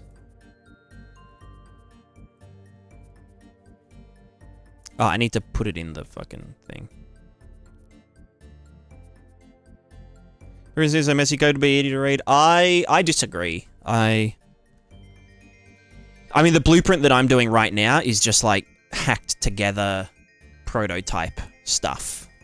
It's not meant to be final code. Like, this isn't...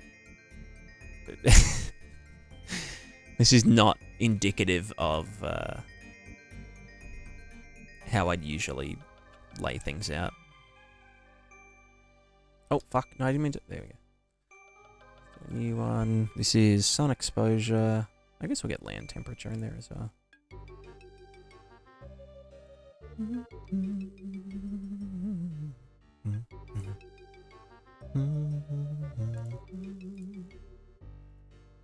Oh, I didn't initialize the init manager. Cool. Alright, so now we should be doing 1 billion line traces. Hello? Why are you just coming from 0? Ah. I see, I see.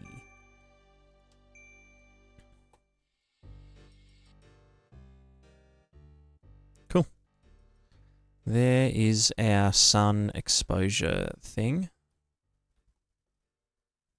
It's gonna be easier to read than code when set up and properly come to data using functions and sequences. Yeah, I agree. I think it's a lot. Wait, what's that hitting? Why are they green? What are you even hitting, brother? Shouldn't it be ignoring this guy? Oh, do those clouds have...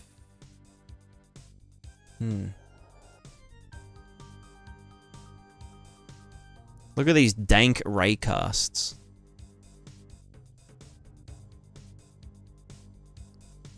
Oh, right, no, because I'm doing it from here up to there.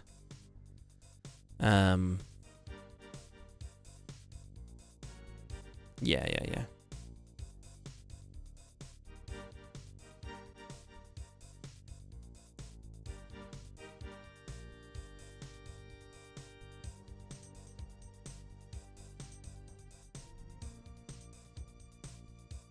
Yeah, I should probably do it a bit more up. Maybe 1,000 units up. Will it be automatically converted to C++? No. I want to put on 0.1. I'm just doing it per cell, but at the moment I'm updating 64 cells per frame. Usually I'd only be doing 1, but I just want to, like, speed this shit up. Giga style. Giga styler.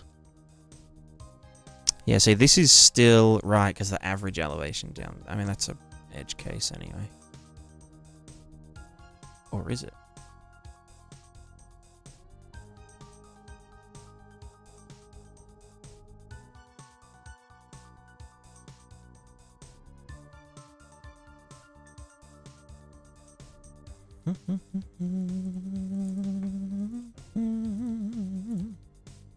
So if we do land temperature, update cell,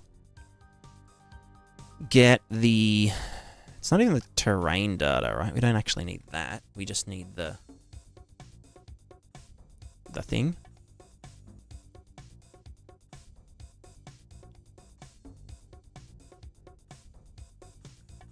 Yeah, it was very buggy. I wouldn't be surprised if someone is training an AI to be able to do that. Because like in theory, every blueprint function has an exact C++ counterpart, you know, and better. So like technically it should be, you know, maybe it's able to AI stuff. Yeah, but like something like proper, not just like trying to use ChatGPT to do it, because it's not really set up to do that, you know. There was also someone that was doing a little project converting Blueprint to like assembly code or whatever. Or like, you know, C++ gets compiled into some other shit at some point.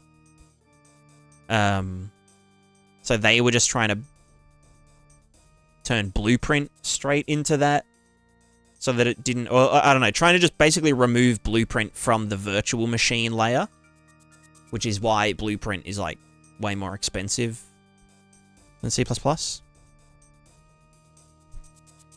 Rarely do you even need CPP over Blueprints unless your project is ambitious. Yeah, I mean, a lot of people only use Blueprint and release games and, you know, they're perfectly fine. They run really well and whatnot. It just depends what you're doing. And yeah. Unreal C++ is like way better. BP2 CPP, that's the one.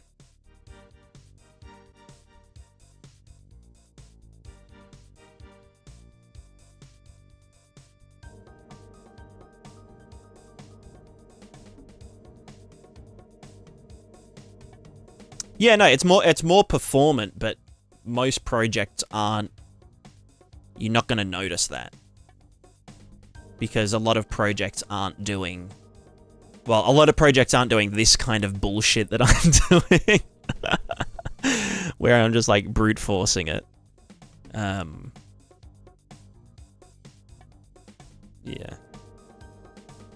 How do we create a custom Blueprint node function, like adding dynamic execution, output pins, and stuff? You can do... Can functions can't have an execution output, can they? No, but macros can. You can use macros if you want to do that kind of thing. But you can just do that in C++. Same with like wildcard values, or like like nodes that change based on some settings within the node. I know Sov did a lot of that. A lot of like custom nodes for Blueprint, which was real cool. All right, what am I doing? I need to get the skibidi boom.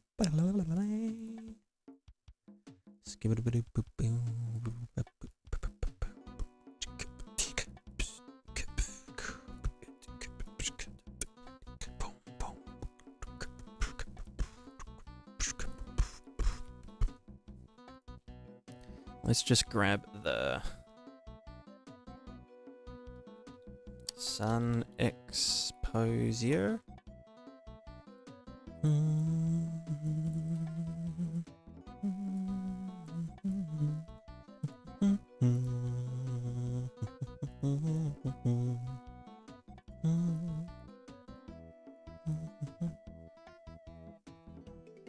But if the sun exposure, because I don't know which ones are...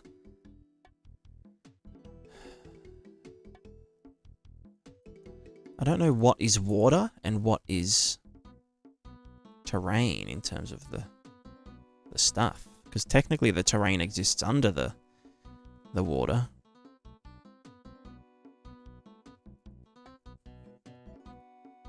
But the water can also move, like, there can be ocean currents, which heat up the air above it and blah, blah, blah. So I'm just trying to think. I can just do a check whether...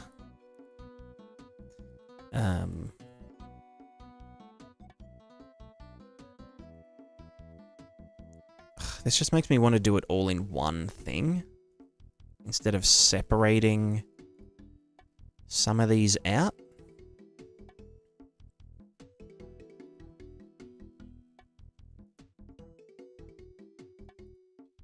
Like, yeah, the more separate little modules I make, it takes more time, and I have to do lots of, like, getting fucking dependencies and shit. But it also just means I can... It's just easier to fucking tweak and whatnot. Or, like, replace something entirely. It's like, yeah, sun exposure, the sun exposure can be completely different for any given world.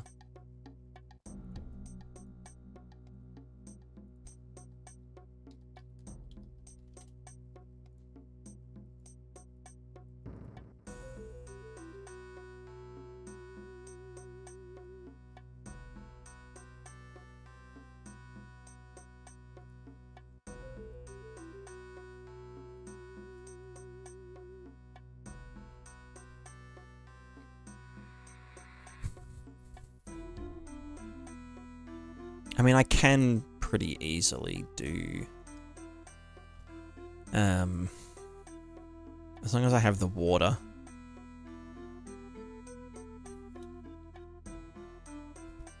The water elevation.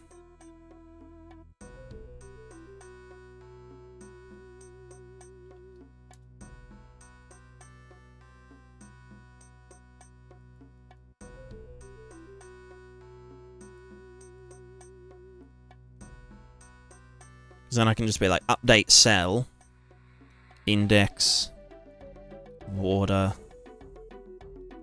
terrain. Wait, do I not have the fucking... I got rid of the terrain, didn't I?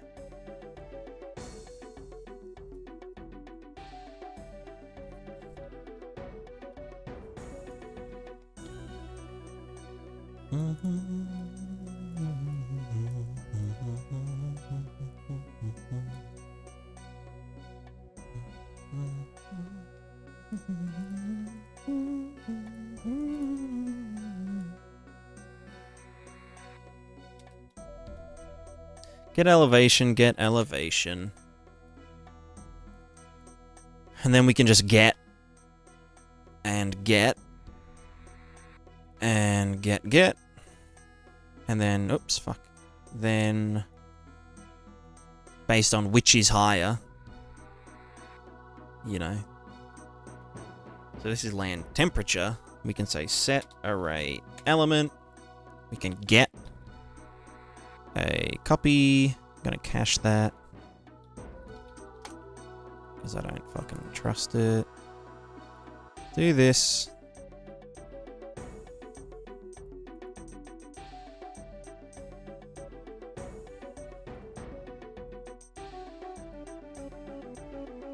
Do I really? Maybe I should just call it surface temperature and just make the water have a different...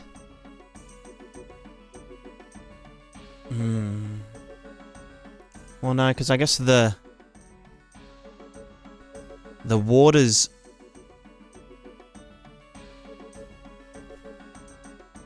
temperature gets advected and dispersed, whereas the land's doesn't.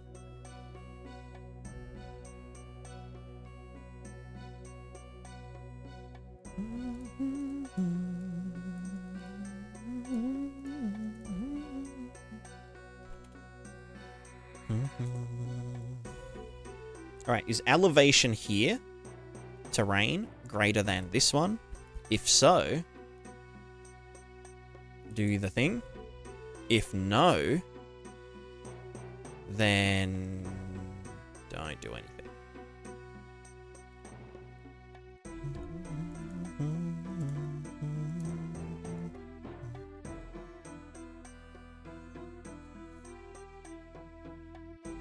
Index is index, whatever.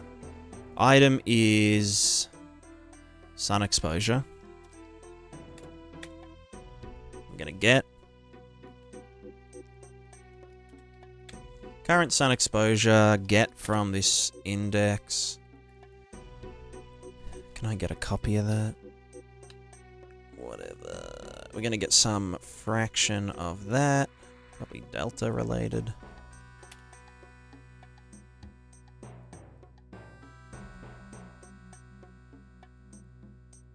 We're going to add that to the guy.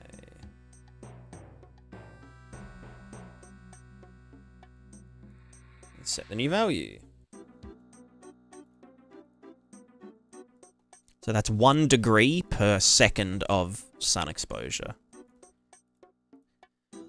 And then in the wind temperature, air temperature, when you do your update,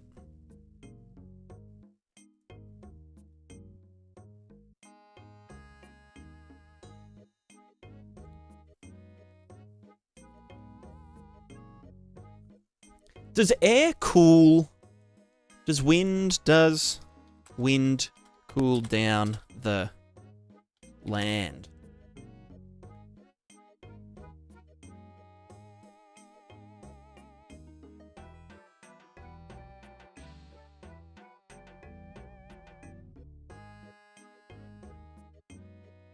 So I guess it is a two-way.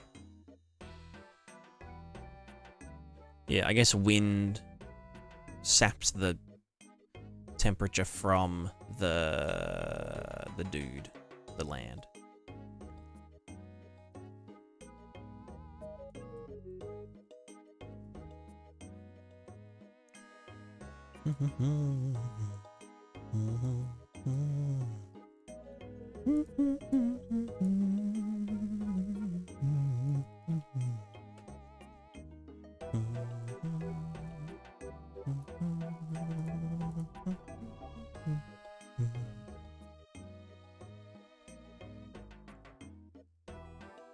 I feel like this temperature gradient, I don't think I should be storing that in an array. I think I should just calculate that in the wind. Because then I just have to calculate it for the current cell, and then it's good to go. Instead of having to, like, store the whole fucking 2000 values.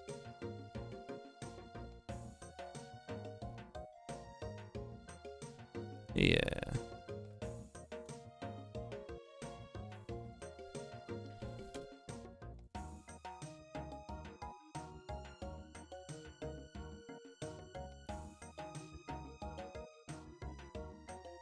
I'll keep it here for now, but whatever.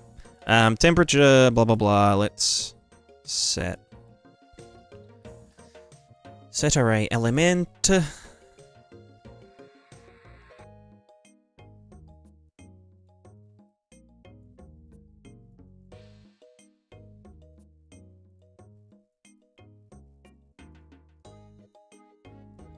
Although that should have working data, right?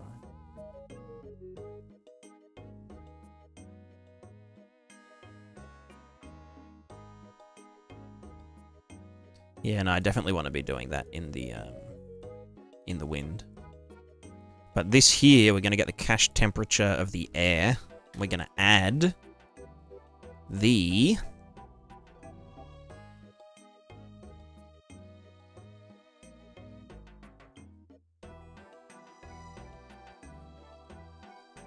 terrain, wind. Grab the fucking land temp.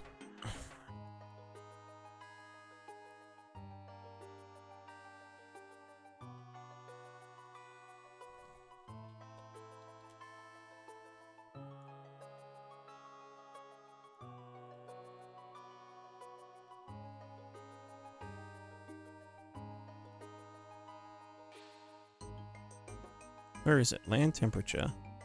Air temperature.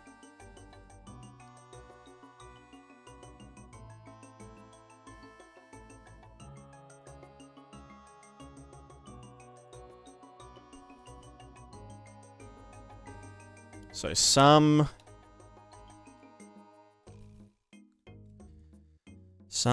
fraction of land temperature.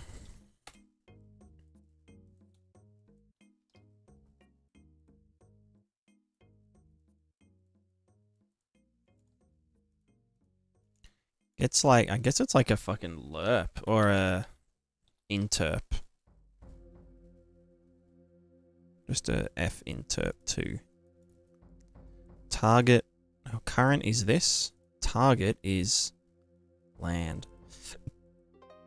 Delta time is, I don't know, fucking delta. Interp speed is some shitty little value. And that doesn't even need to plus, right? It should just match the thing.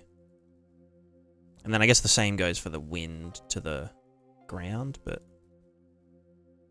I guess we can just go land temperature. Get the... So fucking messy. Going to clean this shit up. Wind needs land temp. Bam bam. Bam bam. Excuse me?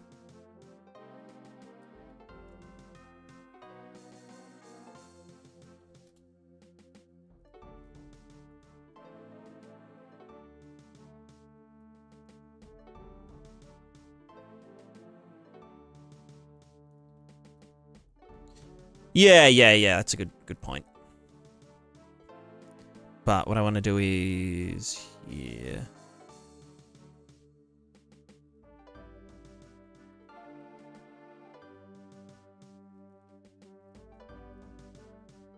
Let's just get the temp cache. And then get the land temp. Get temperature. Get blah blah index blah blah blah. Get this one. Fucking interp. Float interp 2. Let's do this 0.1. So wind to land 0.1. Target is land temperature. Current is this guy. That's now the cache. Do the thing, add some factor of the sun exposure to the thing.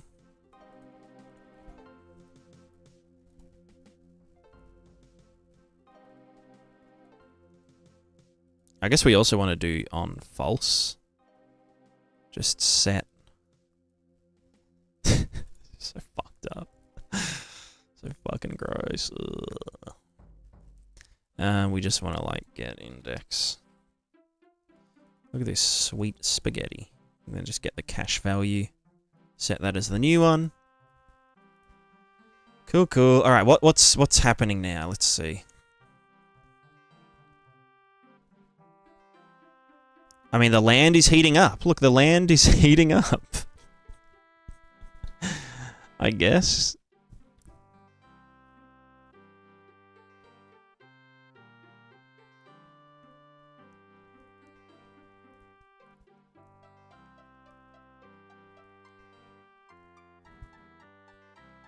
Oh wait, it's never gonna cool down, I don't think. Let's just go, the sun exposure, land temperature. Heat up by 10 degrees per second of sun exposure. Oh, and I said the air was gonna... We'll go 0.9, because that's the inverse of the thingo. Also, this here...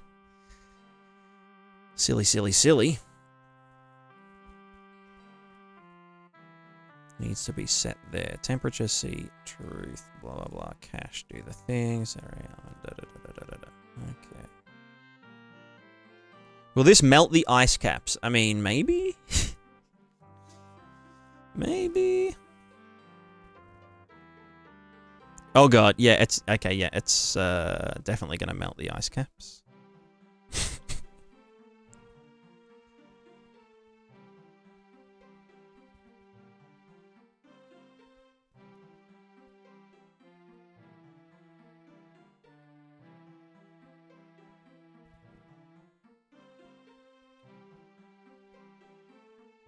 Oh, look at our sweet wind. Wow, it's doing windy things.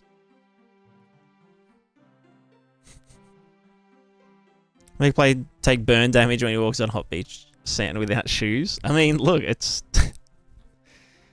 it's doable. I mean, that's kind of what I'd want to happen in a desert, right?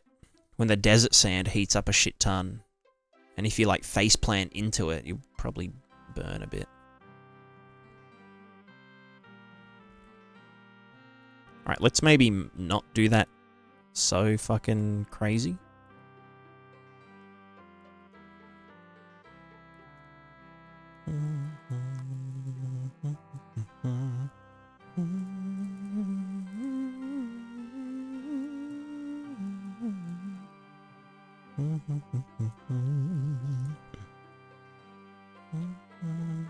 It's heating the real world too. So true. So true.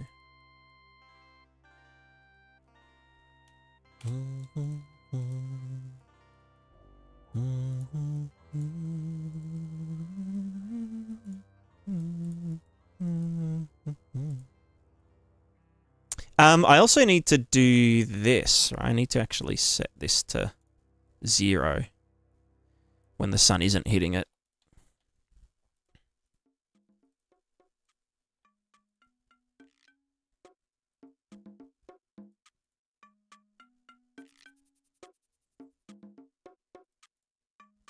Alright, let's also just do this for 1 frame. It's going to look kind of dumb, but, you know, we'll be able to see the scans.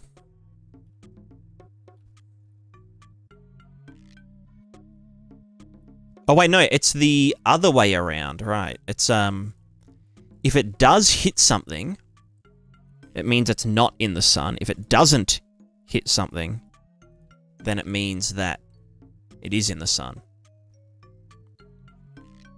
Like this, like this. Yeah, so this mountain is in shade.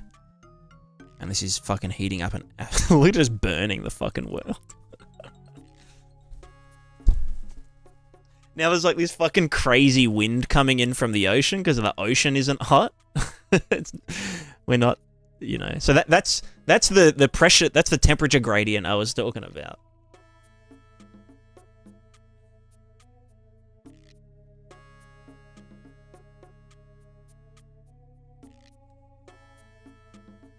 All right. So the the land temperature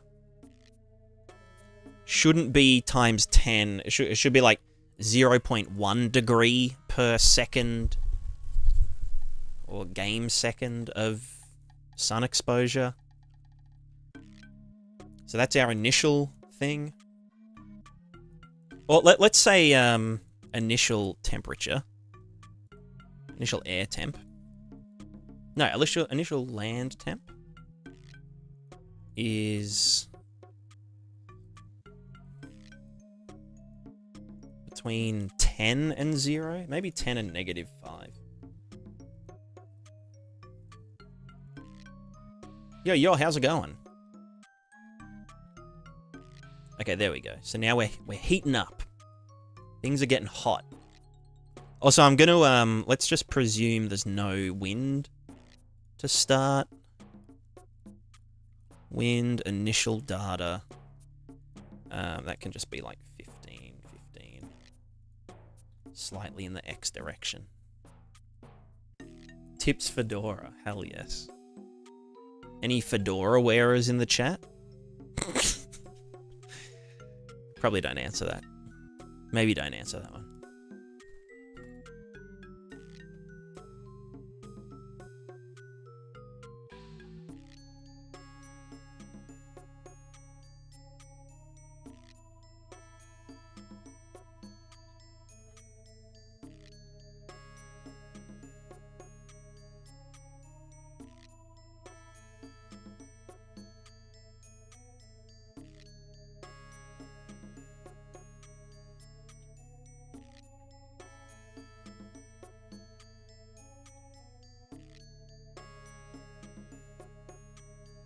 Yeah, the other thing is that it's never going to cool down, right?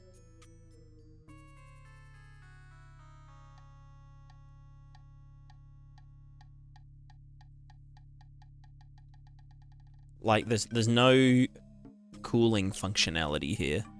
Although, how does the land cool down? How does anything cool down?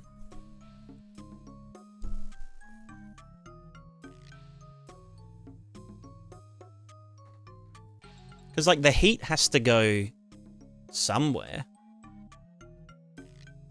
I guess the land heat can just kind of drain into the fucking earth, right?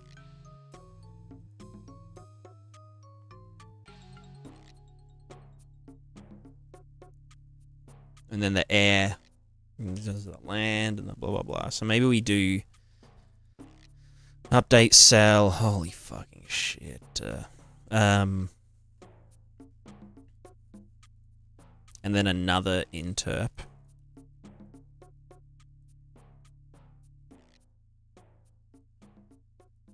Target is 0, interp speed 0.05.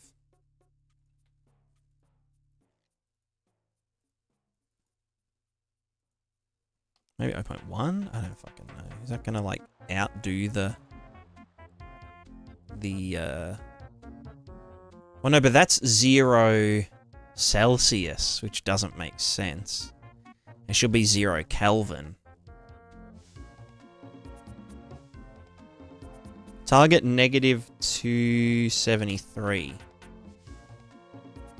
Interp speed very slow.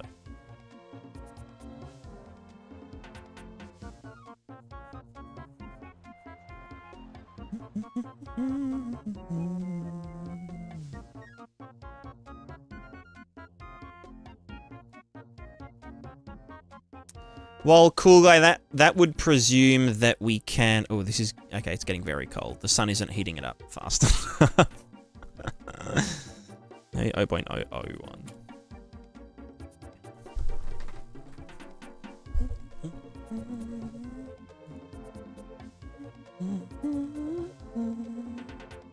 Alright, still getting too cold. Is that just because the sun isn't heating it up enough? Or because... Let's go 1 degree per second per sun.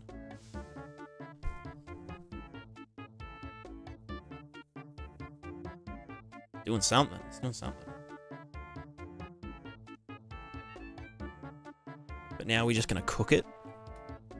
We're just getting... It now is like 30 degrees. Fuck. There's like a very fine balance.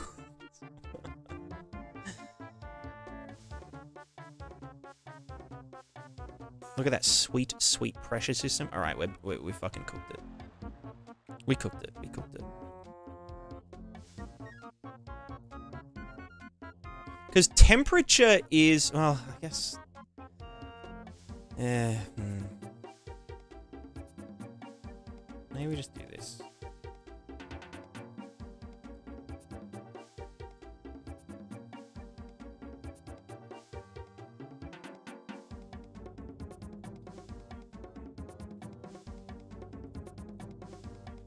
What do you doing for the cell calculation or still work in progress? What do you mean the cell calculation? You mean like the wind advection?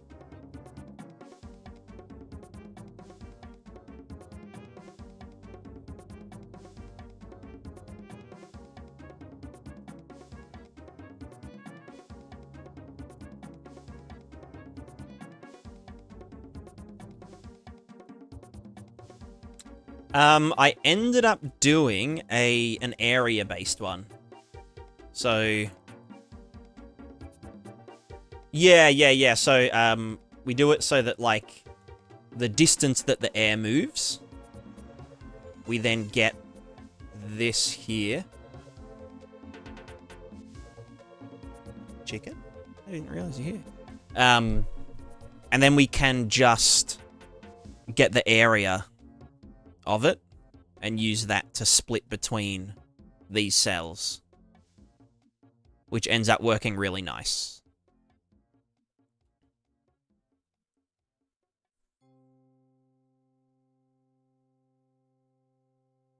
Want to make it heat up gradually over time because of midday to afternoon is hottest? Well, that's what we are doing. Like, the reason it gets hot at midday and cold at night is because the sun... You know, the sun warms up the land, and then the land warms up the air. Which is also what drives the wind in the first place.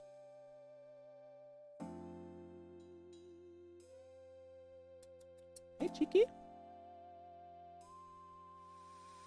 But yeah, what you were saying, cool guy, having any kind of preset values kind of defeats the purpose of the system, because it's supposed to be the system determining the biomes, not the biomes determining, you know, the values.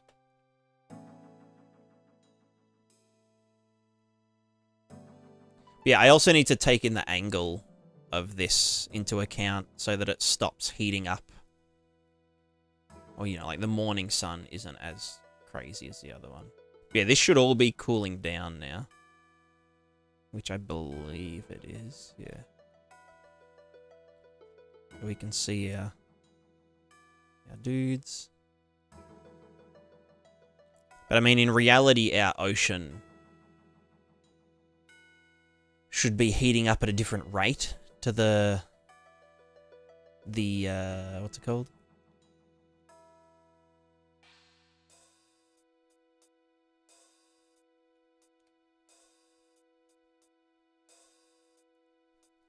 Using the magnitude. Yeah, like using the strength of the wind, like that. When your current system cook the face of the mountain? Yes. Yeah, that's what it's supposed to do. Like as the sun rises, this side of the mountain heats up faster than this side, which creates wind currents like this. Wind currents like this. But yeah, we're gonna. There needs to be a balance. I need to find the balance. Don't know how I'm gonna do that.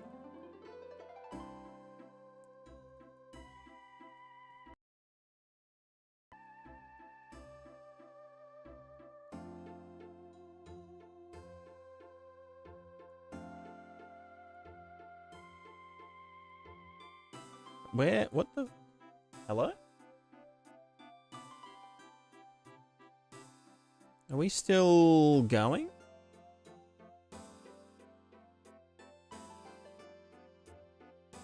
I can't... Oh, now my chats were. Okay.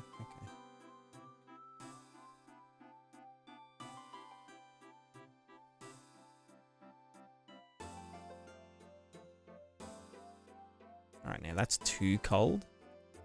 So I guess there is, yeah, like a nice stream die. Yeah, I don't know why that... I think it might be Restream dying. Not my internet or OBS. I think it's Restream's service.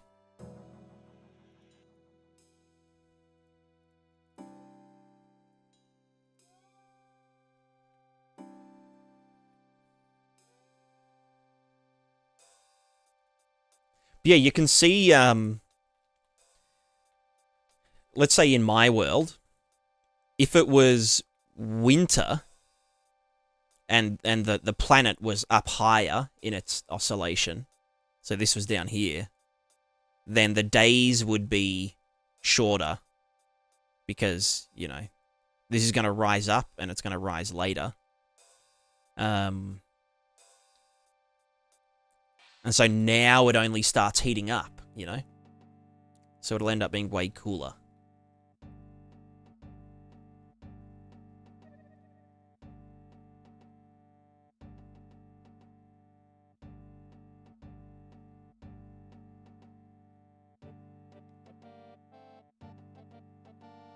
And it's gonna, yeah, get cooler quicker. Whereas if it was like summer... Well, summer would be up here, right? Where, like, yeah, the sun is up for 20% longer. Just got to what you're trying to do. We are simulating the fucking world. I don't know. Something real dumb. You know how it goes.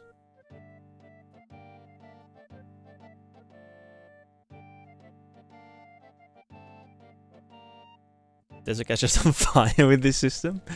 True. Well, I mean, yeah, in my game world, the distance from the sun matters. That kind of replaces, like, the equator versus the poles. Is the distance to the sun. But, I mean, in a realistic kind of world, that would just be based on axial tilt.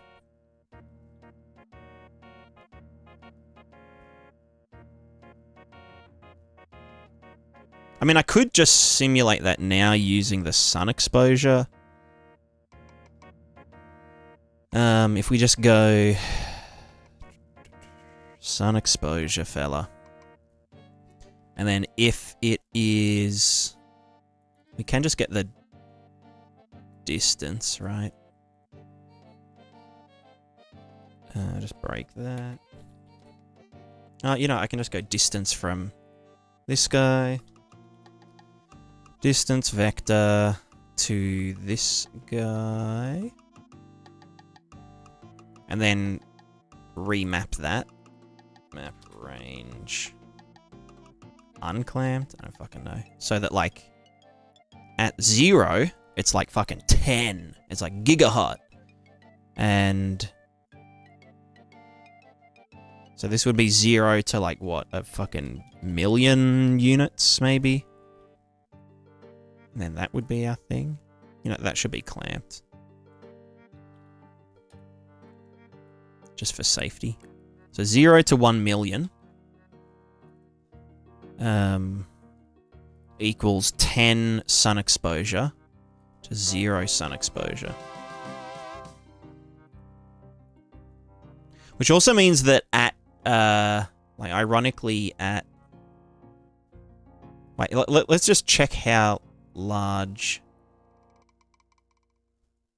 So that's at, like... 300,000...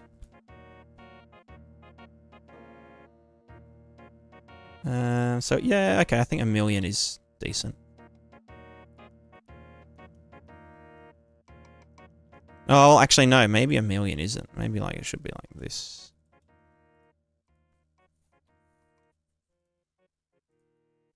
So that this is like 2.5 in here.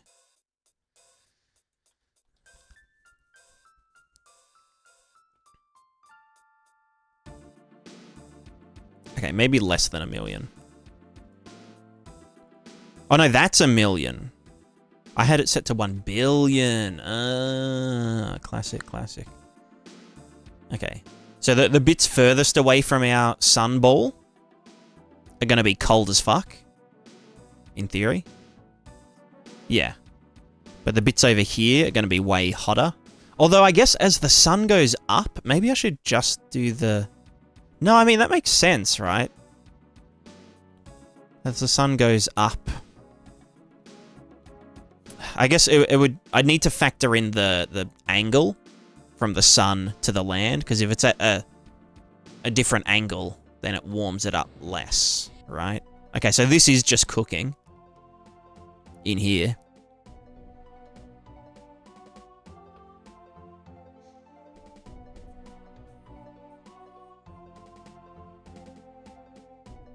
And now it's going to be nighttime. Yeah, that looks fucking grim as. It looks terrifying. So this should all cool down now. But you can see our... You can see we've got a bit of a fucking wind vortex happening.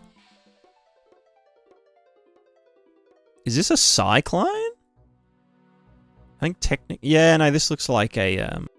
Is this a cyclone? I think technically... Yeah, no, this looks like a... Yeah. I mean, this looks like disastrous weather. That's all I know for sure. Oh, we can even see this. So we have like a slipstream coming through here. What is happening?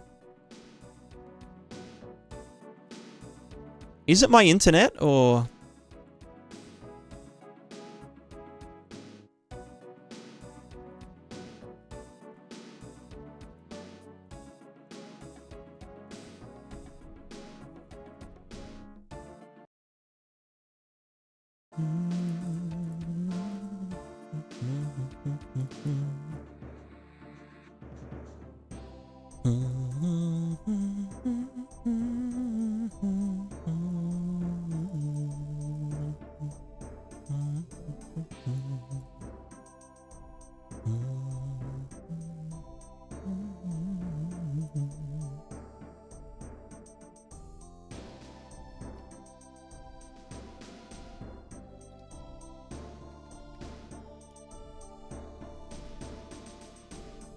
Are we back? I don't know what's going on. It must be restream, right? Yeah, F5, F5.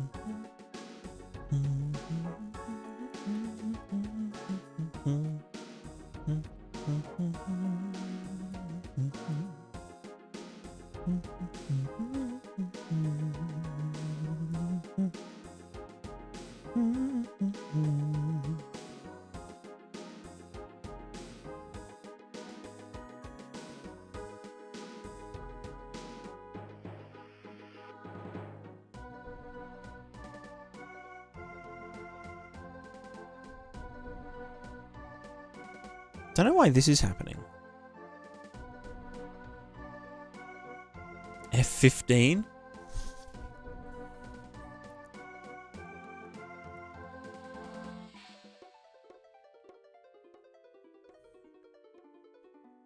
Alright, we can probably see our temperature gradient starting to... I don't know.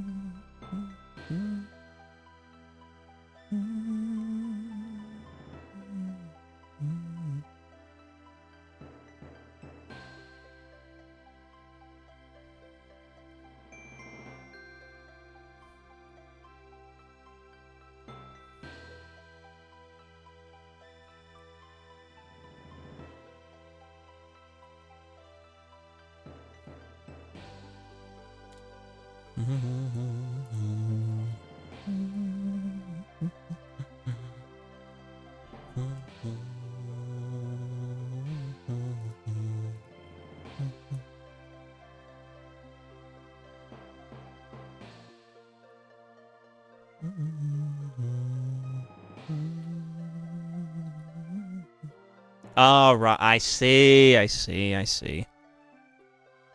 get it. That's so funny. Ha ha ha.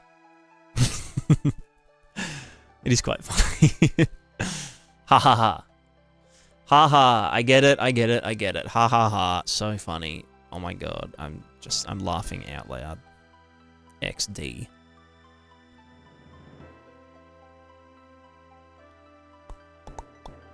Puke.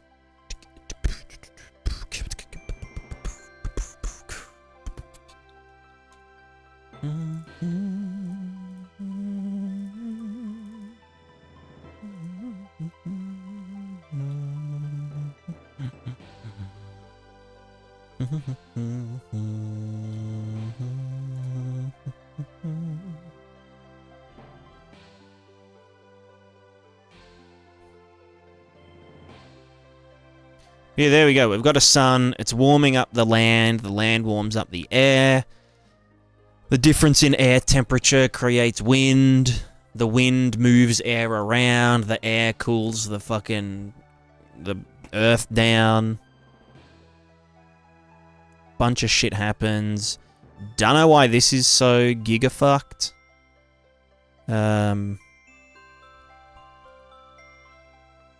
Got no idea what's happening at the edge there.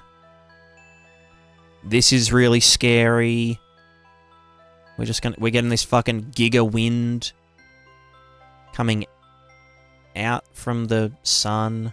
Doesn't make sense. It's sucking all this up. We're getting some suck.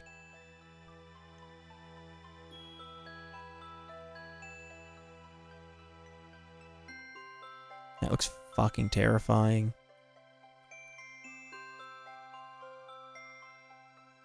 Oh, this one's joining in.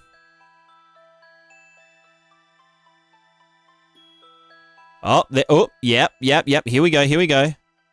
Now we're cooking. Look at that. Now we are cooking. Yeah, we're getting like pockets. We're getting oscillating, hot, positive 100, negative 100 temperatures. Seems fine. Mm-hmm. Runaway greenhouse effect. Yep. Okay, yep. And yeah, that's normal. That's really normal. Yeah. Okay. Yeah, I mean that that looks fine. That's fine, right? That's kind of how real life works. This part over here, pretty chill. It's like nice and hot. It's like nice 20 degrees. No wind. Oh, fuck! Fuck! Why is it wacky now? I think it's to do with my advection stuff. The other thing is that I'm speeding it up by 5 times speed. But I am compensating by updating more cells per frame. So technically it shouldn't be acting that different, unless I just forgot to factor in delta somewhere.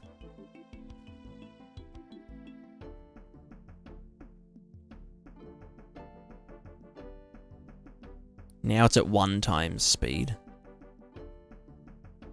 Oh, sorry, it's just my, my shitty camera being shitty, you know?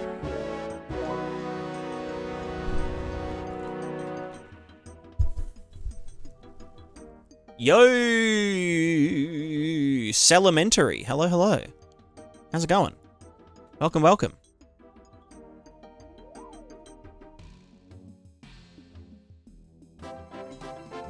Hello. Hello and welcome back. W. Loot Boy, how's it going? As you can see, I am currently... I don't know. Just, yeah. Don't ask. It's silly. It's very silly. Oh, look, we're getting sunlight again.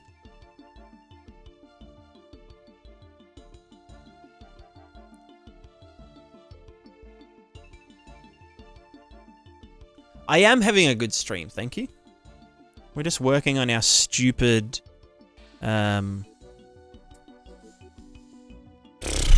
stupid thing.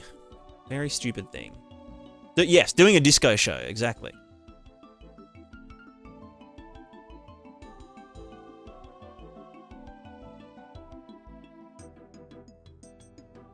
Looks so dumb. This is the dumbest shit. Fool, how's it going? Yeah, I don't know why our temperature gradients aren't having much of an effect.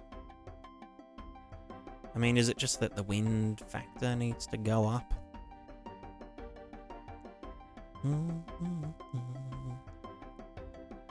Wind.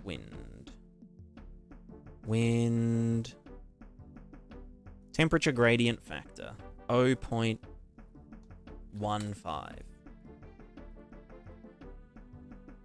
And the diffusion factor is 0.1. Oh, maybe it is just too... It's diffusing too much.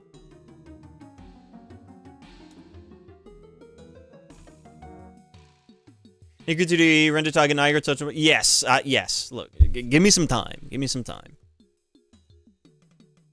Give me some time.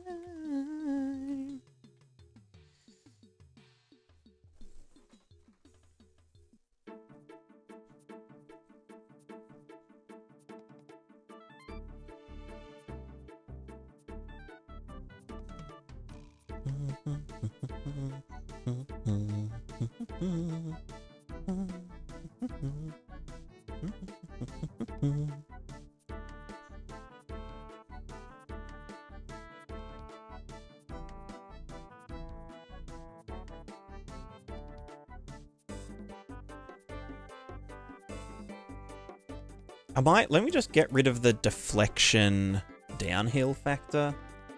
Just 0 there. I feel like it's just... We're getting too much... Oh, wrong fucking button. It would have fallen very far then. I feel like our mountain is just... affecting the wind too much? Yeah, we're scanning for viruses, exactly.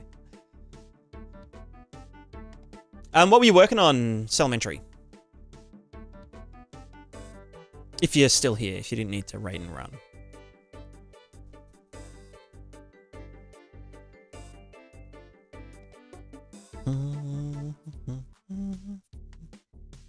Alright, now we're getting better temperature gradients.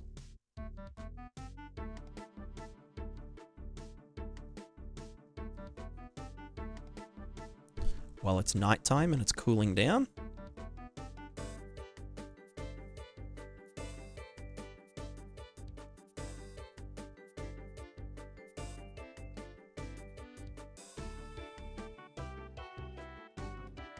Super 5D space game in UE5. Hell yeah. Nice, nice, nice.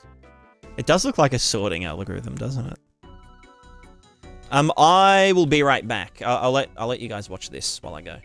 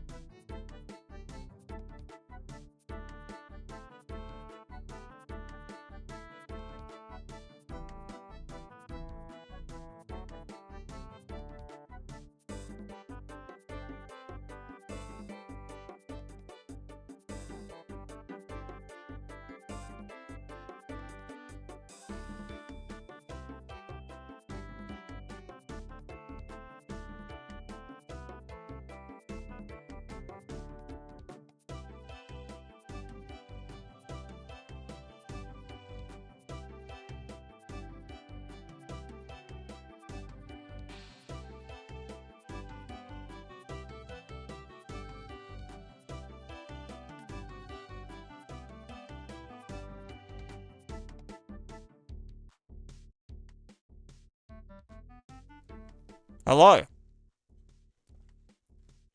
I see.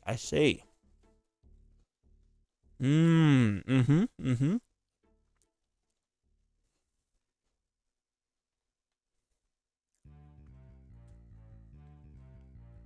I really want to know where this is coming from. It's about to go haywire, yeah.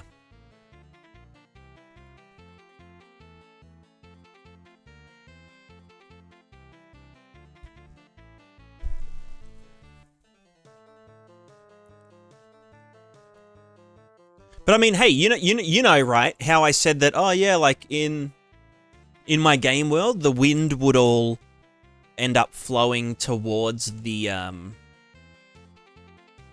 sun from the outside in. Look at that. Look at that. The wind is all flowing generally towards the sun. Isn't that funny?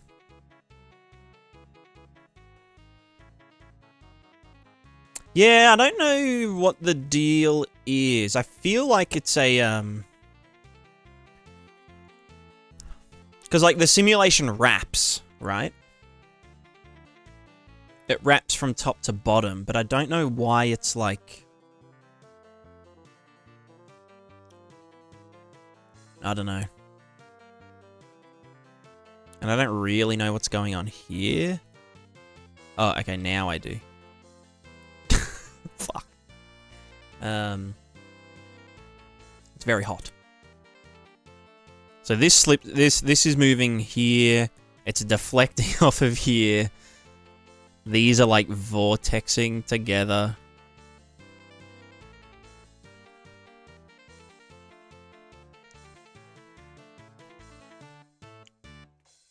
But yeah, I just don't know why this is happening. There must be some diagonal bias somewhere, but I don't know why.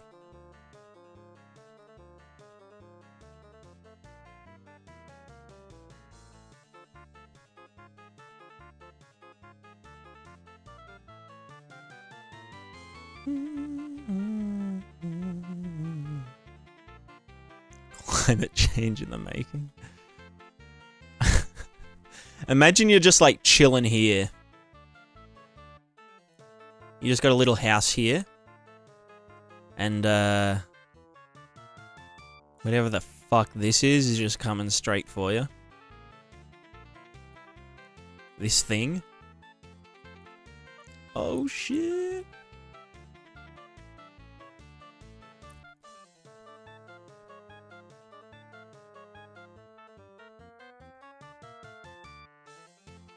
Well, now we've got like a big circular current. So I think the air needs to, as well as diffuse.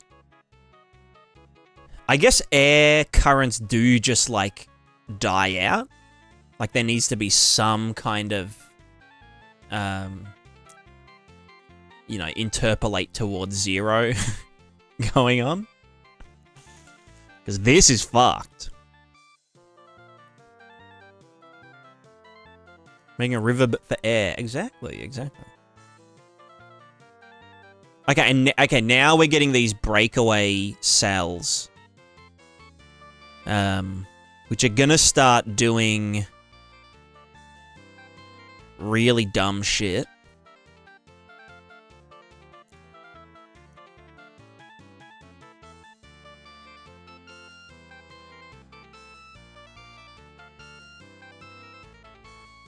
Yeah, I don't get this. I still don't understand. Oh, actually, no, I do know why this is happening. It's because the sun... We're making the sun rise... actually, let me double check. Yeah, we're making the sun rise right here.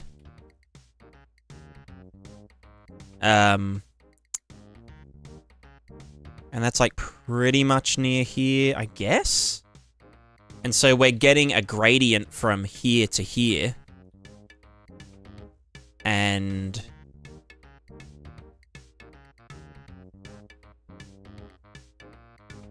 yeah. Okay, so yeah. So, again, all of the wind converges towards the sun. In my world. And I guess this is just what fucking happens, right? Is this an absolute nightmare? But again, I think the wind...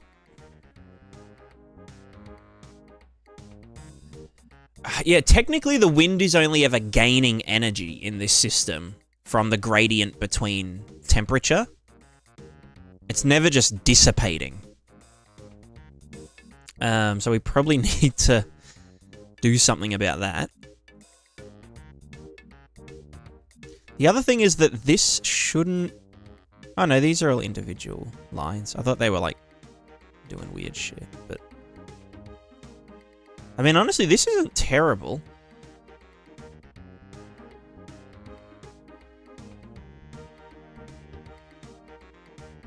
Let's just get the wind, the wind. Dissipate when the sun is setting. Well, it should be doing it all the time, but something is counteracting it.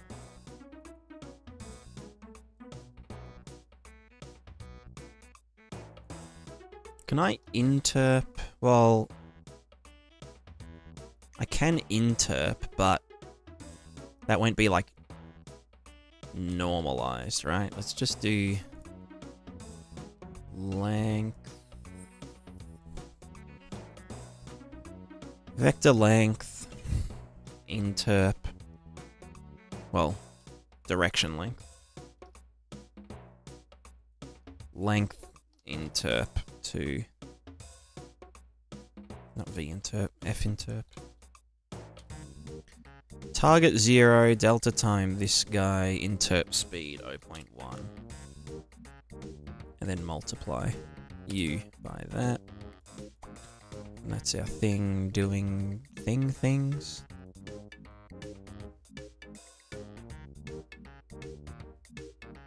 Gotta ditch flat sim then, you gotta make a planetary with simulation for the sphere. Well, the sphere isn't actually that hard. Because you can just map this grid to a sphere and just have it run, you know, the X direction is longitude and the Y direction is latitude.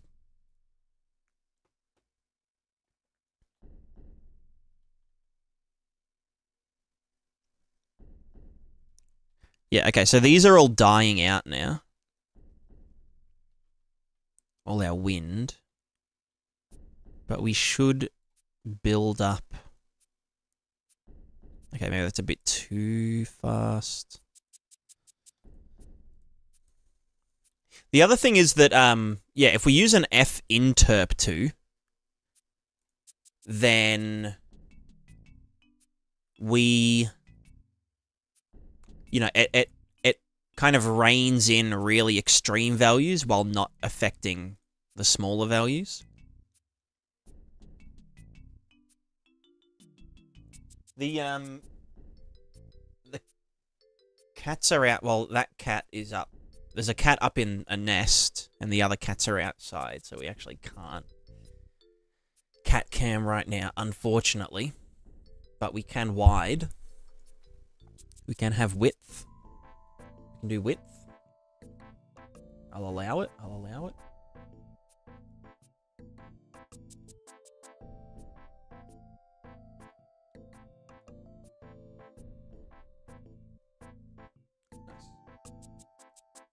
Nice. Oops, I forgot to thing there. I can't get cat. Cats are outside. I apology. I apology. I am apologeant.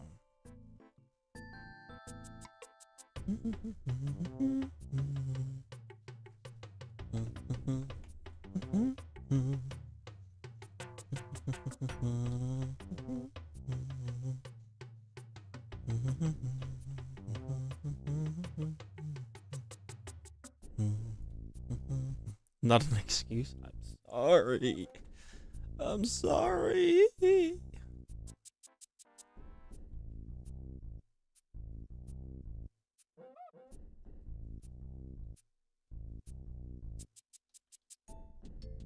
Oh yeah, we're getting hot in the desert. Very hot. Oh, the sun has an exponential fall off, doesn't it? Or it would.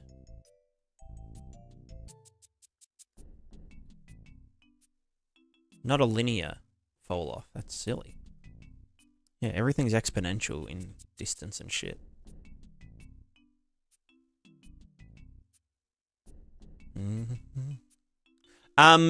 Yeah, sorry, the question about blurring, you can't really do it. You can't really do a Gaussian without multi-sampling, because that's what a Gaussian is doing. It's sampling up, down, left, right, diagonal, you know, doing a kernel, basically. Which means that you have to kind of sample the texture a million times. What you could try doing is using a discrete MIP level. Alright, here it comes. This is our big thinger.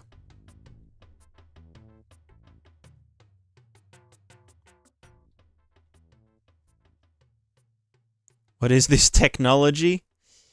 You don't want to know, Alf. You don't want to know.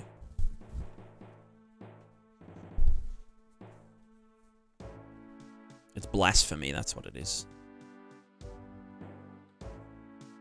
It's pure silliness.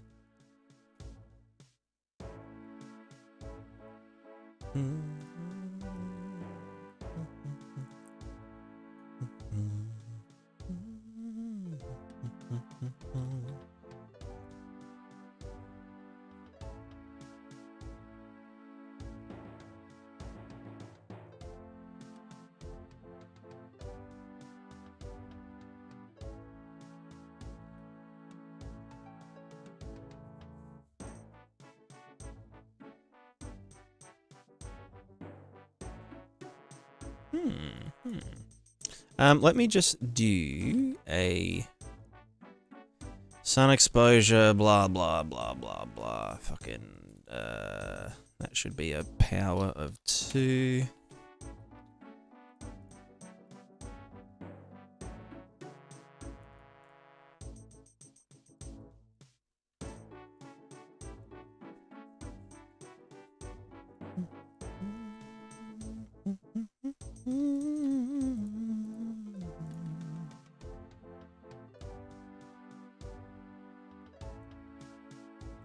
Let's also just get the, this guy minus this guy, get the fucking dot between terrain,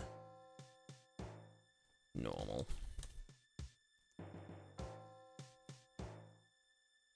Dot something, oh fuck you, let's get the thing, the thing. This is so harebrained. But that's what we want, baby. Let's just get the absolute of that. Why not? And then that. Fuck it. Yeah, multiply by this thing. Cool. See?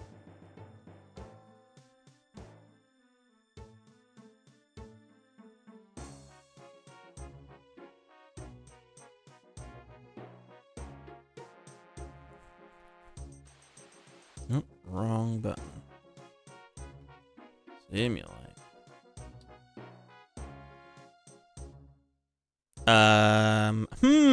Okay, interesting.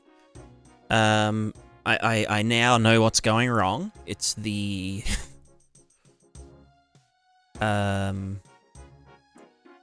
this needs to be multiplied here. Not the other way around. Don't want to multiply then exponent. It's crazy.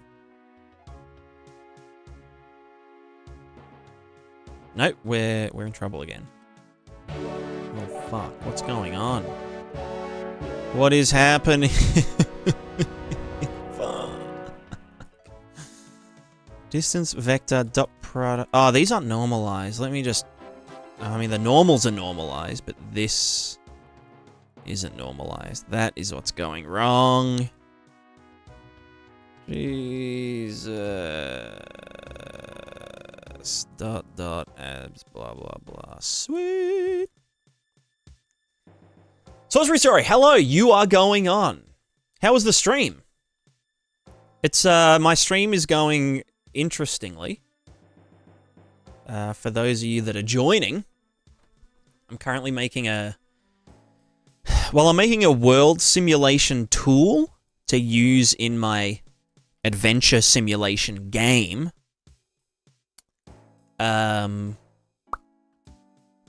currently, okay, that looks better.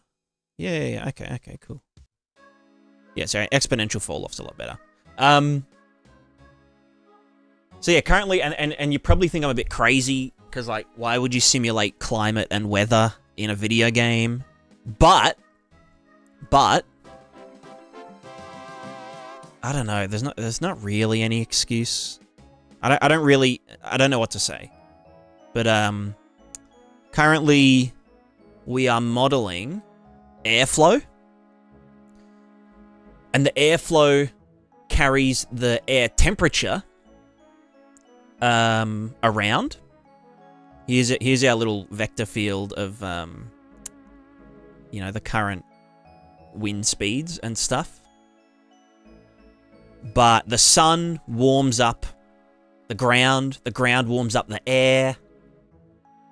The temperature gradient creates wind deflects off mountains, the top of the mountains is colder, airflow, something, I don't know, it's, you know. It's one of those things that, like, it's just a bit nuts. But the aim, the goal, long term, or within the next week, is to, rather than having to, like, also, hopefully no one is photosensitive looking at my sun rays, literal sun rays. But the aim is that with just one click, you don't have to like place down biomes and work out like weather patterns for different areas and stuff. It should just sort itself out, and you can create a lot of cool emergent, you know, emergent biomes, weather events, all that kind of stuff. You can see that like even in this kind of temperate zone here, there's this really cold spot in the nook of this mountain, and like, who would have thought to like program that specifically? It's just a kind of emergent thing. And you can see that this mountain range here is blocking our sun, you know, creating like a nice frigid zone. We're getting a mad desert. In my game, oh god, that hurts my eyes. In my game, the sun lives at the center of like a flat Earth. But you can see that the heat from the sun is creating like an inward vortex because of the temperature gradient from the center to the outside. So it's a bit nuts. There's a little visualization again. But yeah, this is about like 3 days of work so far.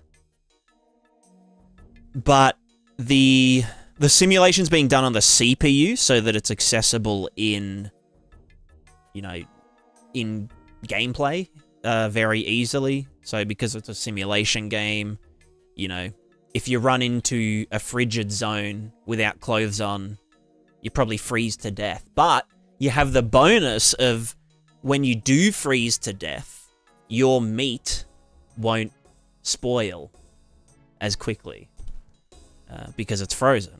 So, just a lot of silly things like that. Okay, this is kind of... I think we're getting like a global warming. I still need to... It's very hard to like balance this, you know? You can see that this is just becoming like way too hot for its own good. And I think eventually that's just going to like melt the entire planet. But, you know, still needs a lot of work.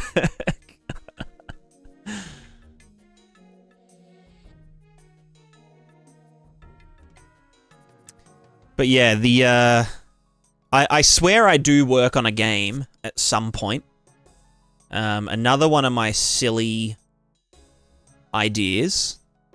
Well, I made a plugin for Unreal called PrismaticaDev, which is like a landscape interaction, like VFX system for doing, you know, like a local wind simulation, very gamified.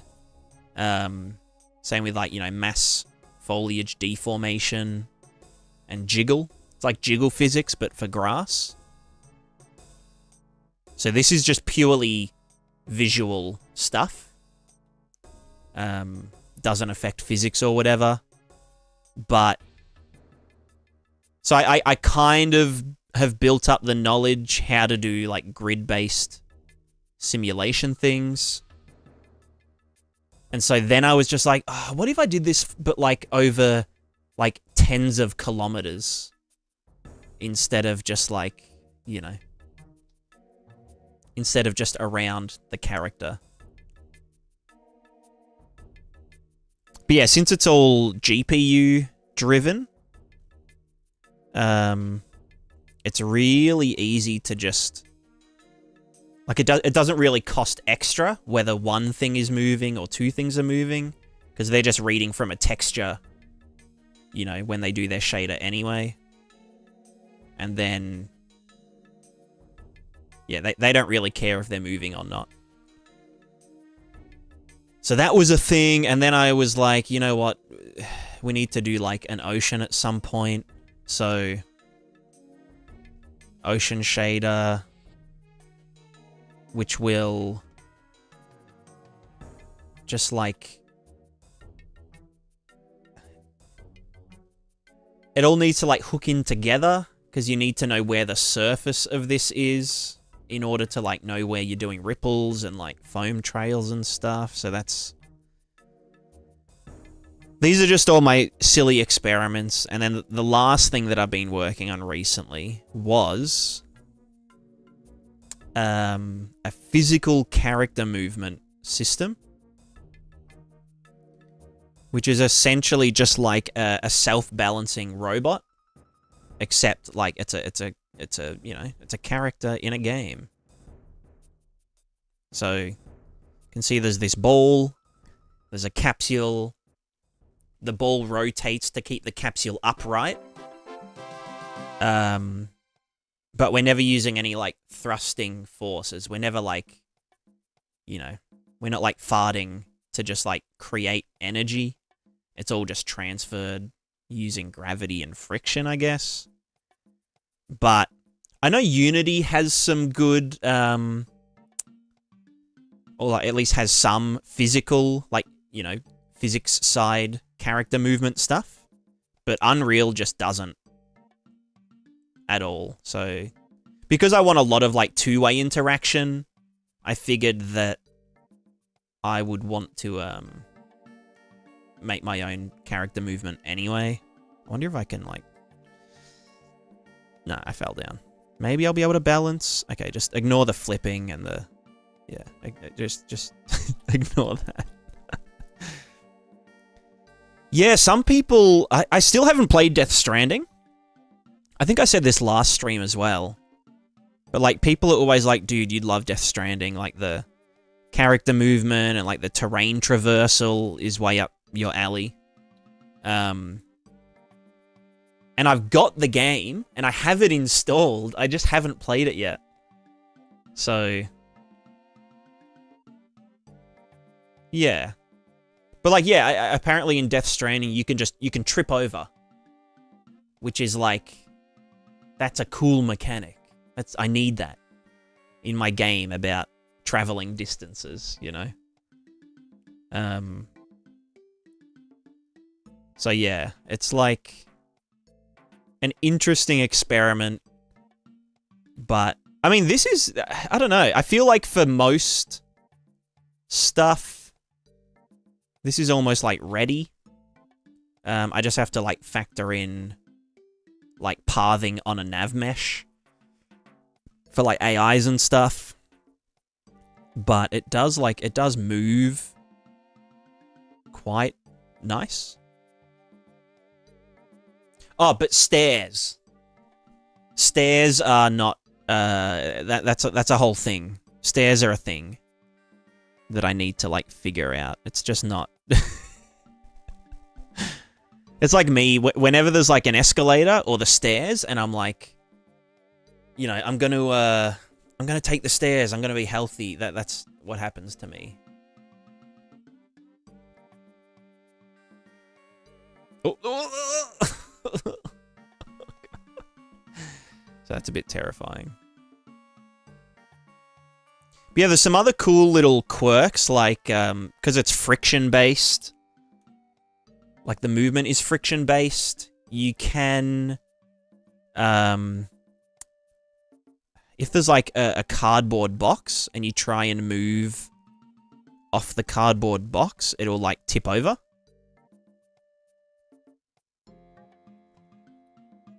I don't know if this is cardboard box. I don't think it is. But yeah, we can also do things like drag stuff around. I think, okay, this is the heavy box. But yeah, having like two-way tethering systems affecting the character movement is really cool. Because, you know, with like the RimWorld inspiration, or I guess Kenshi more so, you know, you could have like a big like chain of enslaved people, and then you could go and like cut the ropes, and then they'd be able to split into like groups of 4 and 4, but they'd all, you know, it'd all be a bit messy and whatever, so it might be a bit chaotic. to rescue people. But yeah. That's that's all I've really got to show at the moment. But if anyone's interested in the sort of prototype phase of the game, when I was like you know, I've only been doing game dev for like 4 or 5 years now, which is now like what, like nearly a quarter of my life? No, nearly a sixth of my life. I'm not that young. Fuck. But yeah, there's the old devlog series, which is a lot of fun, but it kind of just petered out after a while. But it should give you like an idea of the vibe and the combat mechanics and all that kind of stuff. So yeah, you can !YouTube for that one if interested. Am I ball winning? I don't know. Am I ball winning?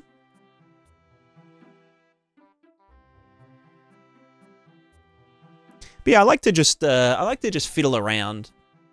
I'm a bit of a tinkerer, I guess.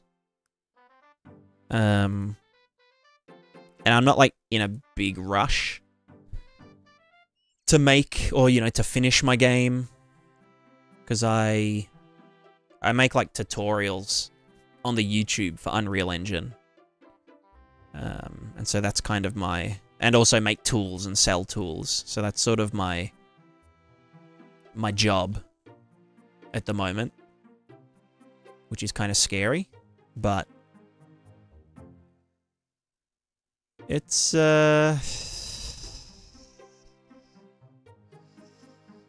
look, this is coming together. This is coming together. This is like, it's doing things. This is doing things that I thought it would do. Like the vortex into, you know, going in towards the sun.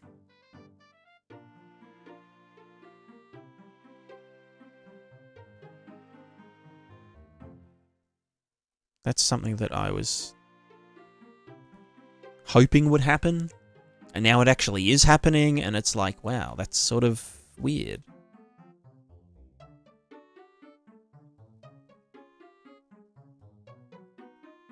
What about a moon that cools the planet down? Like, oh, like an anti-sun.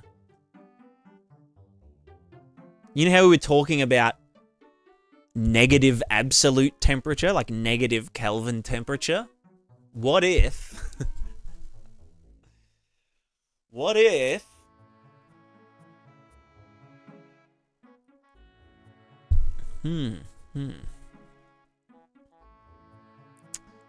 Yeah, I mean, I do want it to be hot over here in the, you know, the center of the world, because it's sort of supposed to be like the center of the world is very arid and desertous, and then the outside is like pitch black all the time, and there's like creepy monsters with little light bulb, like anglerfish, dangly boys on them. Also allow the moon to simulate tides. So my idea for the tides was that the planet, or the disk, the flat Earth. I mean, there's kind of two things that happen. Like, the disk goes up and down over the course of a year. So there would be kind of like a yearly tide as like the kind of, you know, the inertia changes, and technically everything would become lighter, like on the way or past this point as it starts to slow down back towards equilibrium point. But what I was thinking is that any matter that falls off the edge of the flat Earth, including like people, but mostly like water and air, I guess, when it like, as it gets down into like the void, it kind of gets, it just gets torn apart into like primordial juice, some primordial matter field. I don't know. It's made up shit. But this, like, you know, primordial energy stuff then just, like, osmoses throughout the universe. But then it crystallizes inside magic crystals, right? Like just like crystals, magic, obvious, duh. So there could be giant water crystals in the oceans. And then when the sun, which is like a big energy source, goes through the center of the flat Earth, these crystals start spewing out water. And so the tides are essentially like, you know, water falling off the edge or through cracks or through whatever. And then the tides kind of come up as the sun goes down. So, yeah. All good sorcery. I look forward to your next stream. Hopefully I can catch your next one. Although it seems like we kind of stream at the same time, so I don't know. Maybe if I finish at a reasonable hour that isn't 5 AM, I'll be able to pop in again. Does that mean I can dig through the world? Technically? Like, in theory you could. I don't know if mechanically you can. It's like a lot of effort to do mining. But, you know.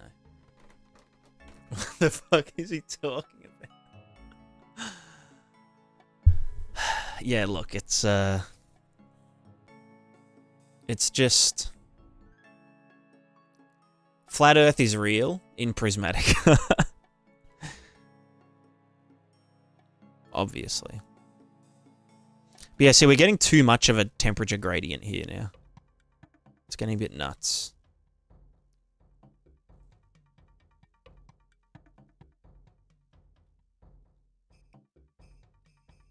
If it's a disk, wouldn't the sunrise and sunset be mega short? Kind of? Not... Maybe. No. So, like, because the sun ball is way smaller than the... Like, if you... What's it called? The degrees? However many degrees the sun takes up, you know, in the Earth sky is probably equivalent to how many degrees the ball takes up here. So you would get, like, you know, the top of the sun and then the middle of the sun and then whatever. In theory. But yeah, a lot of the delay in sunrise comes from, like, mountains and stuff. Oh, no, I guess it is just... It's just the same, right? It's kind of from an inside-out sunset. What about light at night? Wouldn't it just be all frozen and dark? Yeah, so there might be some ambient light coming from, like, you know, this shining into the atmosphere here and kind of radiating out a tiny bit. Or there could be other continents with their own suns that are just really far away. So kind of like starlight. But the aim is that, yeah, like, night will be ridiculously dark. So you need to have, like, a light... So, like, having a good light source, or, like, managing fuel, or crystal batteries, or wood, or whatever, becomes, like, quite necessary.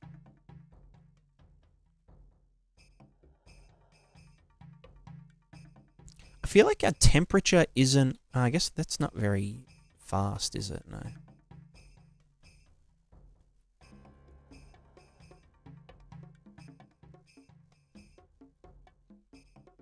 You know what's cool? We can just reposition the sun and it will do something completely different.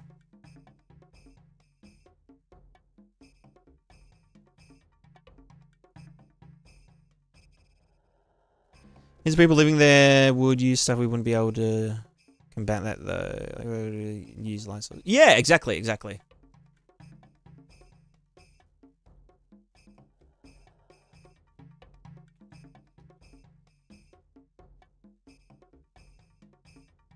Will there be a Discord Taurus? It's kind of like,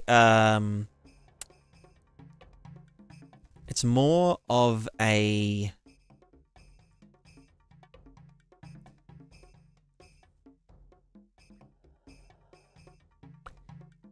It's like a disc with a small hole in the middle, but there's technically like a bunch of gaps. It's like a bunch of continents all kind of smashed together, or maybe it was like a big disc, but it like kind of shattered over time. You know?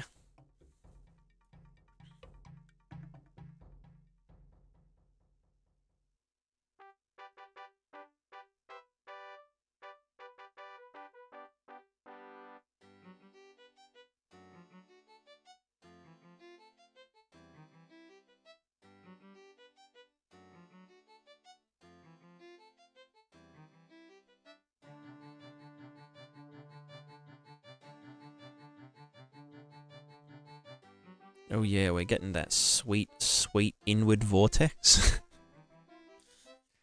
Possible to take a snapshot of whether RT use PCG biomes. Yes, that is planned. I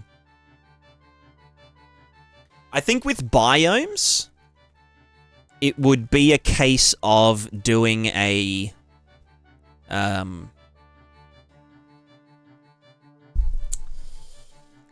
you'd probably need to do a 100-day average, like 100-day average humidity temperature. Yeah, humidity. I mean, yeah, just like an 100-day average of the rainfall, you know, water table, water runoff, blah blah blah, and then you could kind of determine where the biomes usually are. So yeah, you could definitely do some PCG with that. God,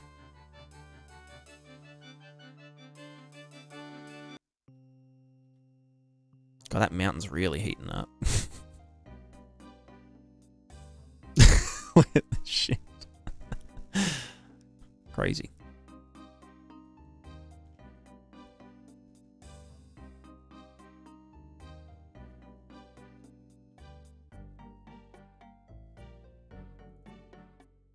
Let's get the clouds going. I had like some cloud, just a cloud test thing.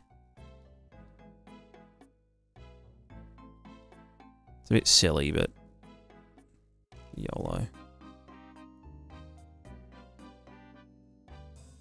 It's not actually doing clouds, it's literally just the wind intensity being visualized as clouds, but yeah. Bit silly, innit?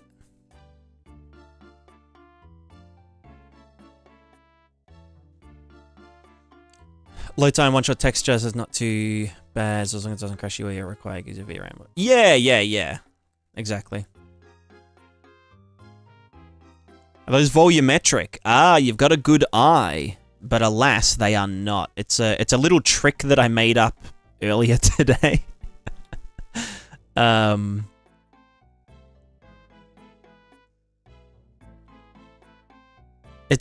think it's kind of smart. I'm not... Oh god, wrong button. Yeah, I think it's kind of smart, but I'm actually not sure.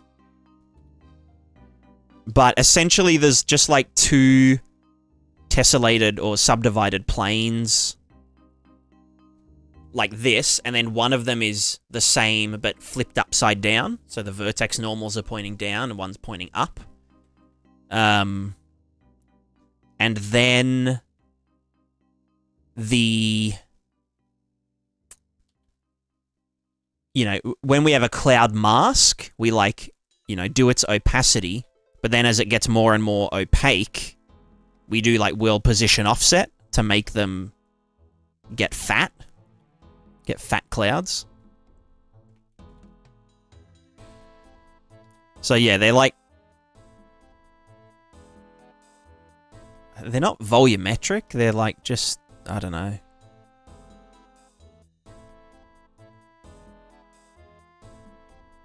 Do you know what I mean though? It's like super cheap. Like this is just a dithered effect on like a 1000 vert plane. So it is kind of funny.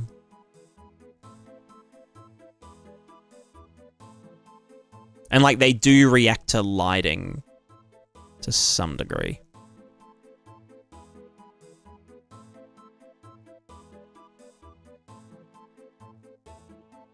Yeah, they're like, yeah, they're inflated. They're inflated from like a 2D mesh. You can see here, this one's just getting fat as the, you know, weather ticks around.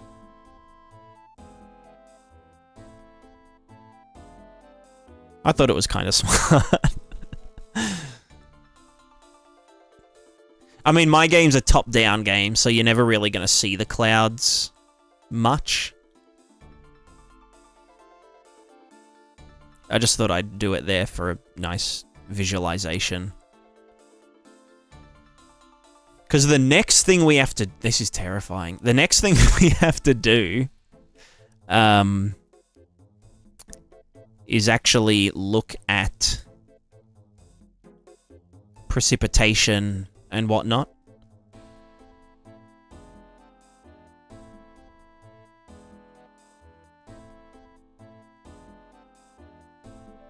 I also need to do, like, clouds. Clouds block sun from hitting the dude, right? From hitting the land.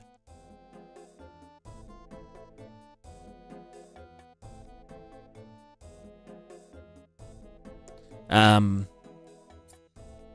yeah, so I guess we need to do the water temperature first, but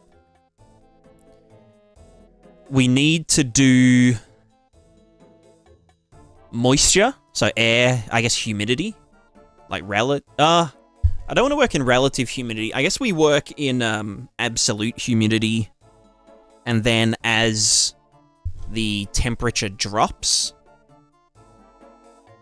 So there's like a ratio between air temperature and pressure, and the amount of humidity, the absolute humidity it can hold.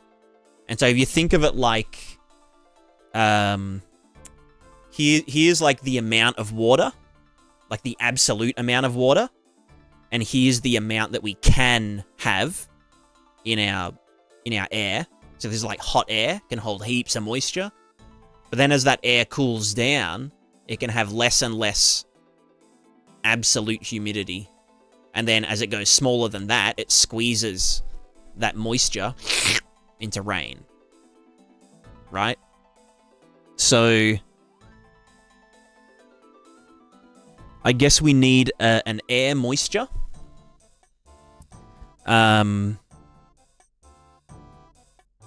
Or air humidity, which will... Fuck, we need lots of water shit, right? We need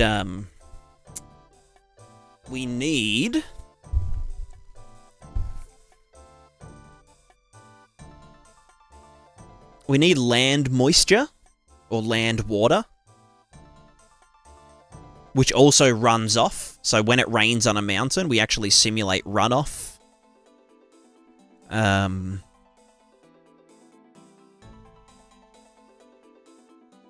Which we can do like flooding and shit in like basins. I guess there's surface water, and then there's also like the water table.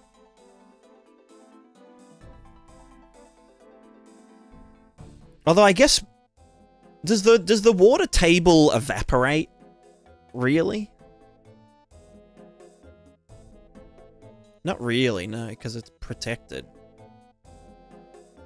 No landscape erosion. We're not doing runtime landscape changes. It's banned. Erosion is banned. No erosion.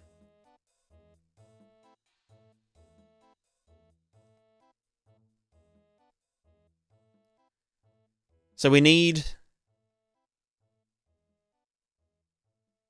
Yeah, I guess ground moisture or groundwater or ground...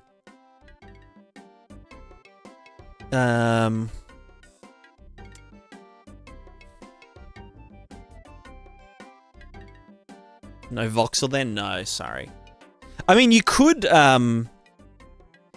technically use this system with a voxel landscape, and whenever you make a change to the landscape, you just update the elevation parameter at that location. Or just when it ticks and does that, you could just check for changes, change the elevation, and the weather simulation would update. So I guess if you did want to like terraform a planet, you could do that, but I'm not doing it. I'm not doing that. It's possible with the way this is set up, but yeah, I won't be the guy.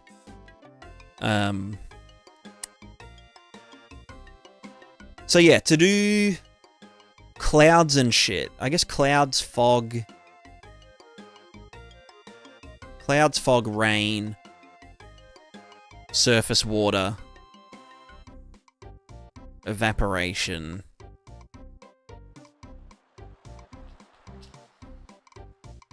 Using errant worlds for that so it's non-destructing. Or how have you found errant worlds? Because I was looking at errant... Was it errant biomes? Or just like their whole suite.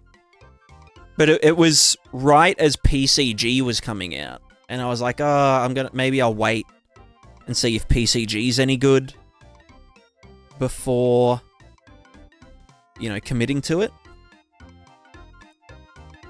But like PCG's kind of, I don't know. I kind of don't. I don't know. The errant photon stuff looks way easier because it uses like the existing material graph, whereas PCG uses a completely different graph to blueprint and everything. It's like, why not just build it in fucking blueprint and, you know, like as a wrapper? Like it would just be so...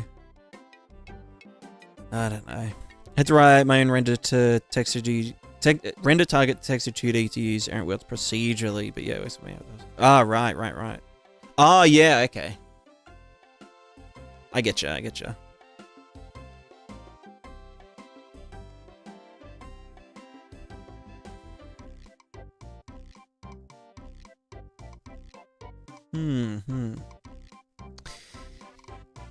Yeah, I don't know. Yeah, it is all optimized and whatnot, but yeah.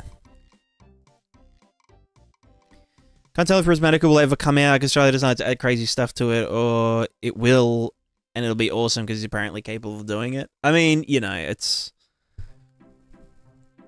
all a process. It's about the process. The real game is the friends we made along the way, you know? That's the real game.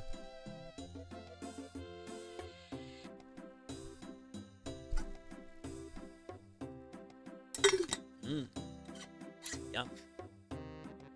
Yummy yum.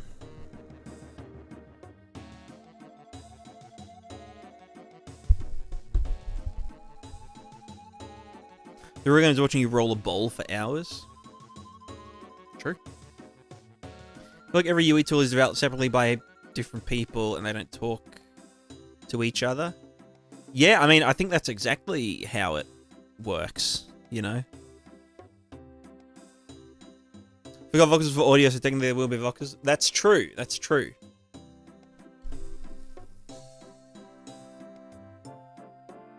And also the voxel paint system that I need to finish for like, you know, making like sections of meshes, different colors or different values in the material. Pardon me.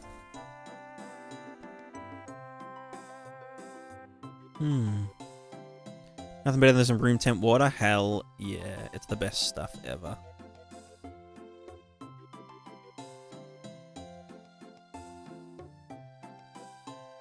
Made a Microsoft plugin Resonance. Yeah, I remember that. That was sick.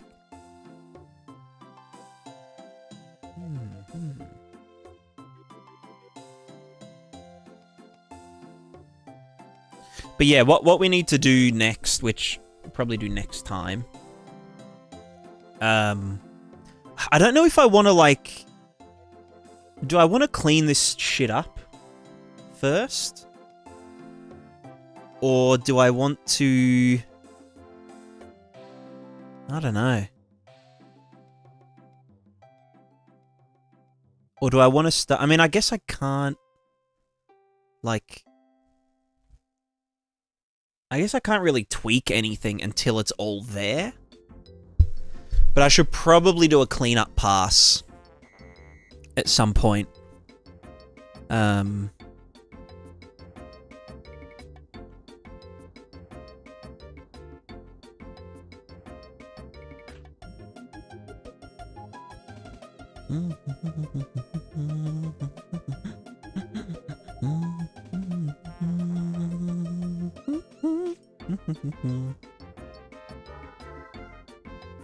But yeah, essentially what we'll do, we'll have an absolute humidity level. And that humidity level gets propagated with, you know, the wind current.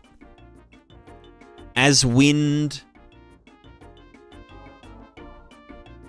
I guess as wind... Yeah, as wind cools...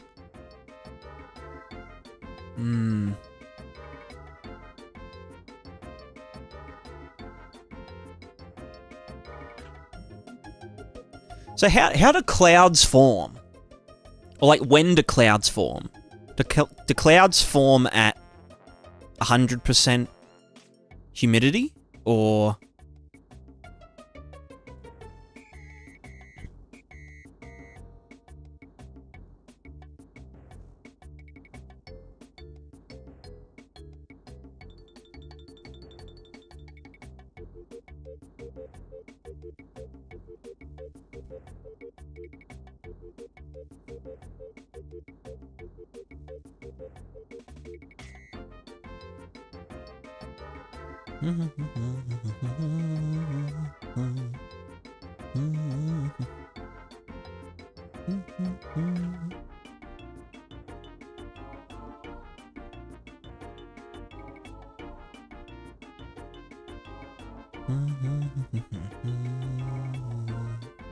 Too much water vapor in the air. Yeah, but then why do clouds exist and that aren't raining? You know?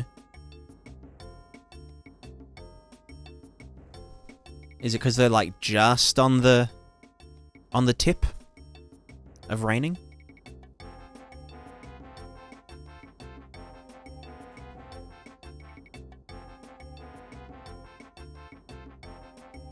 He's asking too many questions. Laser him.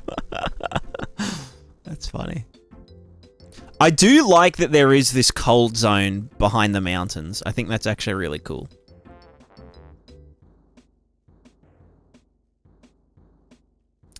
Large enough droplets to fall. Okay, okay.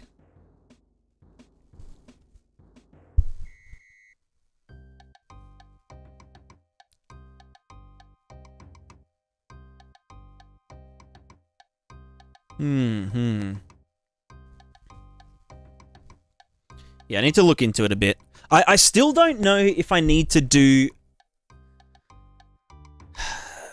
Cue the evil music. A 3D wind simulation.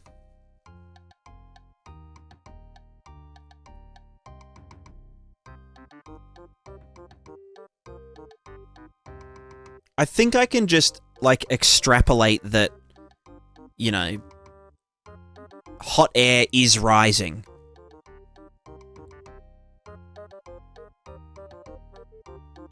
Like, it doesn't need to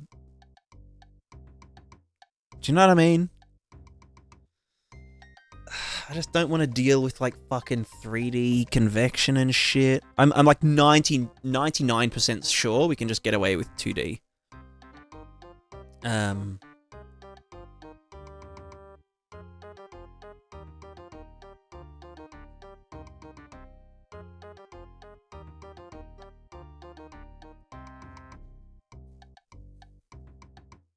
The other thing is that we can presume...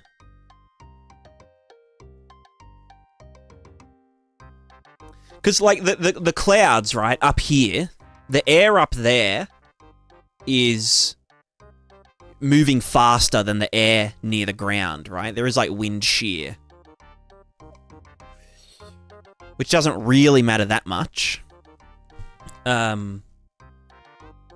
But I guess it just means that our wind simulation that we're looking at here is, like, the cloud level wind simulation.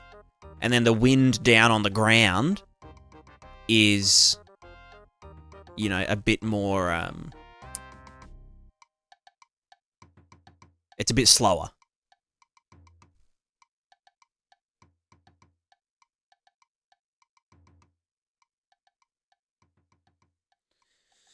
One at the ground level, one at the cloud level. Yeah, see, that's what the reason I don't want to do that is that you then have to, like, for every single atmospheric parameter, like, you need to double it, you know? Like, yeah, the wind velocity, okay, yeah, there's 2 layers, and they have to interact with one another, but then, like, the humidity has to do the same thing, temperature needs 2 arrays,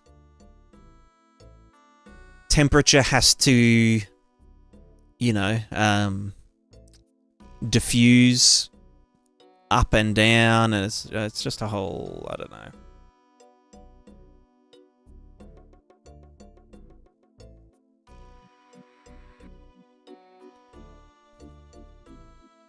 Cuban with 3D grid Niagara. I don't think I'd have to go that far if I did it with 2 layers. I could just use 2D render targets. Because we're never really going to use the ground wind level and the upper wind level in the same visualization, you know, for, like, clouds and whatnot. The ground one would have the ground wind velocity to drive all the foliage whooshy whoosh. And then the cloud one at the top would, you know, drive the flow maps for the clouds. So they wouldn't need to be in the same thing.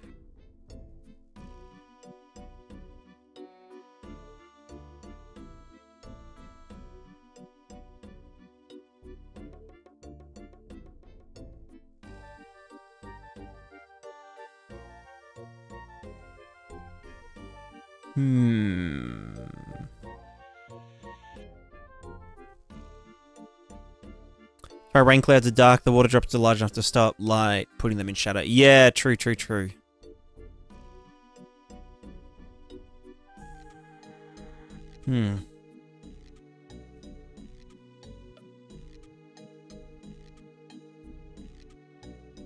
Have 2 planes for things like temperature and precipitation, but only 1 for wind. Yeah. But I mean, the thing is that, like, you can kind of argue that the only thing I can't really do is a high pressure system.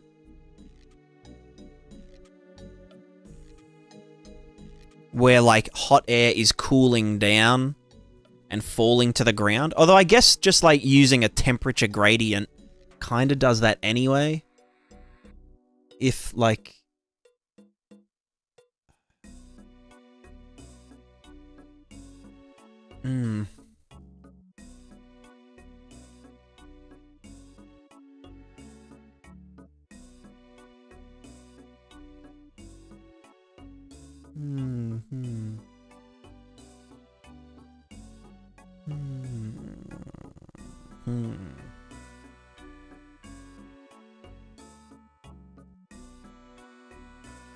Yeah, no, I don't think it needs to be 3D.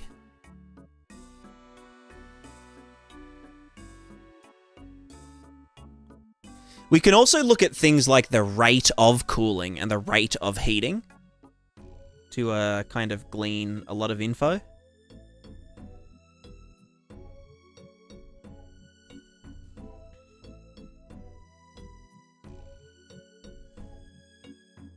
Probably. I don't know.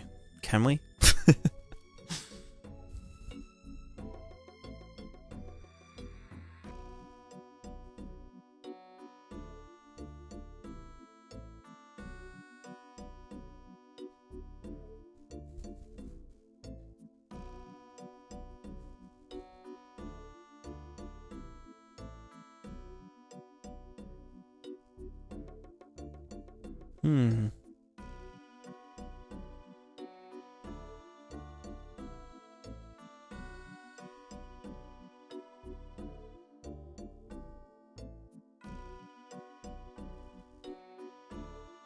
Just let AI do it. Hell yeah.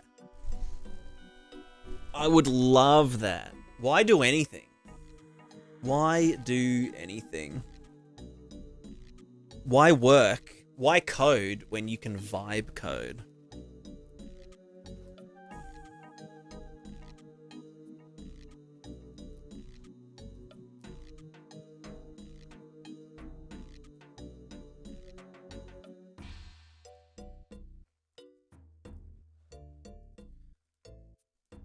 The only problem with that spigot is that the simulation has to kind of exist everywhere for like, I know it sounds super overkill, but one of the aims of the game, or the game project, is that the whole world continues like running while, you know, even if you're not looking at it. Just like it updates really slowly or really sparsely. So like if there was a snowstorm on the other side of the world and all of the villagers died because of that snowstorm, and then you ran from one side to over there, you would find all of them dead.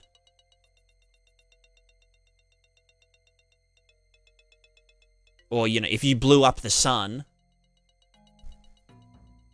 then it would just freeze over, and you'd want everyone to die, you know, off screen.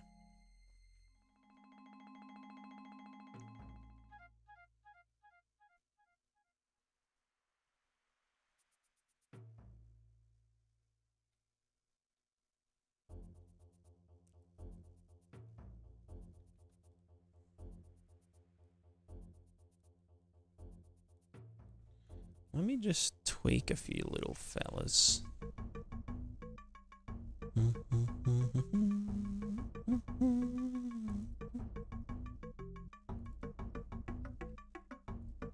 Wind diffusion, wind temperature gradient, wind deflection downhill 0.001, uphill factor 0.01. So with the procedural stuff like local plan calculated from data from the global one procedurally is I don't know. I don't know. I'm not smart enough.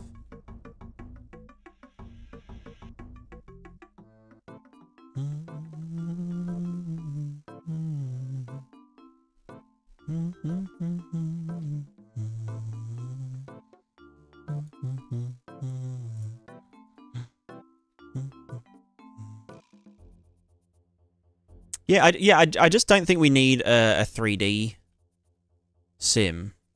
I'm 92% sure we can just get away with a single value, or like a single layer of cells. Because, like, let's say...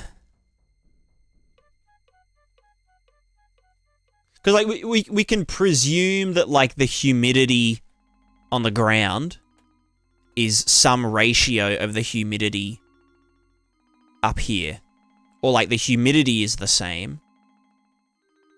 But, you know, as the temperature drops, we squeeze the moisture out of the air. Or, you know, okay, we evaporate water. So sun hits water, evaporate that shit. So the humidity goes up here. We get an inland breeze because of the temperature gradient between, you know, the land heats up quicker than the ocean, creates a temperature gradient. So we get wind forming here. That wind pushes the humidity from the evaporating ocean. Blah, blah, blah, blah, blah. Humidity is at whatever percent. The wind rushes up the mountain and cools down very rapidly to the point where all of that humidity gets squeezed out because, you know, the air cools down super quick. We get rain clouds and rain, and that keeps getting pushed over the mountain, and so we get, like, you know, we get a rain shadow at the edge of the mountain. And all of that rains along this side. The water runs off from the terrain normals and floods fucking whoop-de-whoop. You know what I mean? And as it rains, or as clouds form, I guess as it rains, the humidity decreases because it's all condensing.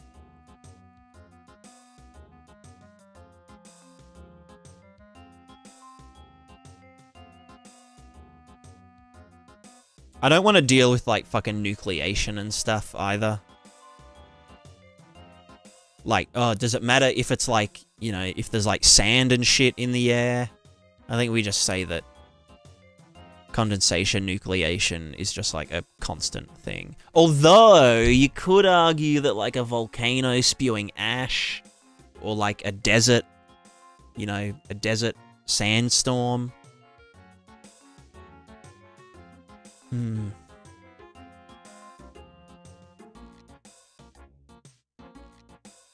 Yeah, that's true, Spigot. Yeah, that's kind of what I was thinking. Is that, like, you know, as the wind goes over this mountain, the air pressure decreases, which means that the temperature decreases, which means that the humidity, the total humidity, well, there's, like, the total humidity, and then there's the available, you know, the maximum humidity. As we go up, that maximum gets lower and lower. And we start to squeeze juice out of it. And that just means, yeah, we get rain. But I'm just trying to think, how can we do that? How does that, like, run out?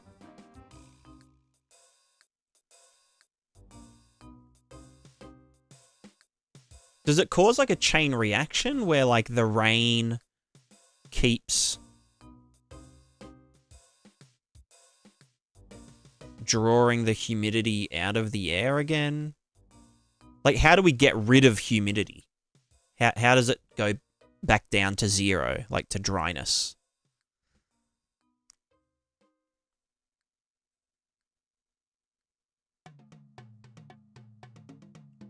Or is that literally when we condensate, we're essentially sucking the humidity out of the air by forming it into droplets? So does that mean that...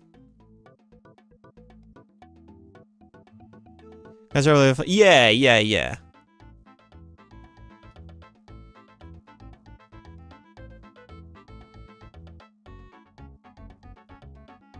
I mean, they can travel over far distances, yeah.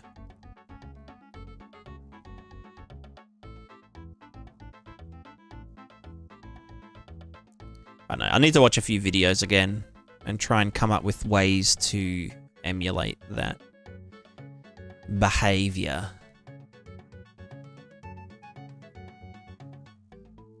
But until then, I don't know. until then... Oh, my audio is dying. Hold on.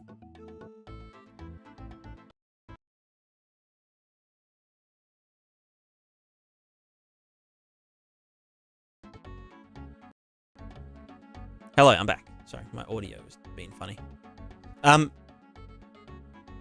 Right, well, for a given point, it can have humidity and pressure, both going from 1 to 100, example.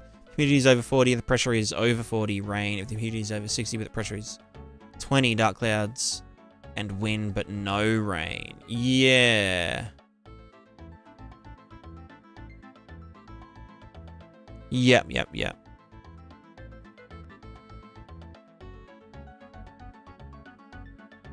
And so what is pressure a function of?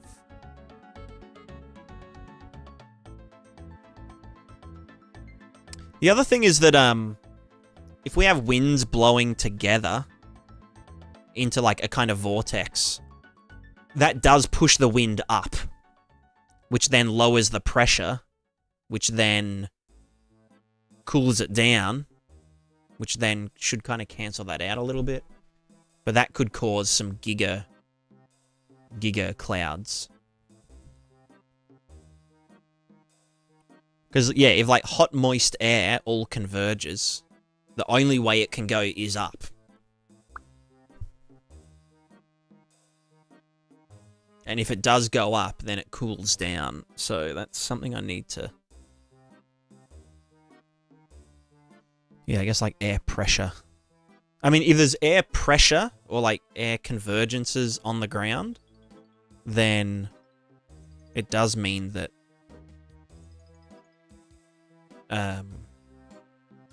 it's rising, which means it cools down.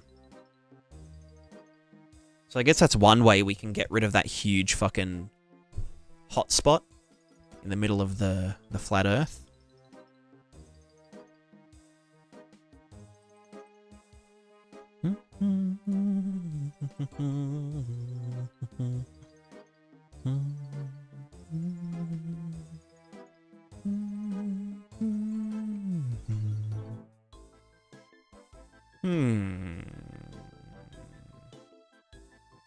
Anyway, it's a lot of fun thinking about this stuff. Despite how, you know, much I am pulling my hair out. How much hair I've lost since starting. These are different values for humidity and pressure, how you get fog. Yeah, true. Ground clouds.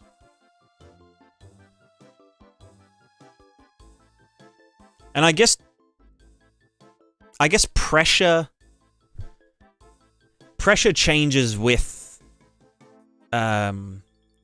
temperature as well.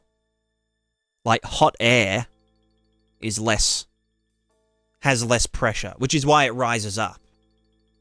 So I guess we do kind of abstract pressure as its own thing. Right?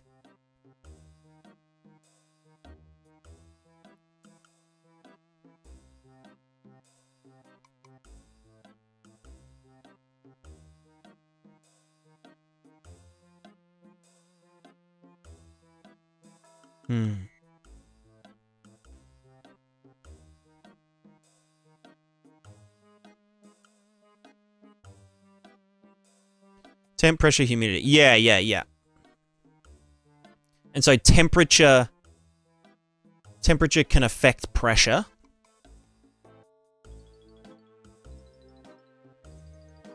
Pressure squeezes out humidity, which does rain. And also rain tends to what? Bring down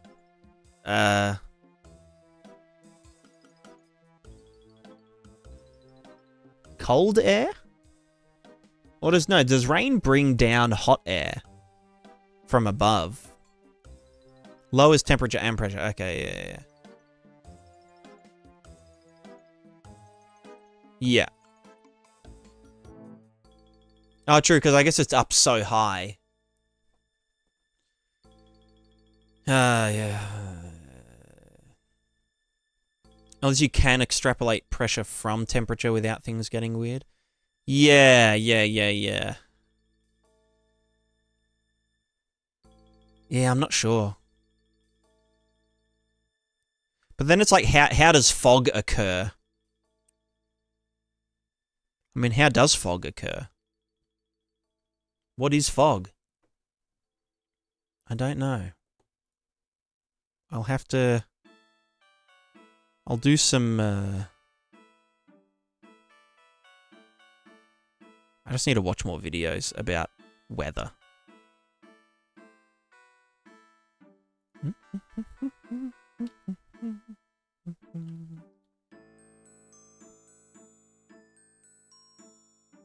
Fog is high humidity, low temperature, low pressure.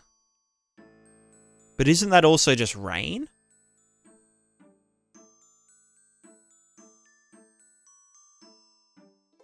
Oh, well, no, I guess rain forms when it's... Or clouds form when it's... Wait, no. How can you have low temperature and low pressure?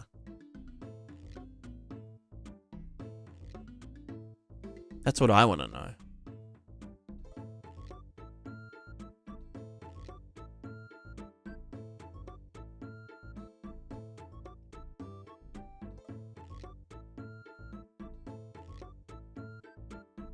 How do we end up with low temperature, low pressure? That's the real question.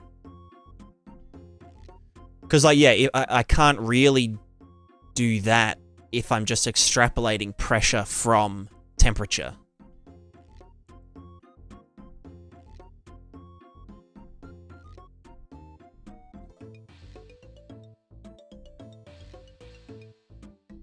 High humidity and high temperature makes high pressure. Yeah. How does low temperature and low pressure occur? Areas of high and low pressure are caused by ascending and descending air. Air warms. As air warms, it ascends, leading to low pressure at the surface. As air cools, it descends, leading to high pressure at the surface. Blah, blah, blah. Low pressure and low temperature occur when warm, less dense air rises, cools, and expands, leading to decreased air pressure and lower temperatures while cold. Dense air sinks, increasing pressure and potentially leading to warmer temperatures. Okay, that didn't fucking... Okay, how does fog form? When water vapor in the air condenses into tiny water droplets near the Earth's surface, usually due to cooling, moisture addition, or mixing with another air mass.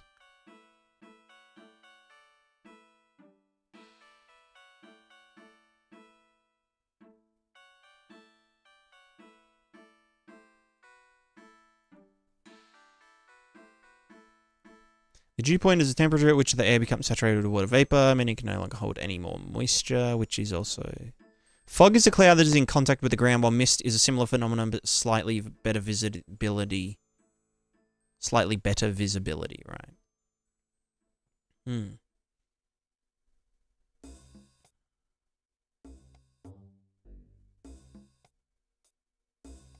Yeah. Yeah, right. Because our water bodies are evaporating air. I guess water bodies still evaporate water even when it's, like, not hot, right? That's why, like, you know, that's why, like, a steaming mug goes fushy. You get steam, right? Steam is just water shit. It constantly evaporates. Yeah.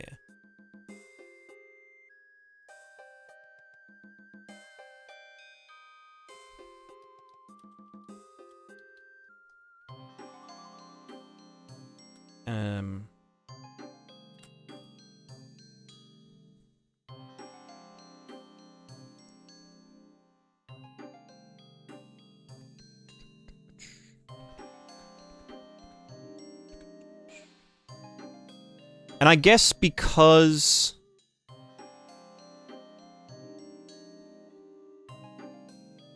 I guess our water bodies, right?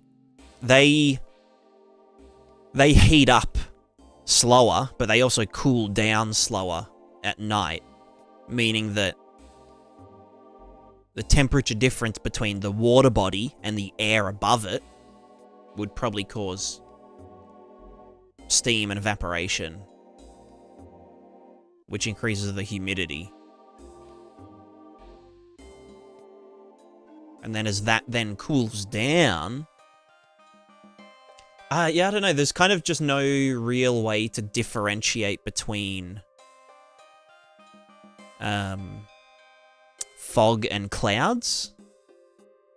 Oh, no, I guess there is.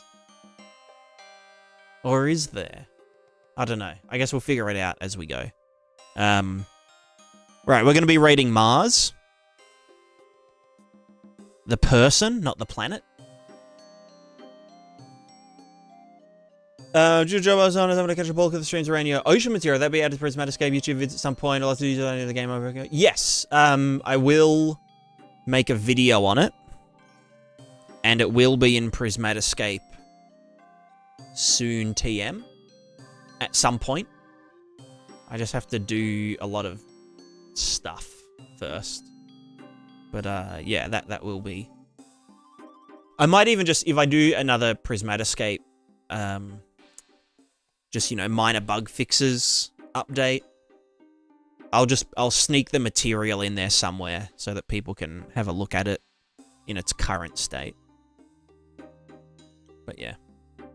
Thanks, everyone, for watching, and with that, we say goodbye. Goodbye. Keep an eye out for videos. Maybe tomorrow. I've got a video. I just need to make a thumbnail for it. But yeah. Depends on Ocean I watched you make wasn't possible entirely in a material space. You need another object to make the waves. He's wrong. He's wrong.